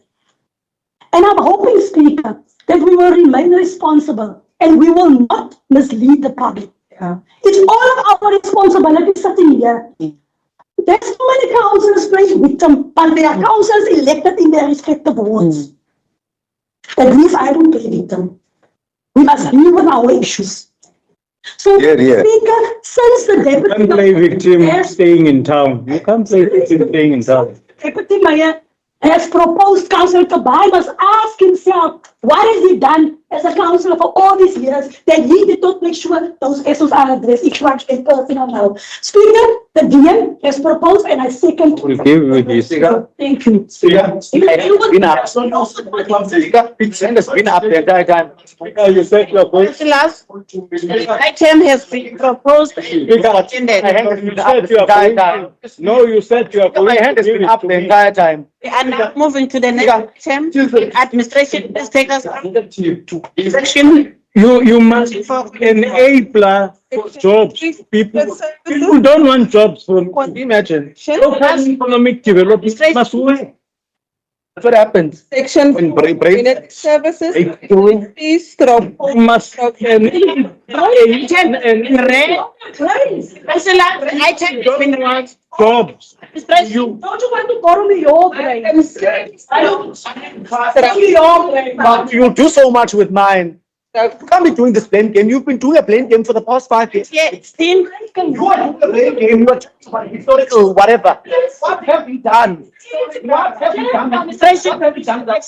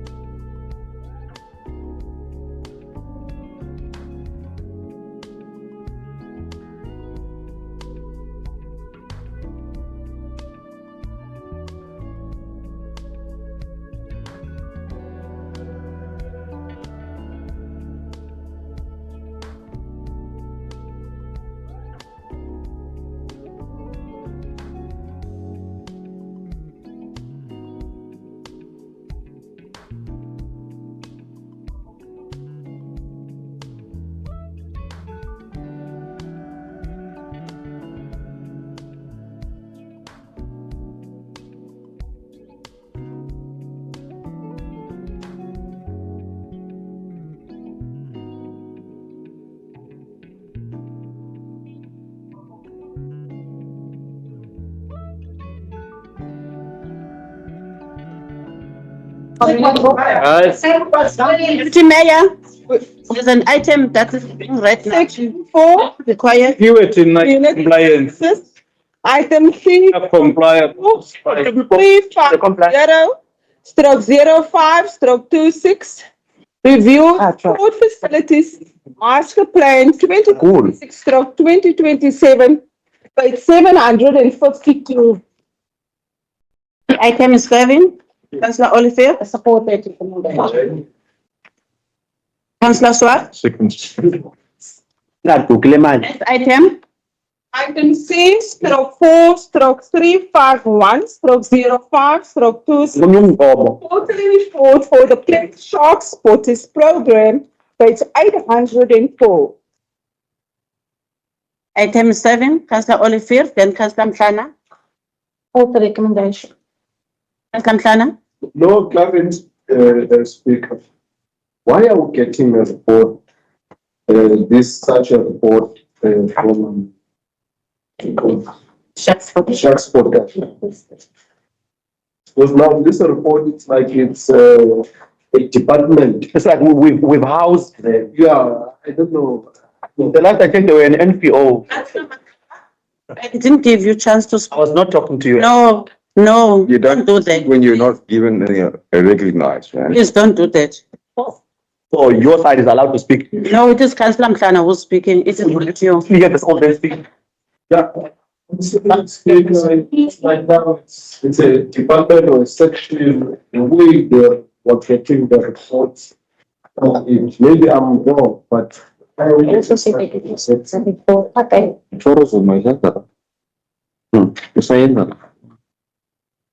Councillor Olivier. If I recall, when we were giving them funding, remember we had last minute request. There was, if my memory serves me correctly, council requested that they give, and that was the recommendation that we made. So this is just a response on what was requested. Councillor Swart. You speak, I believe it was a quarterly report that was requested.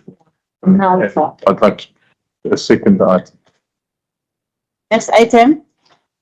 Item C/4/352/05/26.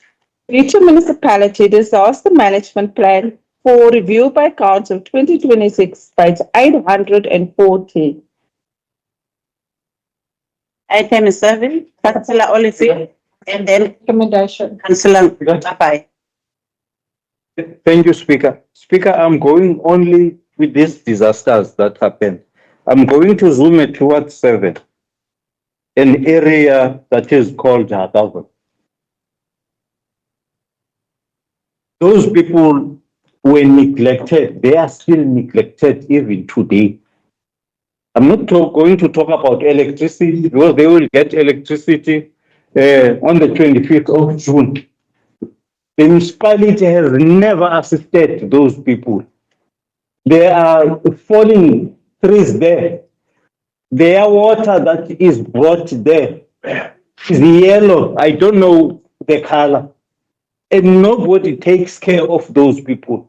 There were children who are supposed to go to school. They didn't, and for that matter, the councillor there, I don't even know or think that she visited that area. There were gift of the givers that went to Ward 7 in Kranshoek, neglecting the same one. It can't be like that where we pick and choose. Nakaville to me, it's like talent cracks where these poor people are neglected. That area is a forest area.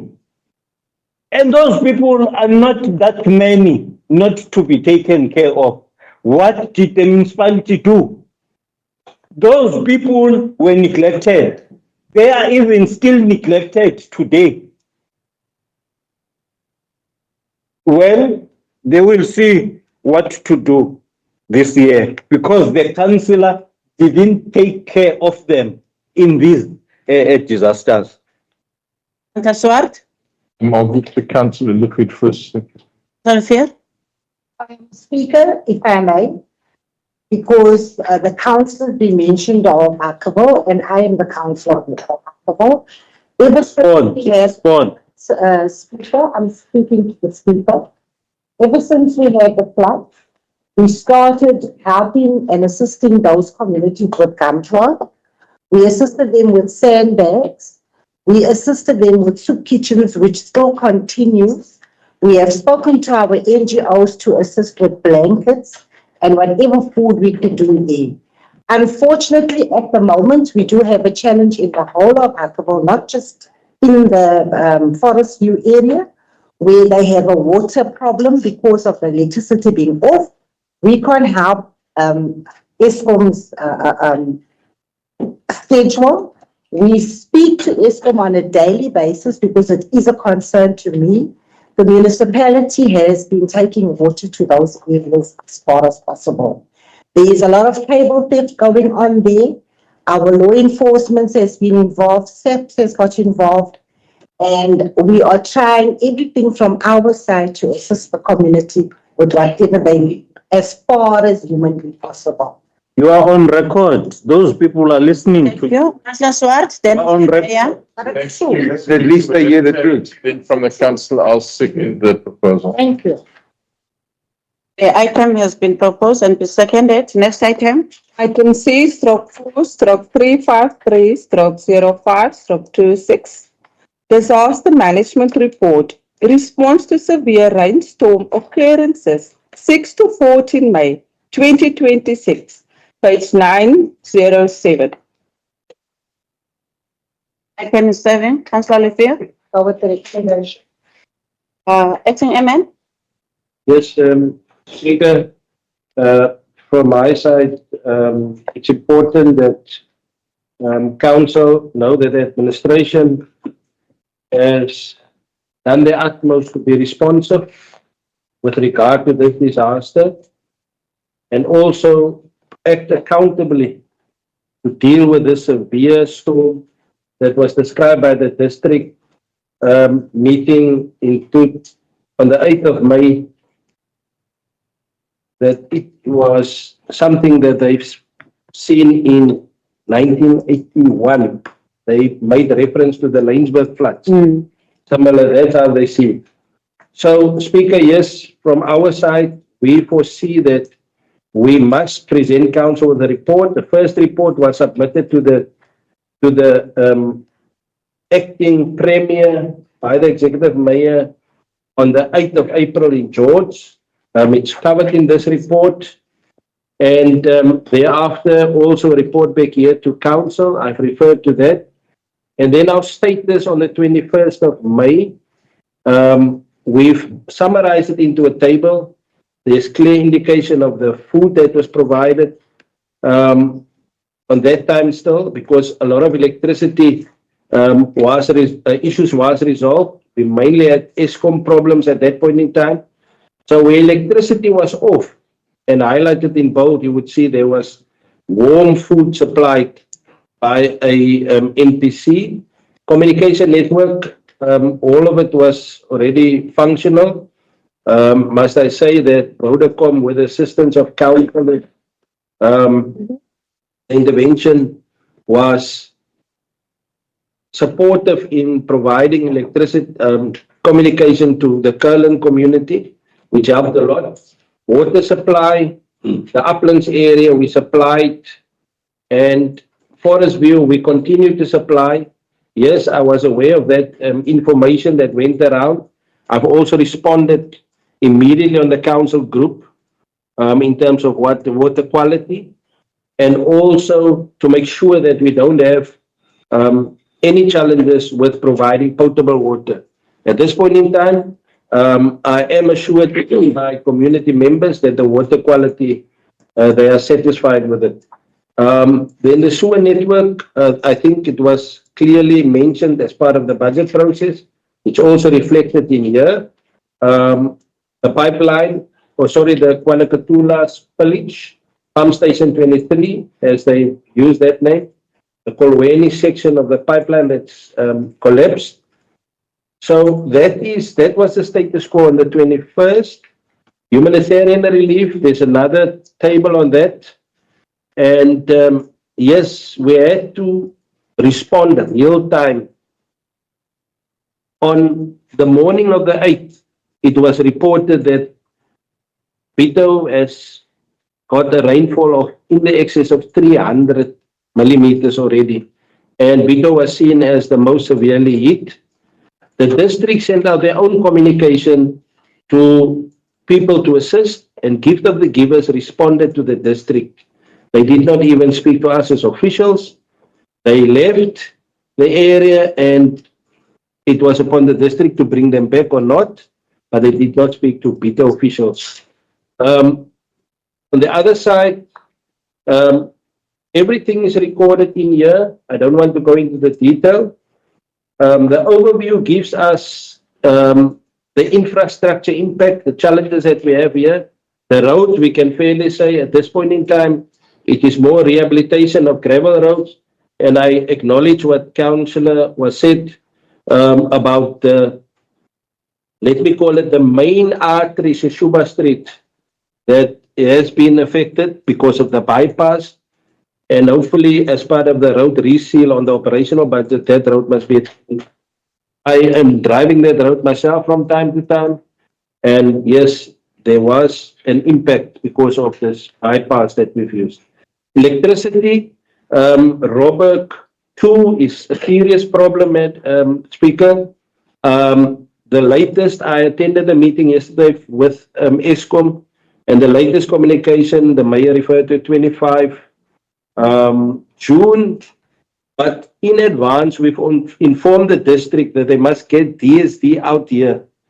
Me and the HOD from the province had the discussion. How can we support? We even asked them to get DSD, do assessments. Who are the elderly? How can they provide more support because of this prolonged challenge with the electricity? The water, the Kierboom's challenge, the rerouting of the extraction point. We got EIA approval or NEMA approval, and there's a service provider already for 2 weeks busy with that project, and hopefully we will have good news after this weekend. I've seen some of the information, but I am a person that wants to see the facts. So I was informed, but I can tell you there's very good progress, and hopefully after this weekend we will have our problem resolved. The stormwater, the SANRL, the mayor has already spoke about that. Everybody that has been to the entrance or coming from the neighborhood of Kwano in that vicinity has seen that the excavator is already moving to the place where they have marked the culvert in that soil. So I saw it this morning myself. The sewer, yes, we had this problem with the spillages in Kwano when the pump station was then visible. We could see the problems. There were site visits done by the political leadership and senior administrators, and it was robustly discussed with the administrators as to how we move forward on this. And we are taking up the challenge. I've seen an email where we did report it to the relevant authorities to make sure that they know that we're having this challenge. We have appointed Municipal Offices to assist us with the developments of where there's problems with the environment. But in this case, we had to report because currently that two sites is not impacted on by the environment. That's why we had to report to the authorities. And I followed it up with my environmental colleague, and I've seen the information.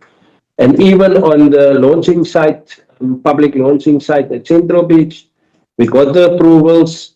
And yes, sometimes it looked like nothing is happening, but we have to follow due process to make sure that Bitou is not in trouble when it comes to the environmental challenge and maybe on the financial side as well. The Robert 1, 2, Robert 5 beach area, yes, the beach profile has changed, but a lot of people would tell us, and most of you that's been here in Plet would know in 2007 you had similar rains and the beach profile partially changed as well. but it was naturally restored, and we are of the opinion to allow nature to take its course in the meantime, and we're monitoring what's happening. I want to come to the preliminary costs. It's, item number 5 on the report. Up to now, Bitou has recorded on a daily basis everything that we found troublesome in terms of infrastructure. 22.98, and then there was humanitarian aid procurement also done initially. It adds up to 23.169. I call this a preliminary cost because as we sit here, the mayor already spoke about another pipeline, the 12 million that we're looking at. The pipes is too small, and we foresee to also bring this under the attention of province.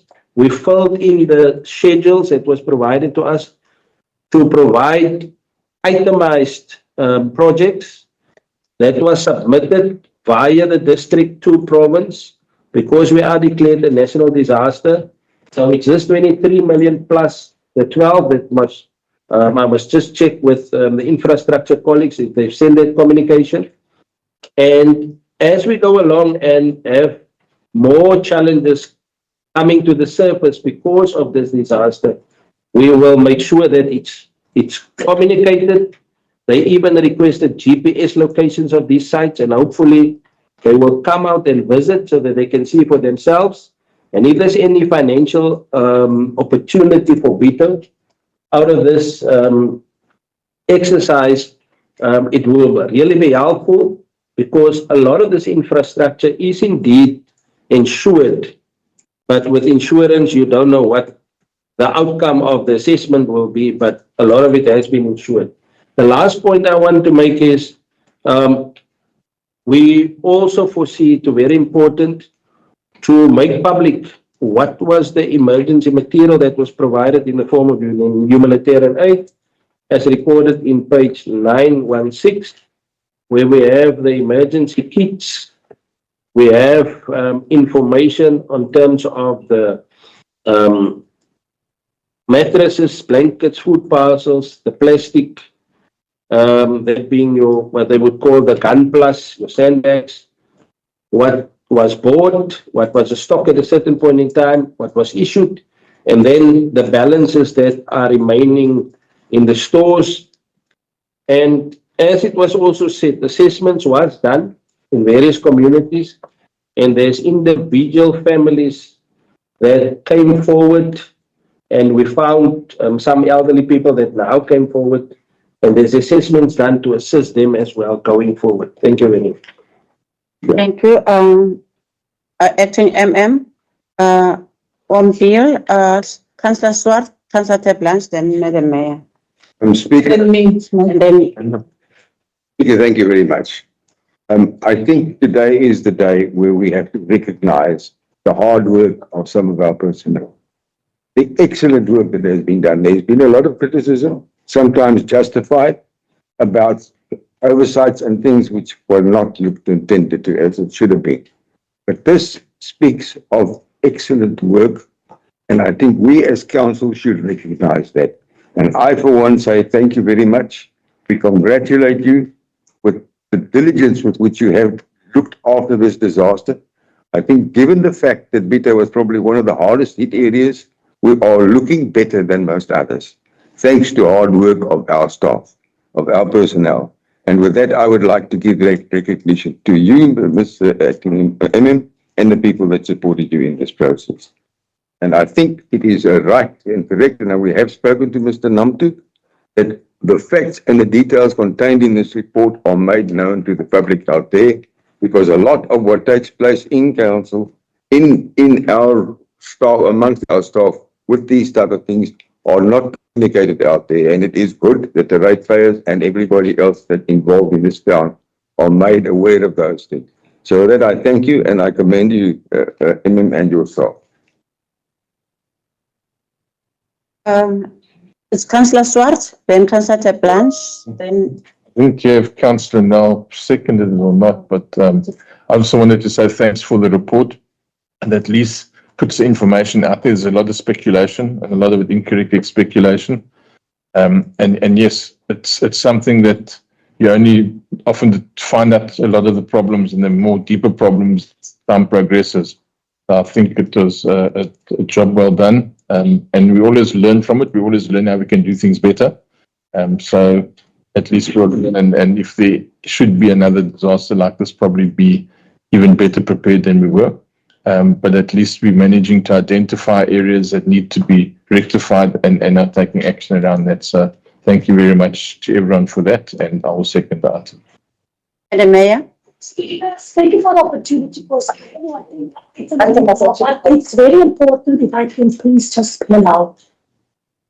Yes, I will allow all of you that raise your hands. After it is Councillor Blanche, then Councillor Fan, then the last one is Councillor. I want to say is that from this disaster, certainly lessons was learned. That's why in the previous item, the disaster management plan was now being upgraded and put back to council to align with certain strategic objectives and responsibilities and be more clear as to where the responsibility lies with whom.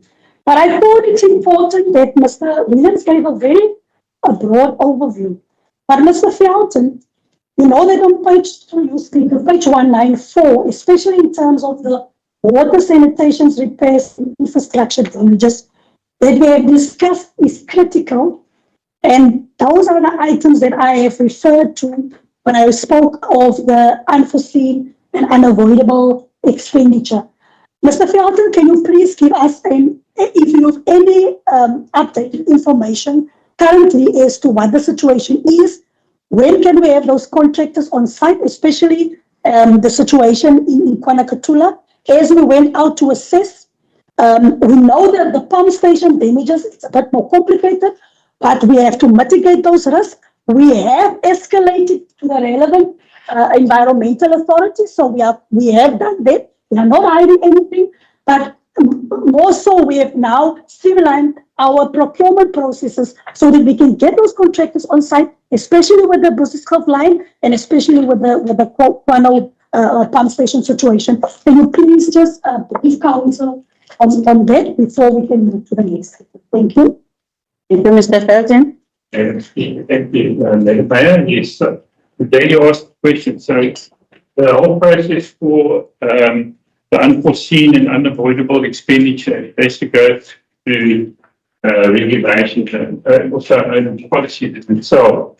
And we have to bring the CFO on board too, so that he can actually also approve it as you would be approving it, as you approved it. So that mostly to do with the raw water, the uplands crisis, in Kievan where the pipe actually broke, as we know. Then it was the Kolweni main block out for sewer custom China, which we are feeding to. And then we had the quantum pump station that we talking about, where Sandow is busy unblocking the culvert that runs on the N2. That had an effect on honesty and also our own pump station. And Mayor, you did mention the fact that yes, it is sitting below the flood line. I'm not too sure why it was like that. Don't like that many years ago, but it is like that, and we've got nobody to take care of it. Then we got those sewer pump stations that is sitting in Pison Valley also. The ones that got also flooded during the recent stormy weather conditions. They called 18, 19, and 20, which is part of the unforeseen and unavoidable expenditure that we incurred. And then finally, that Riverfontein Dam, which is little known about, we also had some damages occurred to that pump station where they've got community extracts out there plus the municipality itself. So those are the 5 projects that we are looking at, and the 5 projects come to around about 3.5 million, the total cost for that unforeseen and unavoidable expenditure. Currently, we are obviously got to go through supply chain management, so we've identified contractors, and I still got to go out to site after this session to see how far they are, where are they. So I will attend to that after council sitting. But we have managed to identify the contractors and we are engaging with the contractors. We have managed to fast track the whole procurement process thanks to the CFO and his staff. Yeah, after council, you'll see a very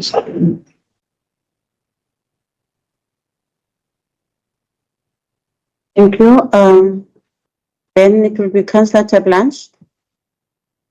Yes, Speaker, just on this report, I would like to raise or bring it under the attention specifically under engineering. What I've picked up in the Huckable area is that, and I've seen a photo, on the first 2 days, they delivered water in a septic tank truck, which we also use to do some resucking. The water there is, yes, we did send out the advert that we say we must cook the water, but it's beyond drinkable. It's really brown. And I'm raising it here because it's on the report. I don't want to speak from any point else. It's on this report. What this council can look or bring to an immediate short-term solution is to really visit the area, because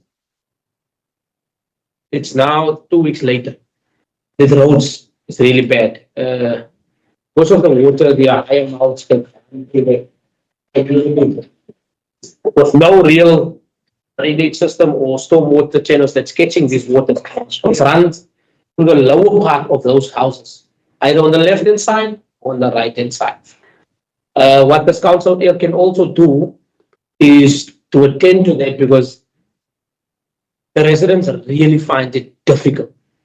Even if it means we must put 2 generators there to cook water in the morning, because small children must make fire 4 o'clock in the morning to get water to bath for school. It's affecting these kids.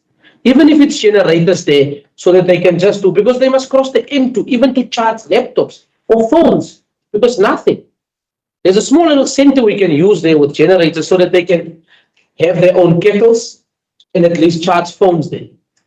And I'm raising it here not for being funny, because it hasn't been raised. Even in this report, we can see, yes, there's water supply, but it's poor quality of it. But we don't raise it in this report. So yes, I'm just concerned because the elder woman is responsible for that. If I take it, the elderly woman will visit the area, seeing that she's not been there for the past month. But I strongly believe the elder woman will visit the community very soon. Thank you very much. Thank you. Thank you, young man. Thank you, young man. Please, let's not forget to address the issue of the large water that was. It's a very serious matter. Yeah, after Councillor said it, then we'll acting Emma. Welcome, Shana. Yeah, no, Speaker, we must just commend the team for the great work that they did. No, sometimes we get warnings of heavy rains, and those heavy rains can come. But they did come this time around with the wind, and I think they also did a good work.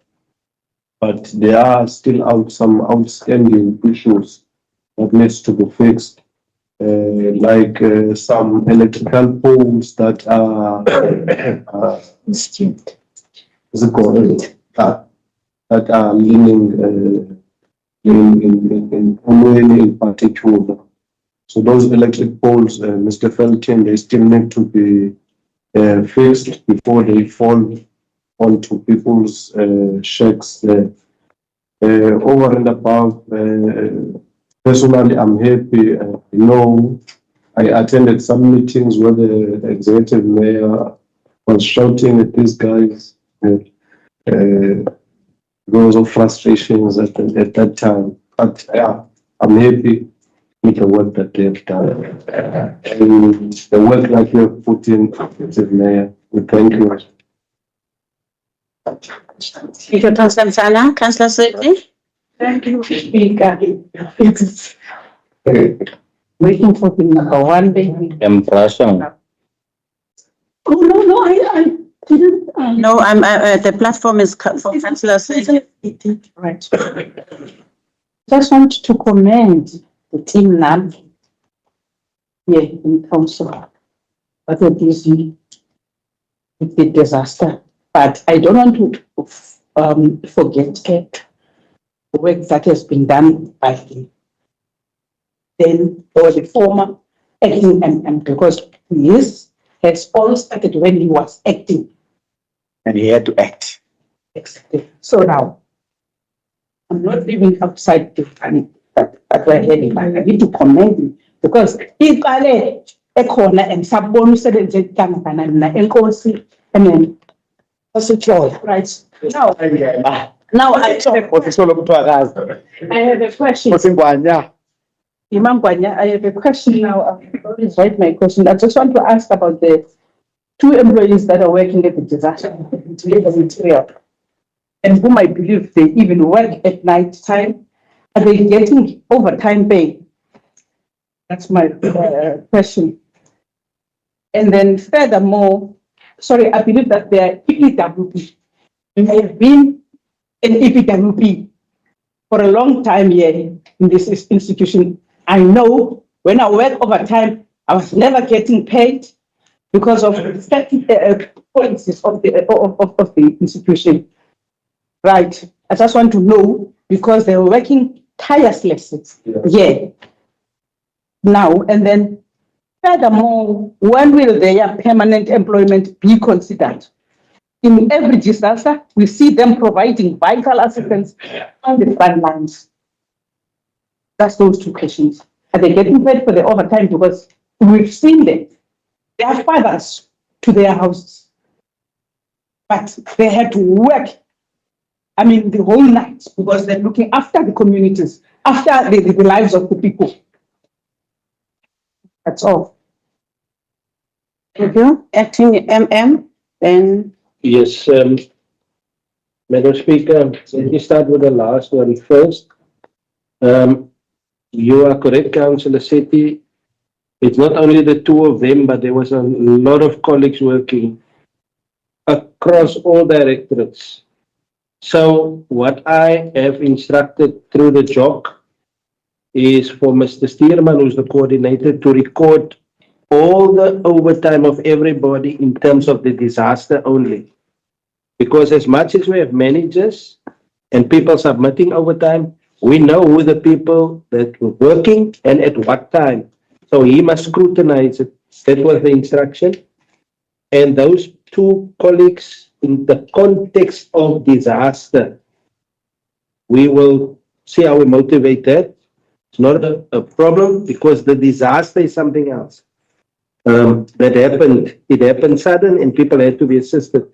So everybody, there's what we call officials that's in charge of community halls, and then of course the CLOs. There's people across that jumped in and selflessly made sure that they act as responsible officials of Bitou. Yes, I agree with you. I worked hand in glove with Mr. Mapai. He was on his feet, taking decisions on his feet, doing what he has to do as an accounting officer. And I wholeheartedly agree with you. It started there.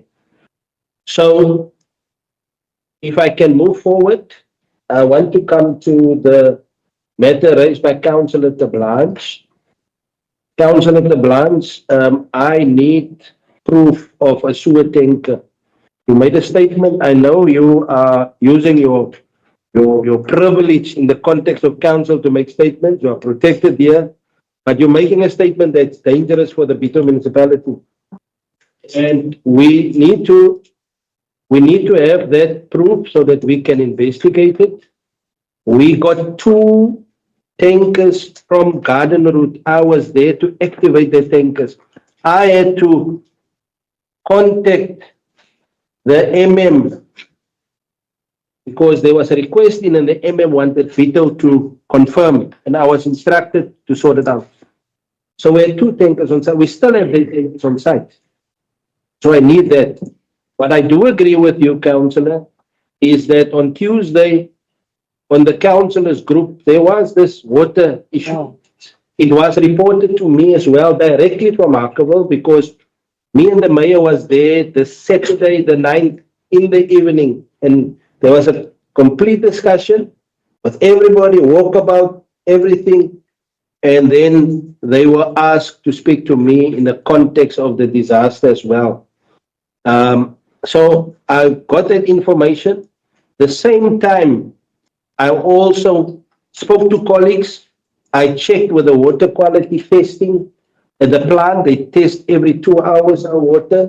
It is also there. I've sent you that video. And then I've given a written instruction to the director, infrastructure and the responsible manager for water to ensure that everything that is delivered is cleared for human consumption, that the water is supplied from the tap or the hydrant that is at fire station. That's the hydrant we also use when we have water scarcity.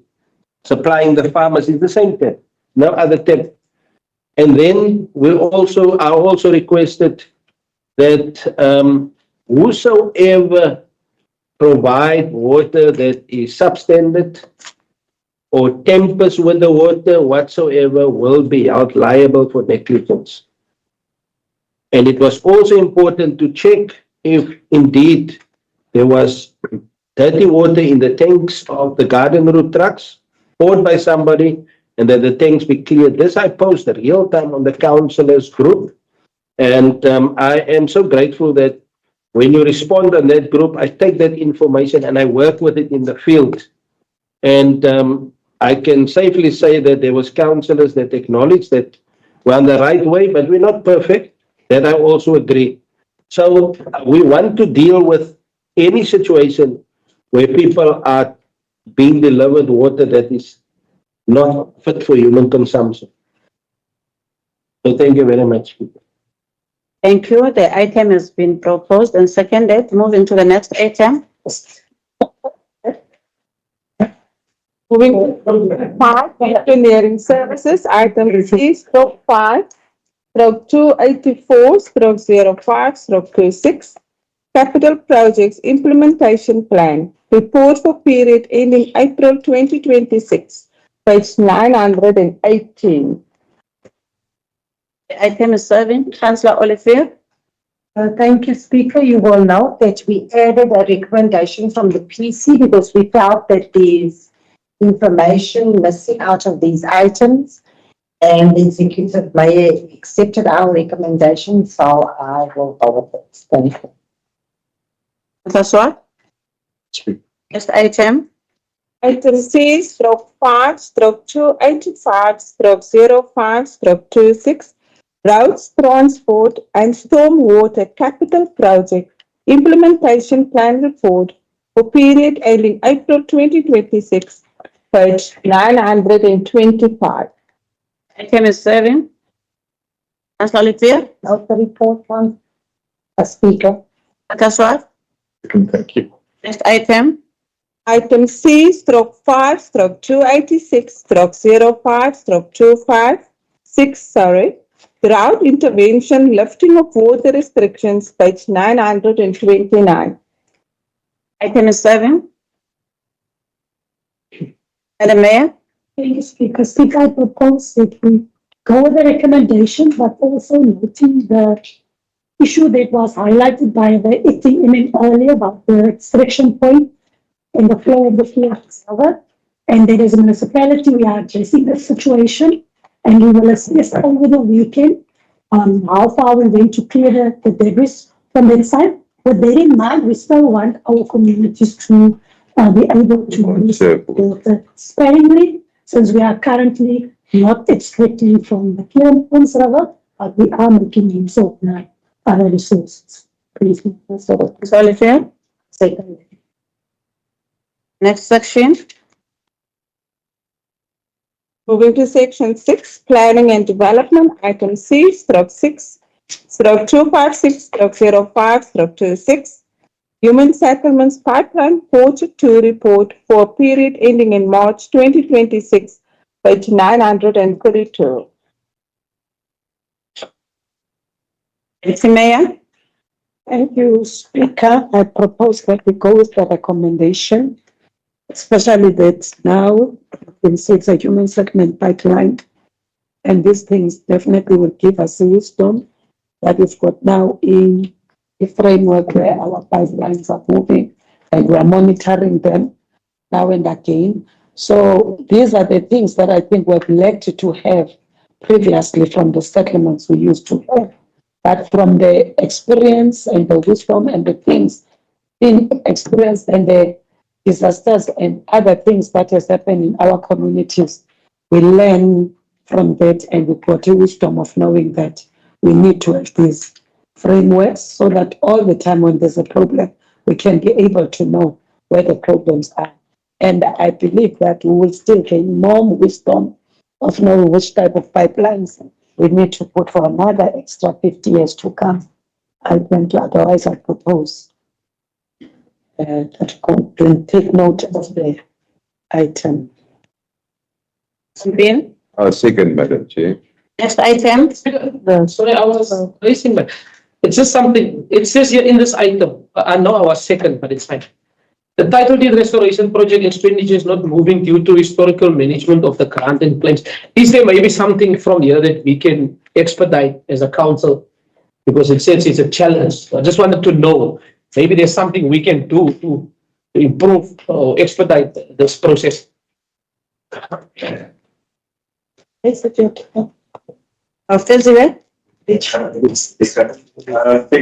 we are currently looking at all properties that have been transferred and properties that have not been transferred. So we are dealing with the matter. But most importantly to note is the fact that the properties, more especially the old, the pre-94 properties that were not transferred, it is because of general plans that were never done. So we are dealing with that. So if I did that, that's why I come with the title deeds that we have achieved bit by bit. So there is areas that we are achieving, and there is areas that we're still submitting. But I'm doing a study in all areas, check all the properties that were not transferred. But the title deed restoration, it's actually talking more specifically to properties that were constructed pre-94 and up to, once again, those that were constructed after 94 up to 2014 March. So those are the title deed restoration is talking to those properties. Thank you, Speaker. If I may draw your interest to subheading housing pipeline projects, that is page 934. Let's move into 935 rather. Just reading into the Panokutula phase 5. Speaker, these projects are what we've tabled even at ITP level. And our communities are actually excited about it. However, it becomes a problem when we read items in isolation. Because ideally, when we tabled the M12 and I highlighted the bulk sewer, that will be a challenge. It is based on the fact that I know there's a building project that's coming. We've paid for EIAs, we've prepared the land. Now, I'm telling you now, Speaker, we will have a situation if we deal with these items in isolation. Because for our community to develop and have the necessary housing projects as we should, there should be your bulk sewer infrastructure in place. And at the moment, it is outstanding. Meaning, if the project does go on, we'll be sitting with a severe situation of a bulk sewer. Or if then we don't actually get to budget for it, this project will be a pipe dream. Amsana? Most we have a project for 3. You would know at some point we had a meeting here with people who were marching in the EFF. There are people that are voluntarily, they are willing to move to the other area. But the challenge which I had on the overhead was the fact that between human settlement and electrical section, no one wants to foot the bill for the material for the electrification of those people. I'm not sure whether it's human settlement or the electrical department that is supposed to assist those people, because when they are relocated, those people must be given electricity. And I've spoken with the acting municipal manager on making sure that we get a law enforcement that will do the monitoring of the spaces where people will be, their shacks will be demolished and those spaces that are open. So, and also the last thing, the manager is here. I would love to be invited to technical meetings so that I also know what is happening. I don't get to hear it via. I'm here, I'm there, each and every department or stakeholder presents his role or responsibility so that I get the information as well as the current council.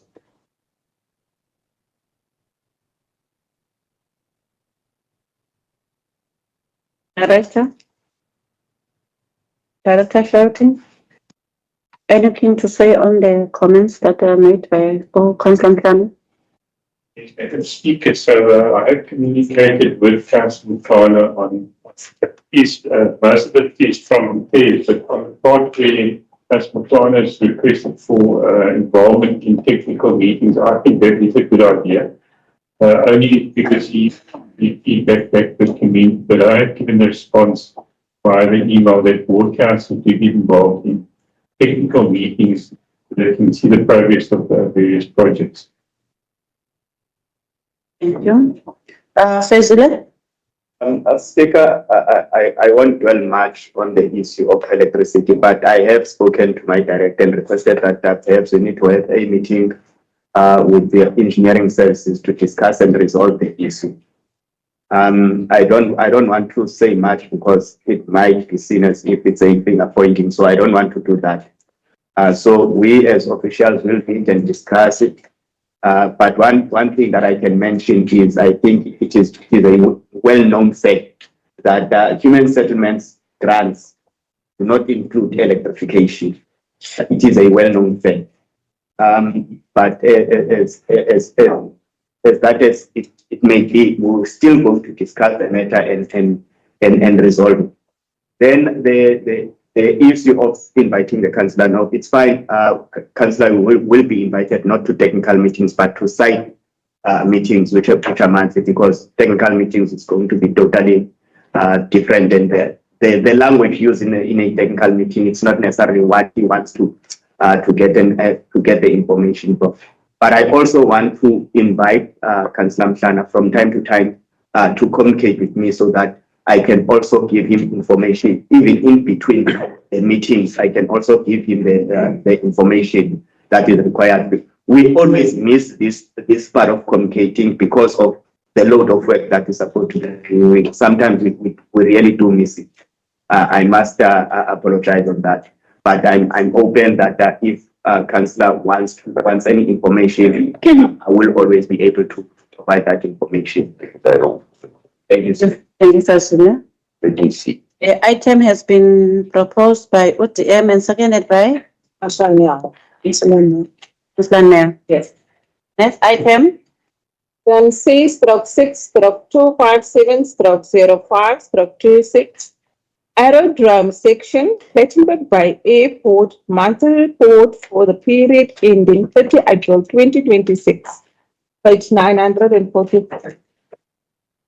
Item is 7.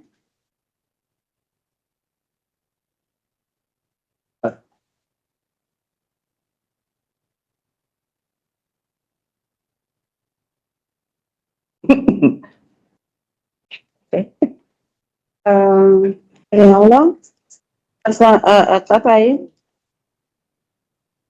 There's a report that says we are owing in official money? Is it 6,000? 6,000 rand. 6,000 rand. I've never heard council owing money to many officials. Can we get explanation?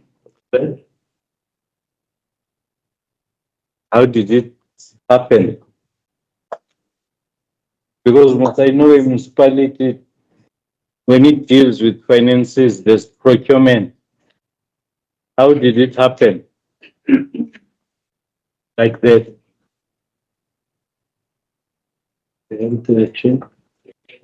Page 9 is 4. FO, Thanks, Speaker. Because for you, I mean, payment should have not been.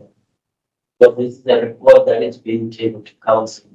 The arrangement of that payment, it should not find this expression on the. Page 944. So I suggest, Speaker, that we take that statement out. Unfortunately, it's yes. So what are you saying, Sefu? What are you really saying? I can explain, Speaker. Yeah, I want answers because it's. Okay, Speaker, there was an issue regarding the license. There was agency for us to pay the license. Now, during that time, there were budgetary issues. So on those budgetary issues, we were on the the budget votes were blocked. So therefore, we couldn't proceed with an. So I therefore Speaker gave approval that she will be reimbursed for the license because we needed the license to at least to secure that the airport becomes active so that we are allowed. So that's the rationale behind. Hence, I was saying, Speaker, it's a fraud, it's very much administrative, it may not even find its expression. Thank you. Councillor Tabai. Of SCM with these commitments. My understanding is this councillor sitting here is that whenever we deal with issues of governance, there are SCM processes that are, it can be a gentleman's agreement. Need proof. FO. Speaker, I hear what the council saying. Now, Speaker, with regards to this one, it's not that anyone was bypassing the SCM. The votes were not, they had to go through the order to pass the organization. So we cannot transact in the UK if the votes are locked for adjustment budget purposes. We were given a timeline for us to pay that amount. If we do not pay, Speaker, therefore then we will not be able then to be able to have a airport that is not fully functional, but at least to be in the form of a corporation. So hence then, Speaker, I say we cannot wait for the adjustment budget to pass in order for the both, I'm sure the UKs to be unlocked. Hence then I gave approval for that, for payment. Okay. Councillor Manglaba. Thank you, Speaker. I know it may sound as though we're actually going off on a tangent, given the fact that the item in itself is not about the amount that is actually stated there.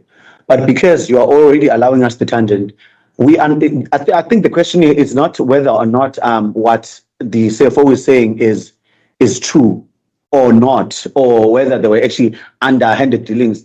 If then there's such lines and such commitments that were made, and the CFO is indeed confirming that he made that commitment, it would only be fair that we are actually provided with such commitment so that we are clear. Because if you still remember in 2024, when we're at the brink of losing the license, extension then or a retainer was that we pay 2,500.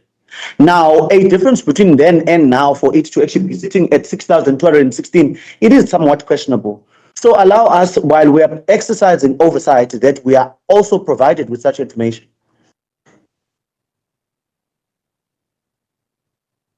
FO, then Ombia. Speaker, we can provide the actual income for speaker. If you want to, between myself and Esmeralda, we can absorb that 6,200 and not the property. It sounds as though we are kalala, which now defeats the purpose of us sitting here. Because I built my preamble on purpose so that it may be clear that we are not assuming there was fictitious movement of funds. If there's such commitments and it was done in good faith and with a clear guidance from a CFO, then there may as well be proof. Because now it sounds to me like you say, since we are questioning it, you are willing to actually cover the cost, which is wrong. Allow us to play our role the same way you're playing yours. Ombia. Thank you, Speaker. Speaker, we know that the airport contract is still out of tender. We're not sure what the outcome will be. But that I therefore propose that we notice. Mr. Amsana. I wanted to say, maybe that information can be provided through the because when you do the investment, definitely you have to attach the supporting. So it's good that it's been raised so that we know what is happening, because it's in the report here in front of us. I don't think it's something that can hold back this report that we cannot support it and vote. And that's up by MDM. No, Speaker, look, as councillors, we must ask questions. Not that we are chasing people and so on. If we get a satisfactory answer, you see, what made me like to question it more is that the CFO was saying it was not supposed to be there, and as if something is hidden now. It was not supposed. Unfortunately, it is on the report. And we read about it. We had to ask questions. It must be done in the right way then, so as to be able, again, to answer. Because this is an agenda. It's out there. I believe it's in libraries now. People are going to read and say, what is this now? You see? So we must be able to respond. Thank you, Madam Speaker. Mine is to say, yes, we've seen the report and it's not a good report. It shows that we've got one of our assets that it needs us to give attention, but all along it was always under tender processes where we can't interfere. Even now we got this report, whilst we know that it was already in a tender processes that according to its duration of time, I think it's ending on the 30th of May. So it makes us to be so limited to talk about it so much.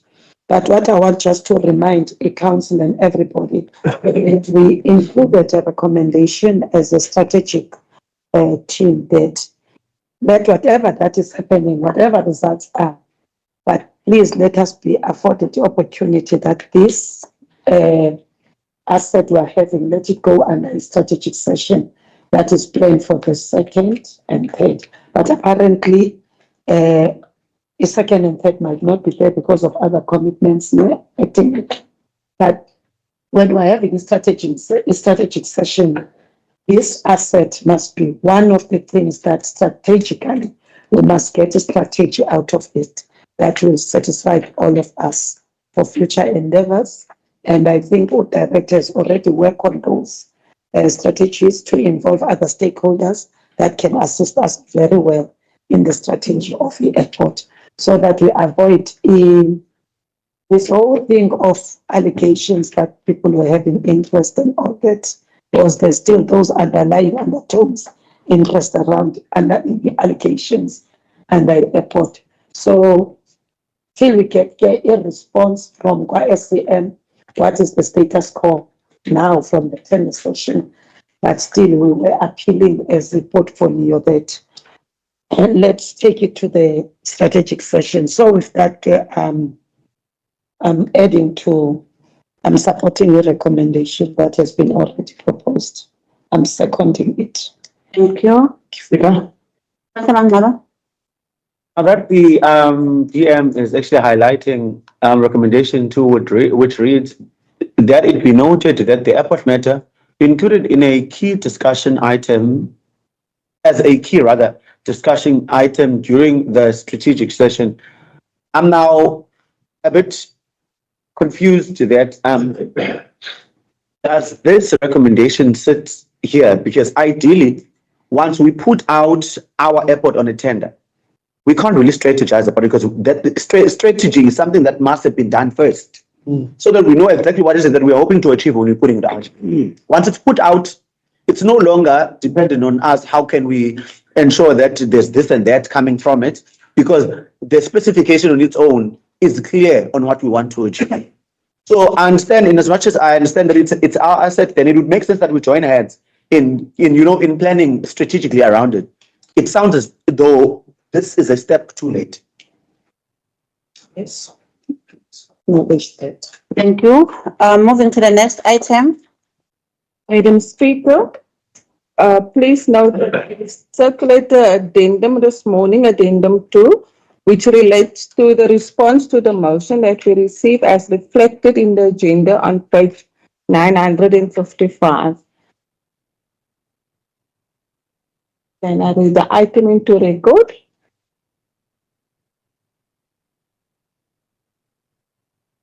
Yes.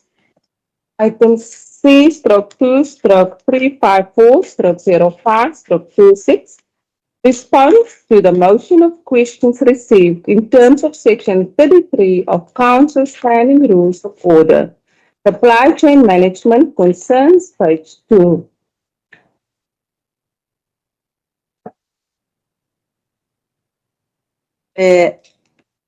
Item is 7. Councillor Mangaba. Thank you, Speaker. Motion for submission for the ordinary council meeting to be held today, the 29th of May.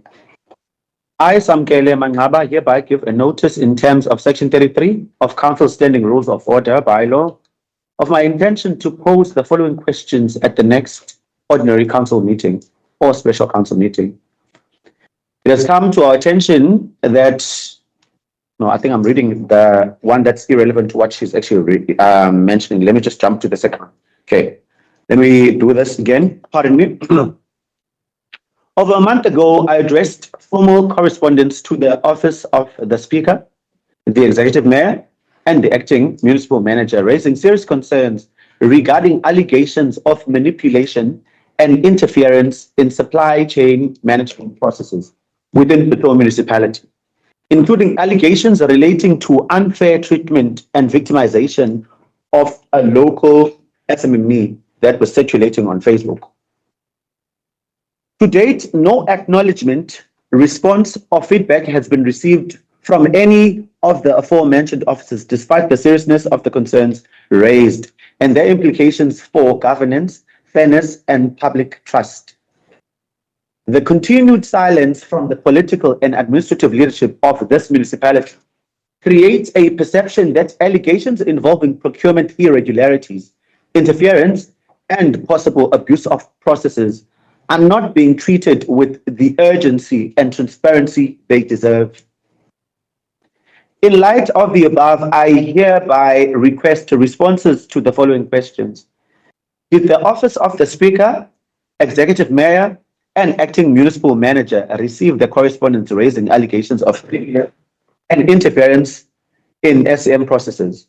2, if such correspondence was received, why has no formal response or acknowledgement been provided after more than a month?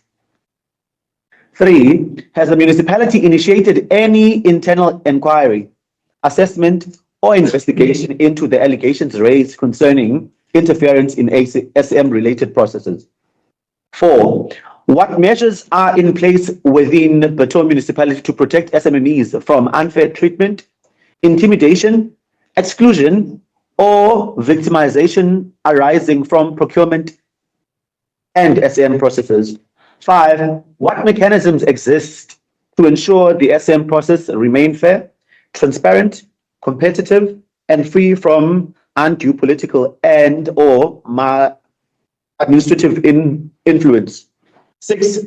Does the municipality acknowledge that the failure to respond to such allegations undermines the public's confidence in the integrity and independence of the municipal SM processes? Lastly, 7, though not least in importance, will council be provided with a report outlining what steps, if any, have been taken to investigate the allegations raised in the correspondence sent over a month ago? Madam Speaker, allegations of manipulation and interference in SM processes strike at the core of ethical governance, administrative integrity. Equally concerning is the perception that local SMMEs may be victimized or unfairly treated for reasons unrelated to lawful procurement compliance. The people of Bitou deserve transparent governance, accountable leadership, and procurement processes that are free from intimidation, favoritism, interference, or political convenience. I'll await your urgent response. Muva Samkele aluncedo lam lamanqaba. So I second. MM? I will ask the former acting MM to. CFO? Okay, so the item from the top. The item from the beginning.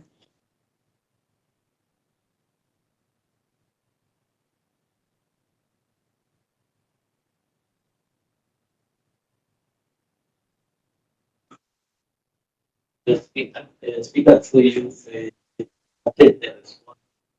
terms of the motion that has been submitted.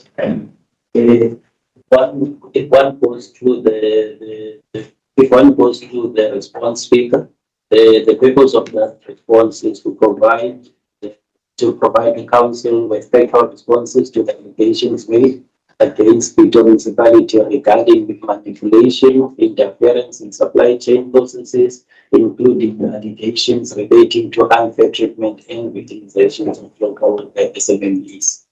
As Speaker, if I were to give the background of this, there was a tender with the tender number that is reflected, which was regarding the appointment of service providers for the grass cutting and also the clearing of alienation,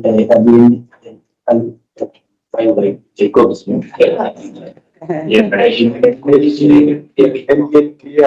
Of Bitou, one area in stations for a period of ending 30 June 2020. There was a formal that was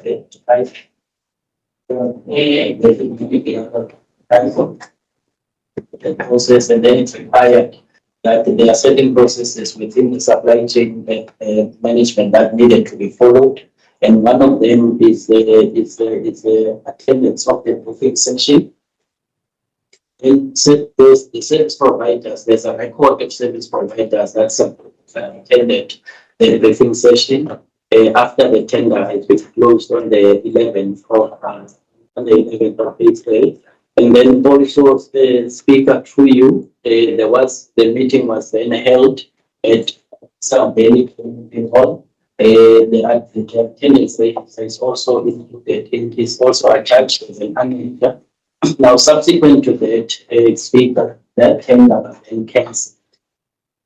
Now, there was a reason why it was cancelled because there were parity issues in terms of the rates. So, therefore, then a decision was then taken that it should be cancelled. Then, Speaker, which was then the re-advertisement of the same tender, which was advertised on the 15th of September 2025. And it also had a briefing session. Now, transpiring from the records of the briefing session, certain certain service providers, they did not attend the briefing session when there was the advertisement. Yes, rightfully, they did attend when the tender was then advertised for the first time and it was cancelled. Now that tender, when the tender was cancelled, then it ceased. We needed to reopen the tender. Now we needed to follow similar processes. So therefore, then the aggrieved tenders, their names did not appear on the briefing session. Hence, then they were then excluded from the process because it was a compulsory briefing session. It then formed the requirement of the tendering process. However, Speaker, then they appealed the process, and I attended the appeal in the capacity of an acting municipal manager at the time. Now, we interrogated, I invited the officials who were alleged to be at the briefing session. I invited them to be present, but I led the appeal process, and I interrogated the complainant.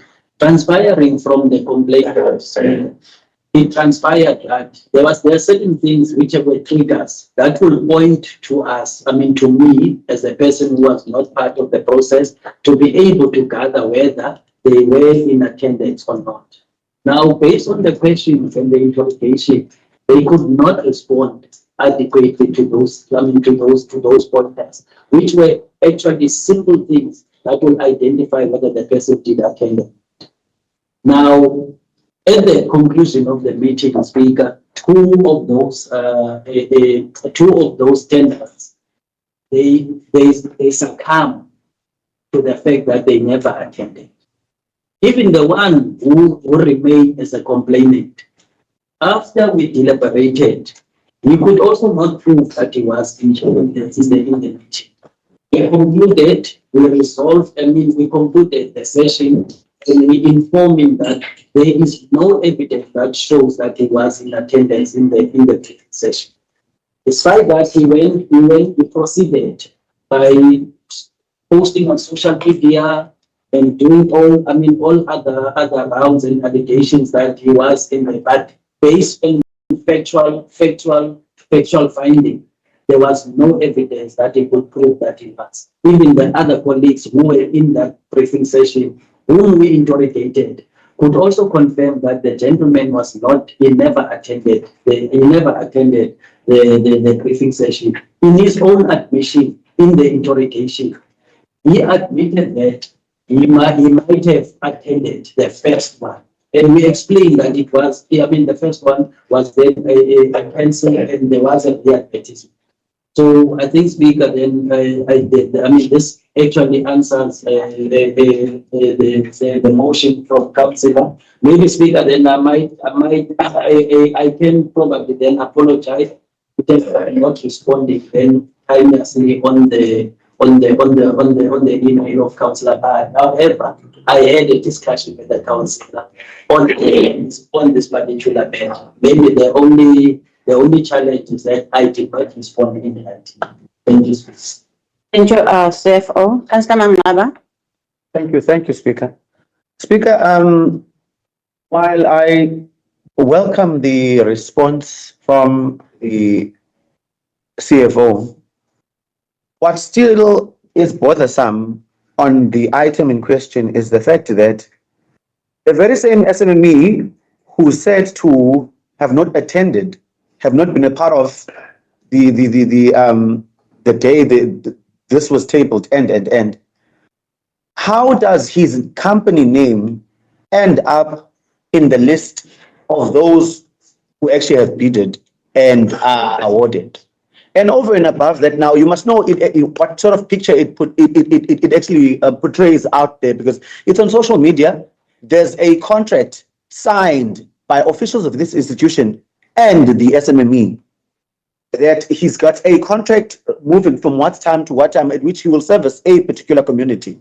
And then the following day, he's called in to be told, in fact, the contract he was offered or mistakenly.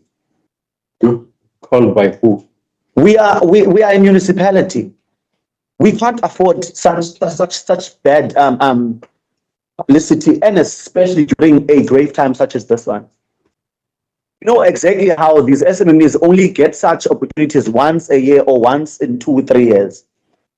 For him now to actually be brought in to commit into a contract, creating an expectation that he will be working and earning this much, for him to be called in the following day to be told, in fact, this was issued mistakenly. I'm battling to understand that. And now, if I am battling to understand that as somebody that sits in council, you can imagine what's happening in the community at the moment.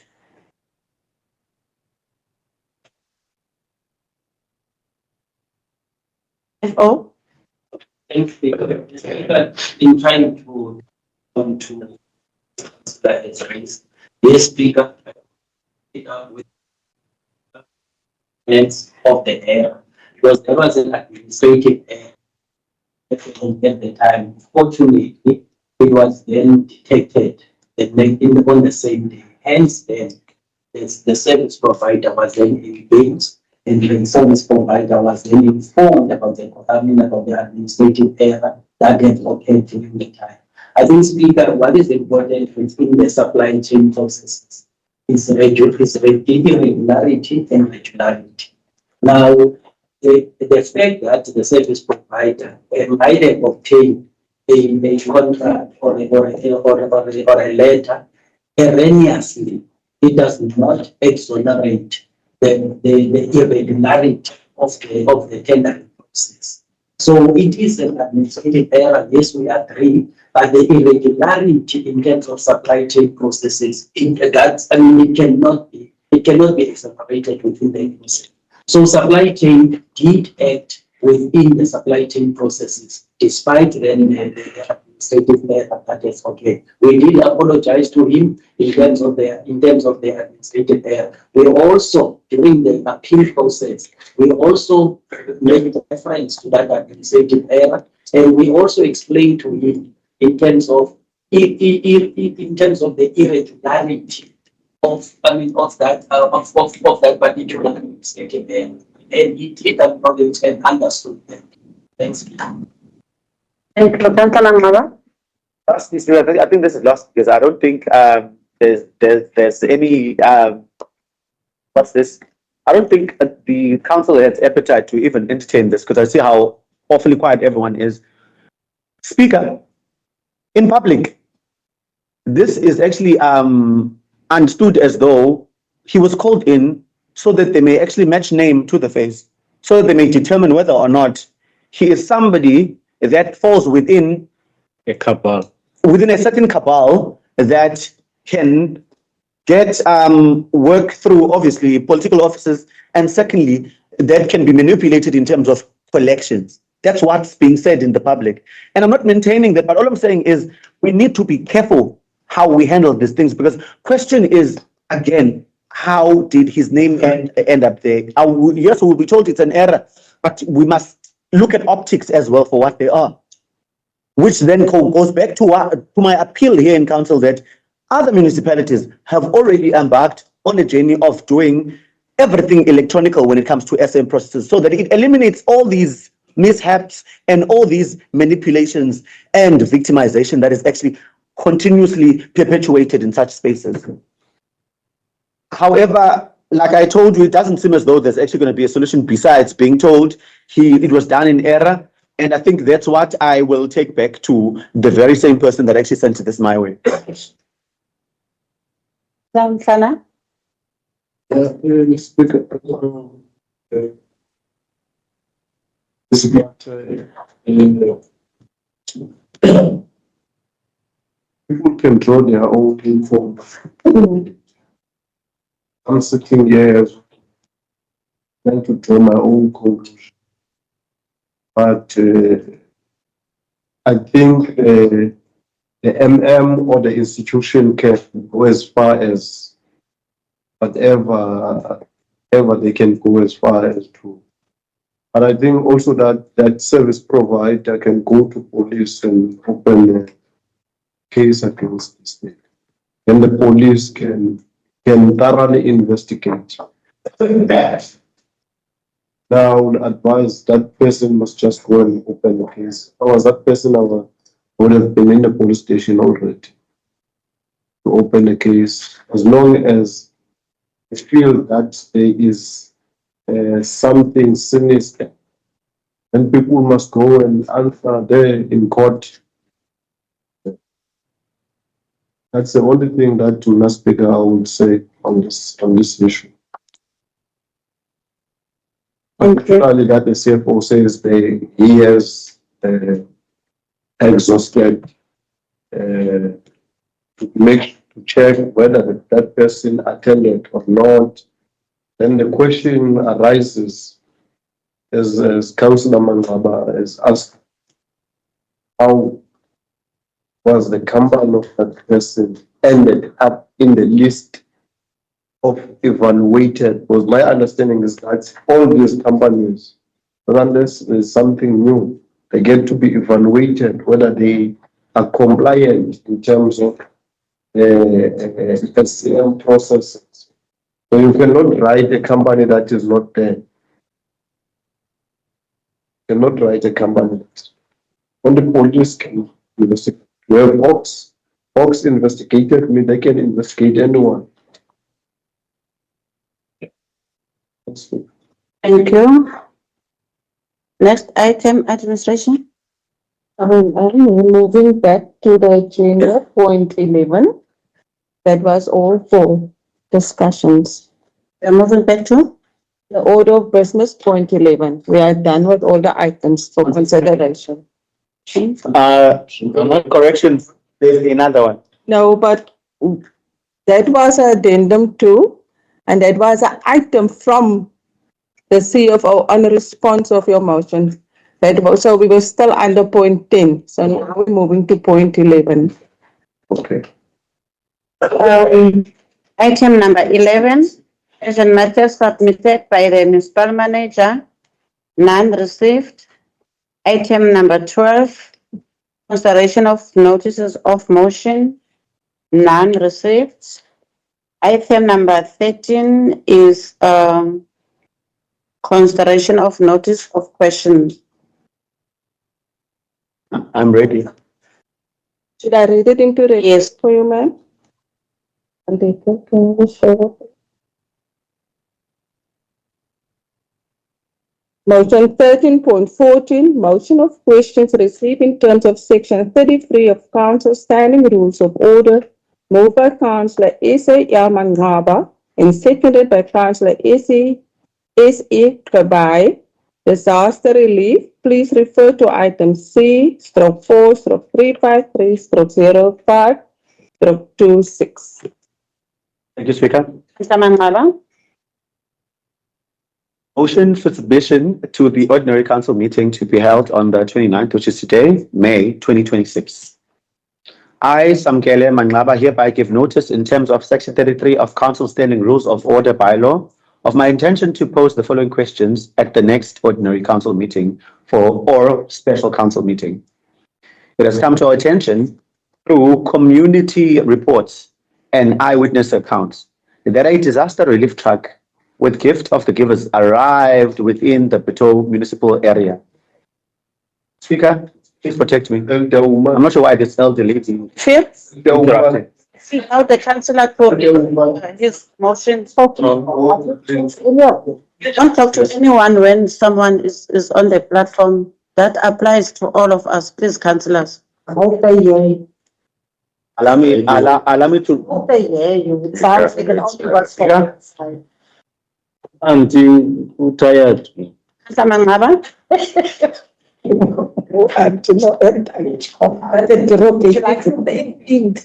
Why the name dropping? Mr. Mangaba. Motion for submission to the ordinary council meeting to be held on the 29th of May, which is today. I, Samkele Mangaba, hereby give notice in terms of section 33 of Council Standing Rules of Order by law of my intention to pose the following questions at the next ordinary council meeting or special council meeting. It has come to our attention through community reports and eyewitness accounts that a disaster relief truck from Gift of the Givers arrived within the Bitou area carrying dignity packs and emergency essentials, including groceries, toiletries, heaters, blankets, and other necessities intended to assist affected residents. However, it is deeply concerning that these relief packs were reportedly distributed only within Kranshoek and Witwatersrand, while many other severely affected communities within the greater Bitou area were left without similar assistance and were instead expected to rely on solely soup kitchens and meals prepared by local NPOs. Communities such as KwaNokuthula and Zawazawa were amongst the hardest hit by the floods and destructive winds, leaving many residents displaced, vulnerable, and in desperate need of immediate relief and dignity restoring support. In light of the above, I wish to ask the following questions. 1. What criteria were used to determine which communities would receive the gift of the Giver's Dignity Packs and emergency relief items? 2. Who within the municipality coordinated or authorized the distribution process of these relief supplies? 3. Why were communities such as KwaNokuthula and Zawazawa, despite being significantly affected by the disaster, excluded from receiving these dignity packs? 4. Was a comprehensive assessment conducted across all affected areas within Bitou municipality before relief distribution commenced? If so, may such assessment reports be made available to council? 5. Did the municipality provide gift to the givers or any assisting organizations with guidance, lists, and recommendations on where aid should be directed? How many dignity packs and emergency relief parcels were received in total, and how many were distributed to each affected ward or community? 7. What measures are in place to ensure fairness, transparency, and equality in the distribution of disaster relief assistance to all affected residents, irrespective of geography, political affiliation, or social standing?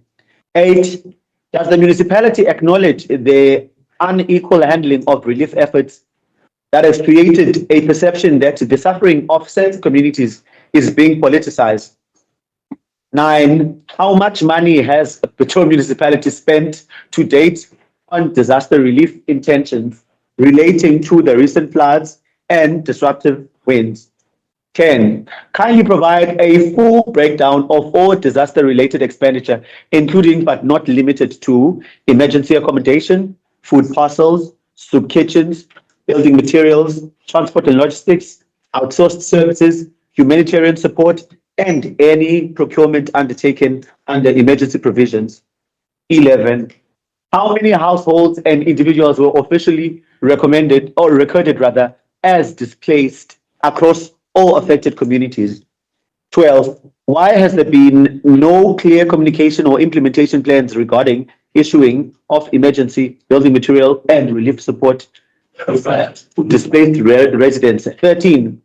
During Joint Operation Center engagement, which is a JOC, why were there reportedly no substantive discussions or resolutions regarding timelines and mechanisms for distributing emergency material assistance to affected communities? 14. Does the municipality believe that the disaster management unit has fulfilled its constitutional and operational mandate effectively during the disaster period? 15. What oversight mechanisms are in place to verify the accuracy and reliability of data collected by the disaster management unit concerning affected households and community needs? 16. Why have some communities reported delayed responses, inadequate assessments, and unequal attention from disaster management officials despite the widespread impact experienced across the Bitou? 17. Will council commit to an independent review or oversight assessment of the municipality's disaster management officials despite the widespread impact experienced across the Bitou? 18. Will council commit to an independent review or oversight assessment of the municipality's disaster response processes to ensure transparency, fairness, and accountability going forward? It is deeply concerning that residents who have lost homes, belongings, and livelihood continues to face uncertainty, while there appears to be no coordinated aid urgency regarding the provision of emergency relief material. Disaster management cannot operate selectively, inconsistently, or without transparent accountability to council and the public. The people of Bitou deserve equal treatment, credible communication, and a disaster response guided by humanity rather than bureaucracy and political convenience. Speaker, disaster relief should never become selective, exclusionary, or politically convenient. At moments of crisis, our people expect a municipality that acts with fairness, urgency, compassion, and equality. The residents of Bitou deserve clarity and accountability regarding how aid was handled during the difficult period. Mover, Councillor Samkele Alumna Dolamla Mangaba. Seconder. Thank you. CFO, can you also take us through on this one? Acting MN. Speaker, yes, thank you. Let me start by confirming that the report with the heading Disaster Management Report response to severe rainstorm occurring 6 to 14 of May is recorded as a public document in this item from page 907 until page 960. It's a comprehensive report covering a lot of aspects, and this is a reflection of what transpired. And let me then go to the questions. The first part relates to gift of the givers. If we look at page 910, it is clearly stated there. There's a paragraph right there in the middle. The district municipality disaster management center issued standard communications to all non-profit organizations with its network requesting assistance in response to the incident. Gift of the Givers, as one of the responding organizations, confirmed their support and indicated that they would prioritize interventions in Kranjut area as it was the first area impacted by the incident. Now, it is very clear it's not Bitou municipality. So Bitou municipality don't decide for anybody else what to do because they decided themselves. Gift of the Givers is an international known institution with their own frameworks in terms of assistance. So I cannot respond much further than that on questions 1 to 7, but to say whatever gift of the givers did, they did on their own accord and in terms of their own frameworks outside of Bitou municipality. We were not involved, we were not consulted, and we don't know actual numbers and individuals because it is that aid came from them directly.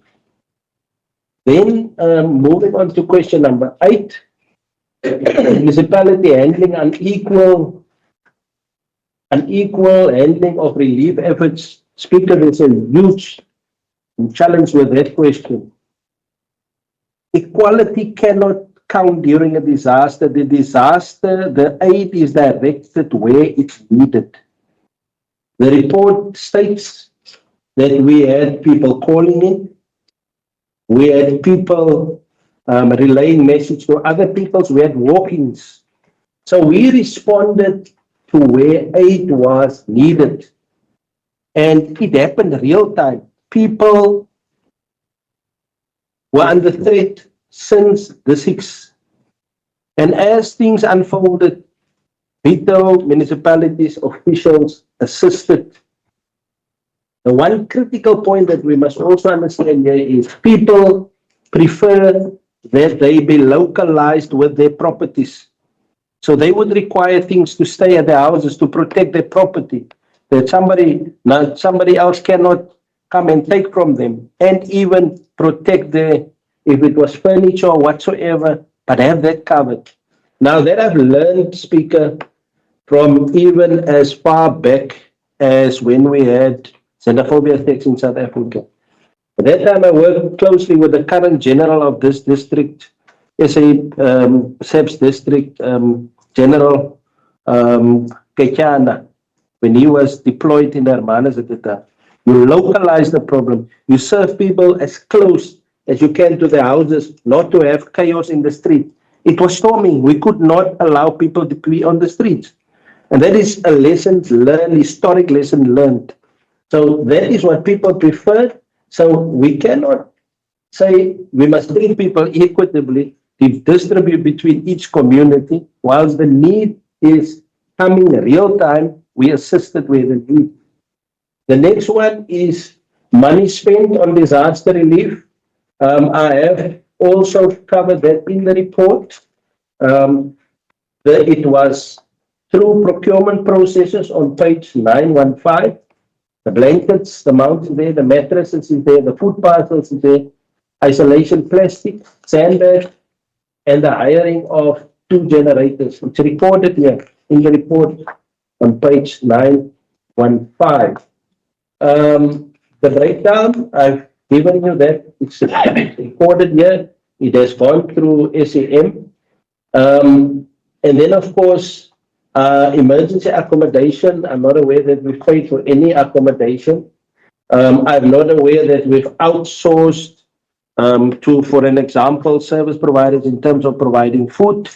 We are very fortunate to have a fund here that the municipality is working with for the past 6 years. It's also recorded and everybody assisted. And through that external support, and I can also say, I don't have all the names, but there's churches, there's NGOs, everybody just wanted to help. And I think it was the best way to do it. I was at the time not the accounting officer, but it made me realize as the person that was overseeing this whole operation as acting as a director and acting director public safety, that indeed it was the best thing for officials not to get involved in procurement matters and in food and distribution, because that's where you expose yourself for possible financial trouble. So we had these institutions locally, including CBOs, churches, that we are really grateful for. How many households? If you look at the next table, the table on page 9 and 10 reflects the number of households that got isolation plastic, sandbags, mattresses, blankets, kits or poles. So you would have a problem with certain number of poles, or you would have a problem with nails.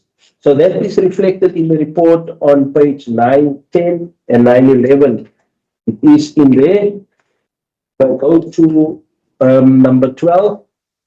Why are there no clear communication or implementation plan regarding the issue of emergency material relief support to displaced residents? Speaker, if I go to page number 911, key effects that impacted of the storm through Bitou since the 6th to the 14th, flooding. How do we deal with that and expect that we must convene meetings? There was flooding, there was road closures, there was electricity outages. As we sit here, Robert, 2 have been reported again. Disruption of telecommunication. As much as we have communities, unfortunately now going longer than a month, all communities were affected by electricity and with telecommunication disruption.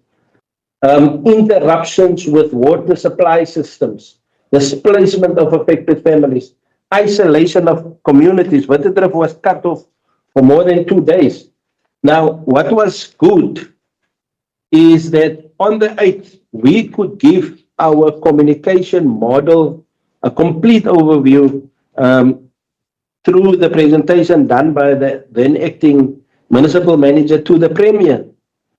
And I think Bitou was the only municipality that could have provided a complete presentation as to our efforts whilst the storm was hitting.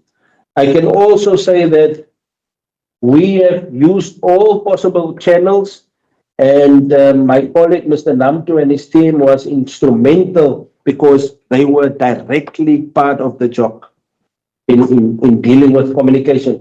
So yes, how the job was set up, what the responsibilities was, is covered in the executive summary. Point number 13, job engagements, substantive discussions and resolutions regarding timelines. Remember, disaster management is a district provincial competency. So what happened is they pull in our disaster management, and we had the district person in the job, in our own Bitou job, with internal and external stakeholders. That's apart from the internal job that the mayor and the municipal manager has communicated. So they communicated in line with disaster management plans. They, from the district, the local, everybody that was there was satisfied that we are applying disaster management legislation and plans. So, Speaker, up to that point, I can tell you that from my perspective as the then acting director and still the acting director for public safety, I can say I'm proud of all Bitou's officials that proved to serve the community of Bitou. Yes, it was not perfect, but I can tell you, if we go to the post-mortem after the storm, and if it's a decision by this council, we have to discuss going forward. The Premier was very clear, deal with it in the context of global warming, so that you deal with all aspects of possible disaster going forward. So I just want to say from my side, at that time working closely with the acting municipal manager, I felt very proud to be associated with Bitou's council and Bitou's officials as a team, and of course community. The other questions is for council to decide. I've covered the administrative part. Thank you. Thank you very much. Councillor Mangaba and then Councillor Akapai. Thank you, Speaker. No. Huh? You must start with me. She's supposed to come back to me because I was the one who was raising questions. Councillor Mangaba. Thank you, Speaker. Speaker, it must be duly noted that some of the questions were already covered in the report, right? However, we need to note that this came during the time of the disaster, this letter. Hence, everything that's contained here now is as though I'm asking questions that have already been answered. I find it disturbing that the accounting officer of the municipality would say equality does not count when it comes to disasters. And again, the reason why we took this to council, it was not because we are unable to reach the district ourselves, or we are unable to reach the gift of the givers ourselves, but we are following the due protocol. For me, a response such as they can give whoever they want to give, and our officials had nothing to do with this, or this municipality had nothing to do with how the truck of gift of the givers actually drove past one, went straight to Kranshoek. As a result, what they brought with was shared between Kranshoek and Witwatersrand. I find that answer to be, and we can't rely on it. And second to that, perhaps we should be granted the opportunity to actually ask ourselves directly from where these things were coming from, because I have access to that. But I was giving this council a chance and a benefit of doubt that we were not campaigning with the heaters and the dignity packs that we got. And Speaker, it's the very first of its kind that this municipality, when we're facing disasters, we are only dependent on enclosed soup kitchens for our people to be actually fed, for them to actually have toiletries. I'm not sure whether we're trying to save from the disasters, because in as much as disaster is actually a division or a mandate of the district, we have disaster unit in our space, and we have a budget for that. And instead of being defensive and say we did the best we could, perhaps we could learn that really we're not coasting in our approach, that materials were only given in the second week. So, Speaker, I still maintain that I would rather, when we submit such, the reason why there's an option of either writing back or responding verbally, it is so that people may be less defensive, but give us facts as we require of them. Thank you. Thank you, Councillor Mangala. Councillor Bitou. Yeah. We'll go out here at 5. Under our spell. Speaker, you see, I don't want to box officials most of the time. That's why I want to deal with councillors or politicians. When an official like tell us something else, then they are inviting us to go straight to them. There is no way that gift of the givers just came here. They were told. There is no way. It has never happened in this municipality. I'm going to give you examples. It's not for the first time that gift of the givers came here in. They can't enter Bitou without communicating with officials of the municipality. That is an utter lie. That is not correct. There was a disaster in Kolweni. I can't remember the years. Fire disaster. Gift of the givers went to those people. There were councillors, everybody. There were officials. It was done during the day. Everybody saw it. It was transparent. There is no way that these people can just jump and go to Bitou, Kranshoek and Better Drift. It can't happen. So that one, Director, Acting MM, I totally disagree with you.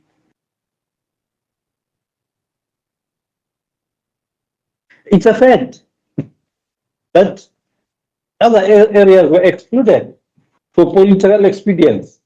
And he was happy in Kranshoek because that truck that was called by a particular official for votes in Kranshoek, it even passed Hakaville. It even passed Hakaville. All these areas, 7 wards were affected. We are not going to count Ward 2. They are affluent, at least they've got means. They didn't suffer a lot. But the 6 wards suffered. Now you tell me that gift of the givers just drive from Cape Town and jump all the other areas and go to Kranshoek. No. You must just withdraw what you've just said. You can't say gift of the givers just came here and no one, they spoke to no one. We've got intergovernmental relations here. The section intergovernmental relations was part of the Kolweni incident. They were part of that. Disaster was part of that. Councillors, all of them. The executive was giving speeches there. So seriously, we must not be fooled, please. Thank you, Councillor Bitou. Councillor Msana. Yeah. Speaker, I just want to warn officials. No, this is not the first time. Officials, maybe 90% of officials are so much involved in politics. And with the directors, I'm just concerned and worried too. Because we've seen this thing happening in community services when it was under New Horizon. When many things were going to New Horizon. Now it's changing now. It's going now. Now things are now changing now. It's a big involvement also when you were absent. I was I did no, don't say that. We're not going to entertain. It's not the first time you are doing this thing, you are wrong.